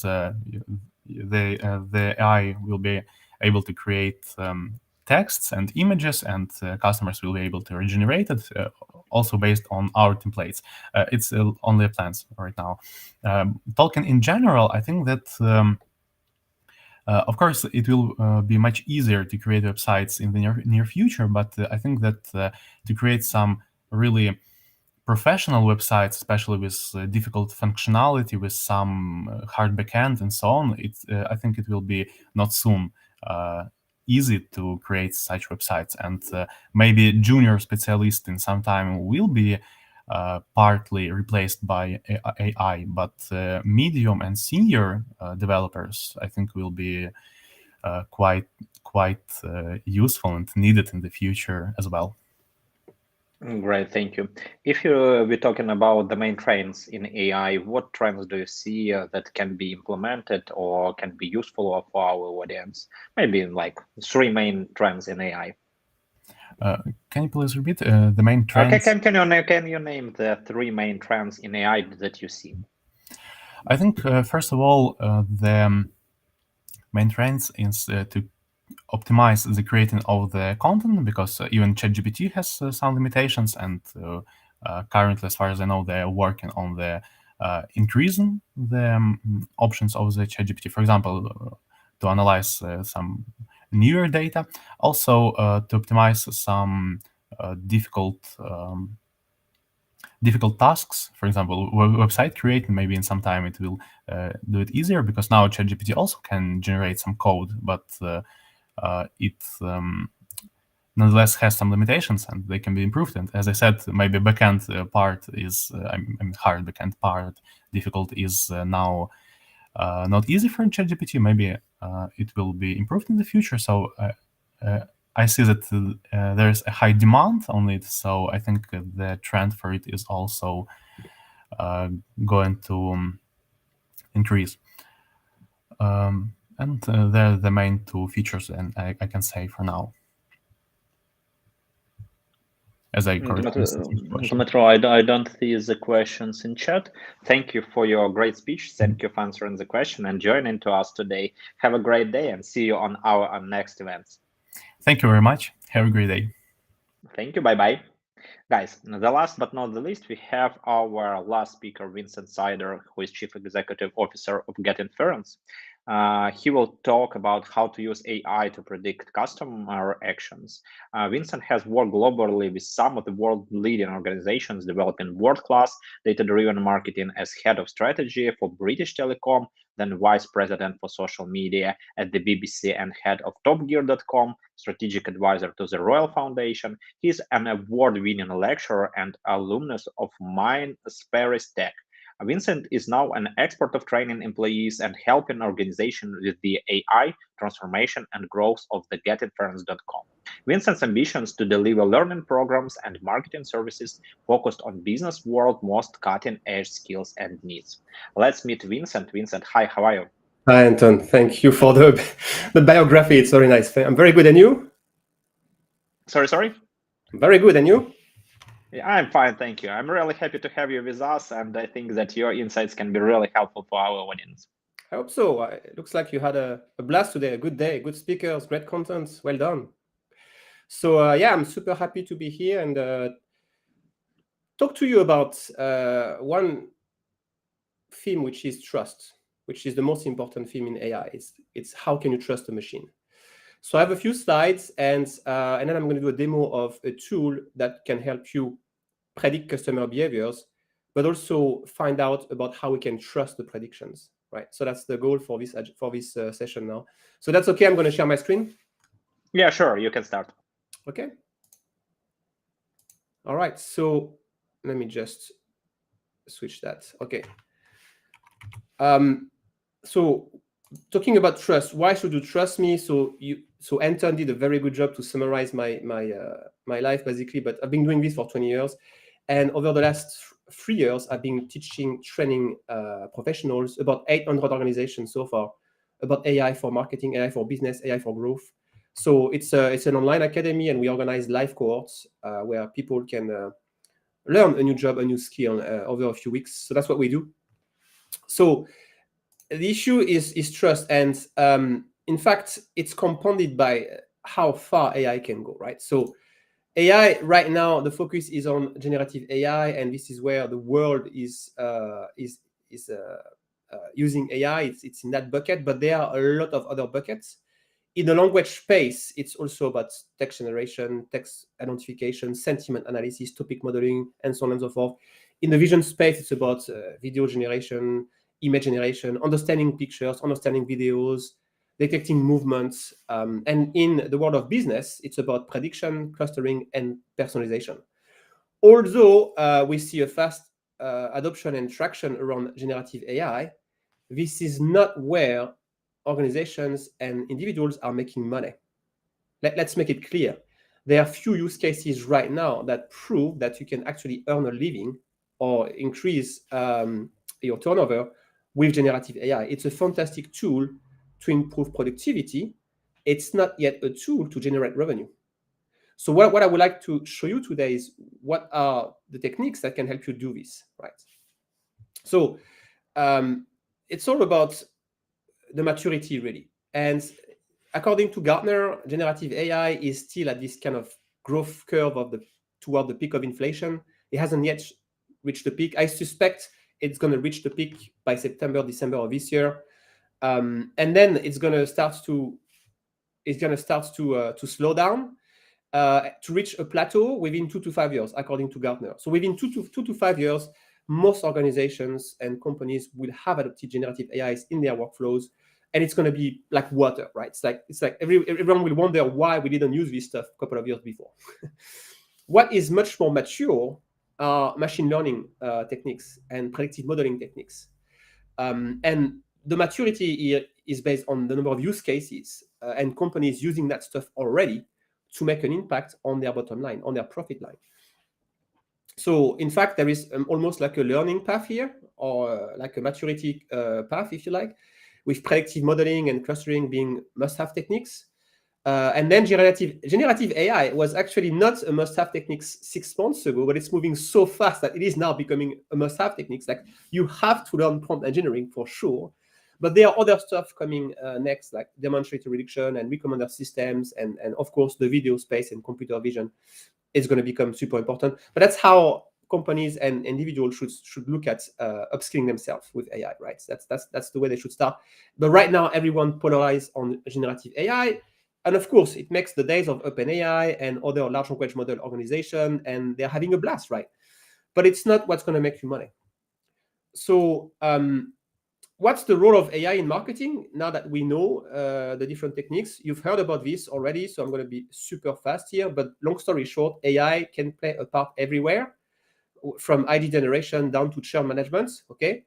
Generative AI probably play a part in the first tier of the funnel, of the marketing funnel. The rest is about predictive modeling, clustering, and dimensionality reduction. So this is where I am going to focus on right now. I could talk forever on generative AI, but you had great talk today, so I'm not going to do that. So I'm going to focus on this side here. And the way I'm going to do this is I'm going to show you how we can use AI to predict the future. And I'm going to explain the foundation, the language. That's the most important thing, because if we don't understand the language, then we cannot know how to trust the machine, and we don't know how to interpret what the machine is going to predict. So it's almost like a language thing, it's like learning a new language, really. So to do this, I am going to use a tool, and now I'm going to share my screen. And my promise to you within the next 10 minutes or so is that you will learn about what a model is about, and you will see how you can build a model, deploy a model, assess a model into production in 10 minutes. It's getting easier and easier. So starting with the definition of what a model is, in very simple terms, right? So we talk about large language model, we talk about predictive model. So what's a model? So let's say I cook for my family, okay? I have a son, I have a daughter, I have a wife, and my prediction is based on success, which is they are happy. Like every time I'm going to cook for them at lunch, at dinner time, I know I'm going to make them happy. That's the prediction I'm trying to get to, okay? To get to that objective, I have a mental model of what my daughter, my son, my wife, they prefer to eat at lunchtime, in evening, in spring, in summer, in winter. And I adjust my model of what they like based on the price of the ingredients, based on the availability of the ingredients, based on what's in my fridge. So we already build models in our heads every day, all of the time, in fact, to predict stuff, right? So this is what AI does, but at a larger scale with much more features. So the features are the ingredients, the pricing, the season. These are the features. So what the machine does is it just takes a lot of these features, make sense of them to predict something. In the case of ChatGPT, it's going to predict what the next sequence should be in the text, right?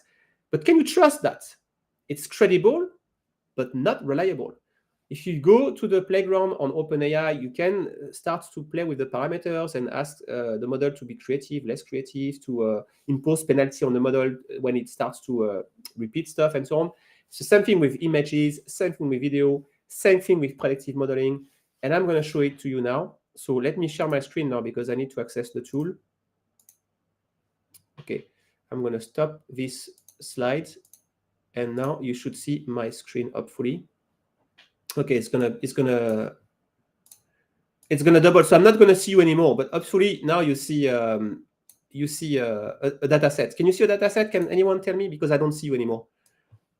Yeah, I think you should. Okay, good. Okay, so this is the data set. Okay, a data set of activities on my website from my visitors and users. In fact, it's almost like we've merged analytics with CRM data. So we know who the user is, what kind of account is it standard, is it premium, the type of user, is it individual, corporate, whether they've done the onboarding on the website, how many tasks they've done on the onboarding, how much time they spent, and whether they read specific pages. And also we have past data. We have 3 months of past data of whether they've churned these people, right? So this is called supervised learning because we can feed the machine with past data. We can show the machine what happened in the past, okay? So the machine is going to draw inference from the past to predict the future. Versus unsupervised learning, where you don't have any past data, you just ask the machine to think out of the blue. And we do this for clustering, for instance. But right now, let's focus on supervised learning. So I'm going to feed to the machine these features, like who is the user and have they done onboarding, and have they churned, So these are the features. And here I have one feature called the outcome. This is what I want to predict. So I'm going to select this as my prediction, and I'm going to create a prediction model. Now, when you do supervised learning and predictive modeling, there are a number of algorithms you can use. You have to trust me on that right now, but random forest, heuristic regression, neural networks are good algorithm for supervised learning and prediction, and classification, as it's called. It's called classification because you try to classify two potential outcomes, a yes or a no. Are they going to churn, yes or no? In fact, it's called binomial prediction because it can only be a yes or a no, versus multi-class classification where you want to predict multiple outcomes, right? Right now, I just want to predict, are they going to churn, yes or no? Why do I want to do this? Because if I know who is going to churn 3 months before, I can do something about it, right? I can nurture them with newsletter, email, contact them, organize webinars, conference, make sure that they stick around, right? And save money. And also, much more importantly, I can stop investing money on the people I thought would churn when they do not. So I spend a lot of money in creating content, email, newsletter, because I'm worried that my activity is going to go down and people are going to churn. When in fact, they have no intention to churn. But if I don't know that, I'm wasting time and money, right? So this algorithm, they can help us do this. That's the first thing I can do, is to select the algorithm. The second thing is, that's the golden rule in machine learning. I have to split my data into a test set and a train set. The machine is going to train itself to find patterns, to predict. And then the machine is going to test itself on the prediction. And it's going to give us a score, which is called the ROC-AUC. So here I have to allocate a split. It says 80%. 80% for training, 20% for testing. Because I have a small data set, it's going to be 70%. Then I can decide which features to include in my prediction. So right now, it seems like everything is okay except the user ID. Of course, I don't want the user ID. The user ID is not going to help the machine to build patterns. It's not, it's just a name. So I want to remove this. Of course, I want to remove the outcome, which is what I want to find out.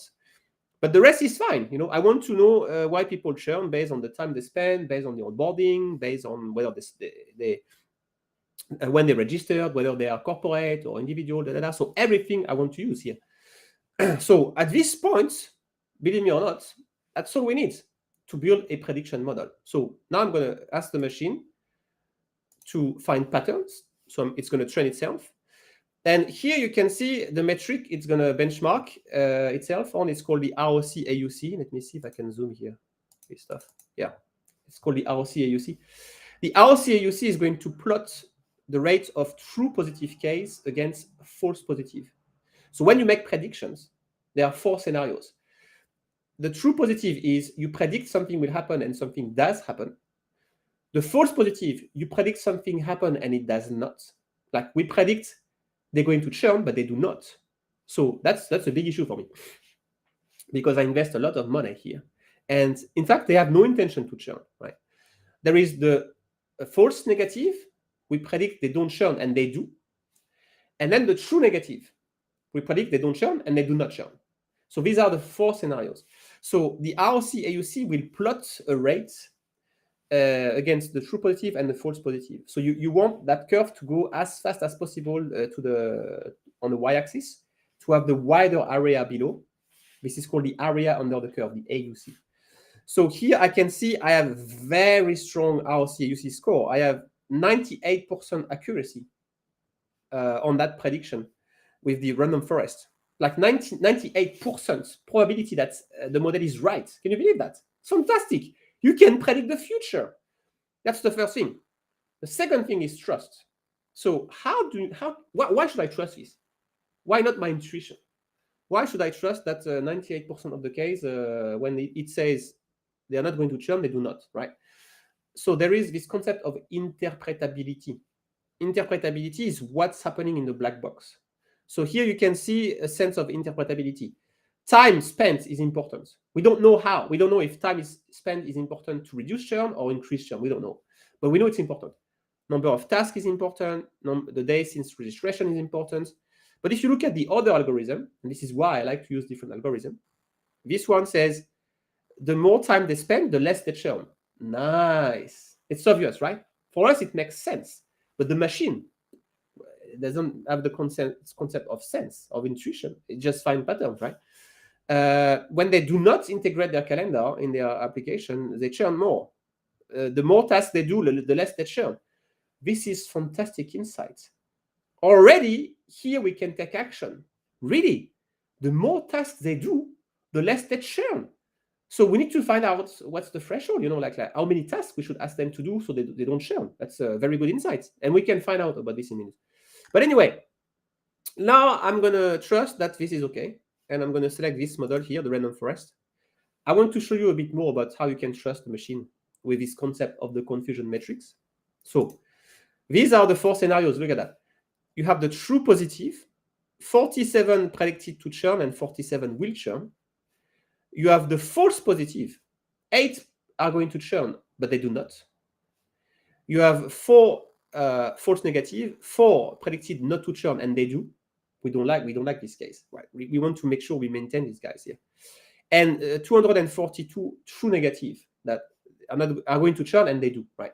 Now, what most specialist tools don't show you, including ChatGPT, is that they make decisions on your behalf. That's the thing. So our job as marketer is, in fact, to manage the error rate. This is an error. I have 8 cases where the prediction is they're going to churn and they do not. So if I follow this blindly, I would have 183 predictions where they churn and they do not. Look at the impact of this on my business. Let's say every time I keep someone, I earn 100 pounds. And every time I lose someone, or I'm wrong on my prediction, I lose 30 pounds because I invest money to retain people that have no intention to leave me, right? So right now, I'm losing 390 pounds per client. So most tools and most specialists that I've seen so far, they kind of hide this thing. It's something that the machine cannot do on your behalf. You have to make that decision.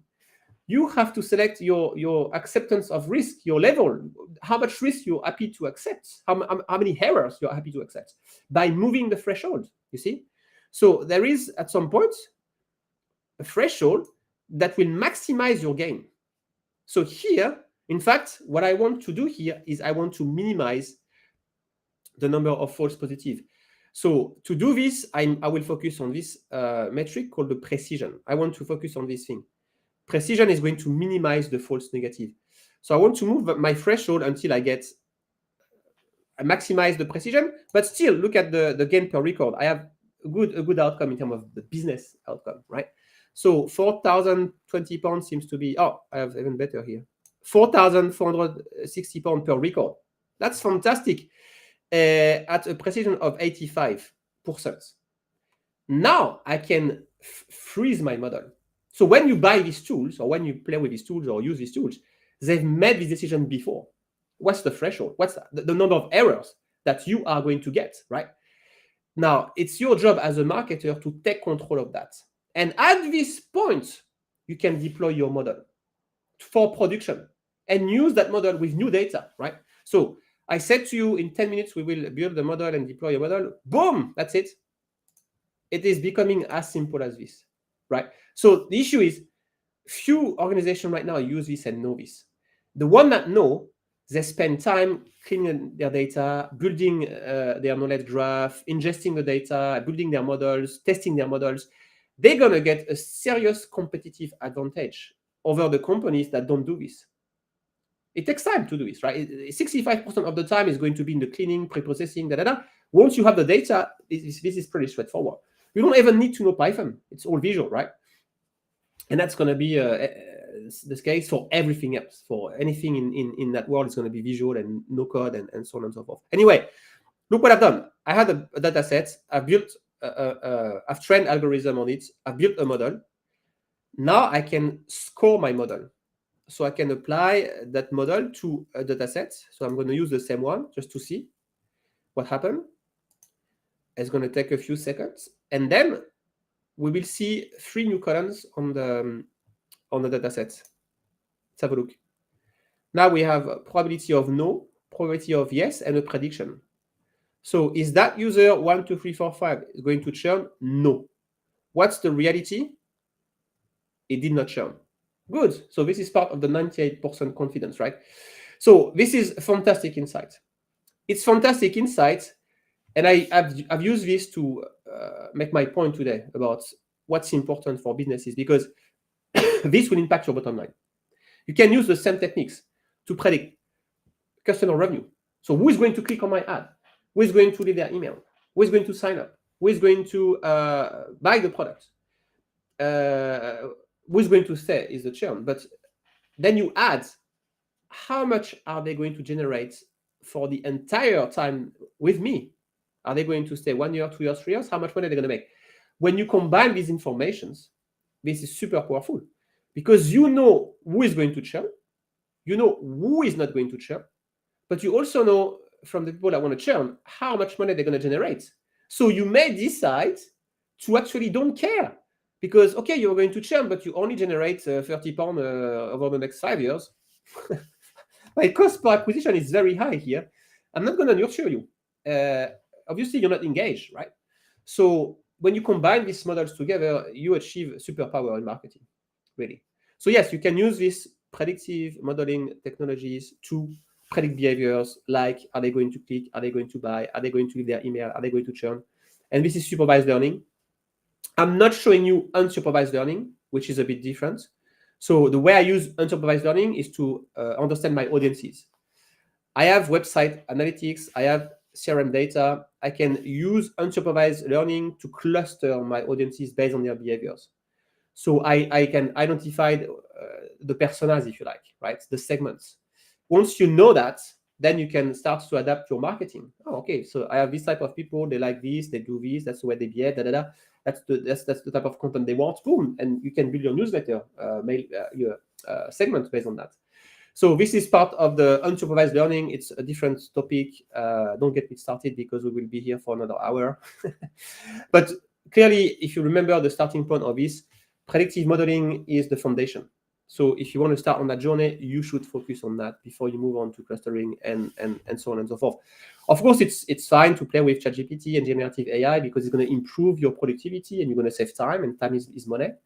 But it's not all, right? If you really want to make an impact on your bottom line, that's where you should focus. So that's us done with building a model, delivering a model. I think I've touched on the most important concepts. We have 2 minutes left, so let me see if I have some more stuff to tell you. Give me a second. I need to go back to the presentation. Let's have a look. Thank you for great case study. We have a question from our audience. Tamir asking, what is the tool you was using? So there are a number of tools here. There is one called obviously.ai, which is very simple. There is Data Robots. In fact, if you look at the Gartner Magic Quadrants for machine learning, you will see the best tool. So yeah, obviously.ai is the tool, and there are more. There are more. In fact, I list all of these tools on. Let me share my screen again. Yeah, sure. So part of my job as I teach people is to give me a second. How can I switch to it? Yeah, here. Because I mentioned so many tools. I had something like 800 students so far, and they were fed up with me talking about tools. So I had to do something about it. So I just created this, not just created, like a year ago, I created this directory of tools just for marketing. So for example, yesterday, I found out about this one, Kumo. It's basically doing what I've just shown you. It's doing prediction and clustering. This one from the day before, from yesterday, sorry. This one focus on churn. Sorry, it's coming next. This one, Subgrow, but specifically for application on the App Store. And so you can find these tools on the AI radar.getinference.com. So just as a conclusion, I spend 24/7 of my time teaching that stuff. I do this with live cohorts over a few weeks. So if you want to deep dive on that stuff, learn how to use these tools, learn the techniques, go to the website, GetInference.com. You will see the cohorts and apply if you want to. And the next one is on the 19th of April, if you're interested. So that's it.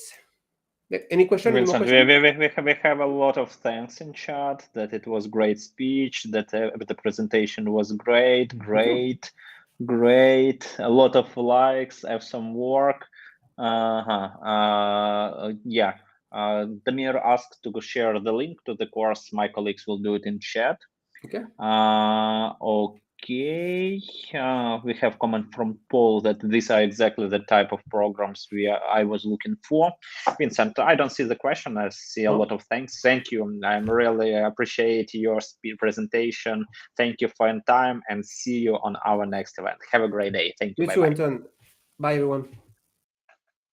Guys, thank you for joining us today for our AI Marketing Day. Today we shared our own knowledge. We tried to show all tools that were useful for you. I will appreciate your feedback. As I mentioned, it's our first AI Marketing Day. We don't think about the next year, but if you loved it, so you can write in chat, yes, we loved it, and share your mark. Please put to us mark from 0 to 10. 0 is this day was like empty for you and you didn't get nothing. And if you really loved it, you can put 10, 9, 8, share your mark in chat, please. I want to recall that there are two very important options. The first, it's our fresh course about ChatGPT is already on Udemy. You can use QR code. It's here. Yeah. It's here. You can click here, and you can switch using your mobile phone and scan this QR code and find the course. We have already more than 2,000 students, and I think that someone of you will love this course. We have more than 30 different tactics how you can use ChatGPT for your digital marketing routine. So please join. All videos and will be by the same link. So if you didn't subscribe to our YouTube channel, please subscribe, put like. We will really appreciate it. And if you want to get the presentations and a lot of other additional materials from our site, you can do it on our Patreon. We just launched Patreon. A lot of things that we are doing in educational field, we are mostly focused on Udemy. That's why a lot of things like Patreon, our activities on other platforms like Skillshare, Thinkific, and so on, they're not such very popular. So we will be happy to have you among our Patreon subscribers too. The next one big conference will be our SEO Day. SEO Day will be not just about AI and SEO, but about all SEO topics, about major updates, how to rank higher, how to get the filter, etc. It will be the main topic of our conference. We have a lot of comments where you're telling that everything was good. 9, super interesting, solid 9. Yes, Udemy. Thanks for the inspiration. Thank you very much. Our statistic tells us that we have more than 30 different countries watching us right now. It is really difficult to catch the right time zone. I know that, for example, India is going to sleep right now. East Coast is just getting up, and West Coast it's really too early. But we had a speaker from West Coast at the beginning. It was 2 a.m. Thank you for Lucas that he could join us today. I want to say thank you to all of you. Thank you for joining us today. We are really happy to have you on our online conference. We will be happy to see you on our SEO Day conference in May. To see you on our Udemy courses. If you have any questions, don't hesitate to share them in chat. I want to say thank you to my team, because usually I'm the one who is speaking and on camera, but SkillsBooster team is working hardly to create the best educational project and educational courses in digital marketing field to create these online conferences for you. So I want to say to all guys from our SkillsBooster Academy team, to Tatiana, Vlada, Nadia, and others who helped this conference be done. So guys, thank you for joining us today. I see a lot of comments in chat that it was great, educational, I enjoyed. Thank you too. Thank you. Yes, SEO conference will be in May. Give me a second, I'll tell you the exact date. We have exact date when we have SEO conference, and we already have it on our landing page. Yeah, it will be the 24th of May. We don't have agenda right now, but In Seattle, Paul tells that in Seattle it's 6 a.m., but it's totally worth it here. We have the early birds from Seattle, and it's really great. It's really great. Okay, give me a second to check the chat. Okay, guys, it was Anton Voroniuk and the team of SkillsBooster Academy. Thank you for joining us today. See you on our next events and on our Udemy courses. Have a great day and bye-bye.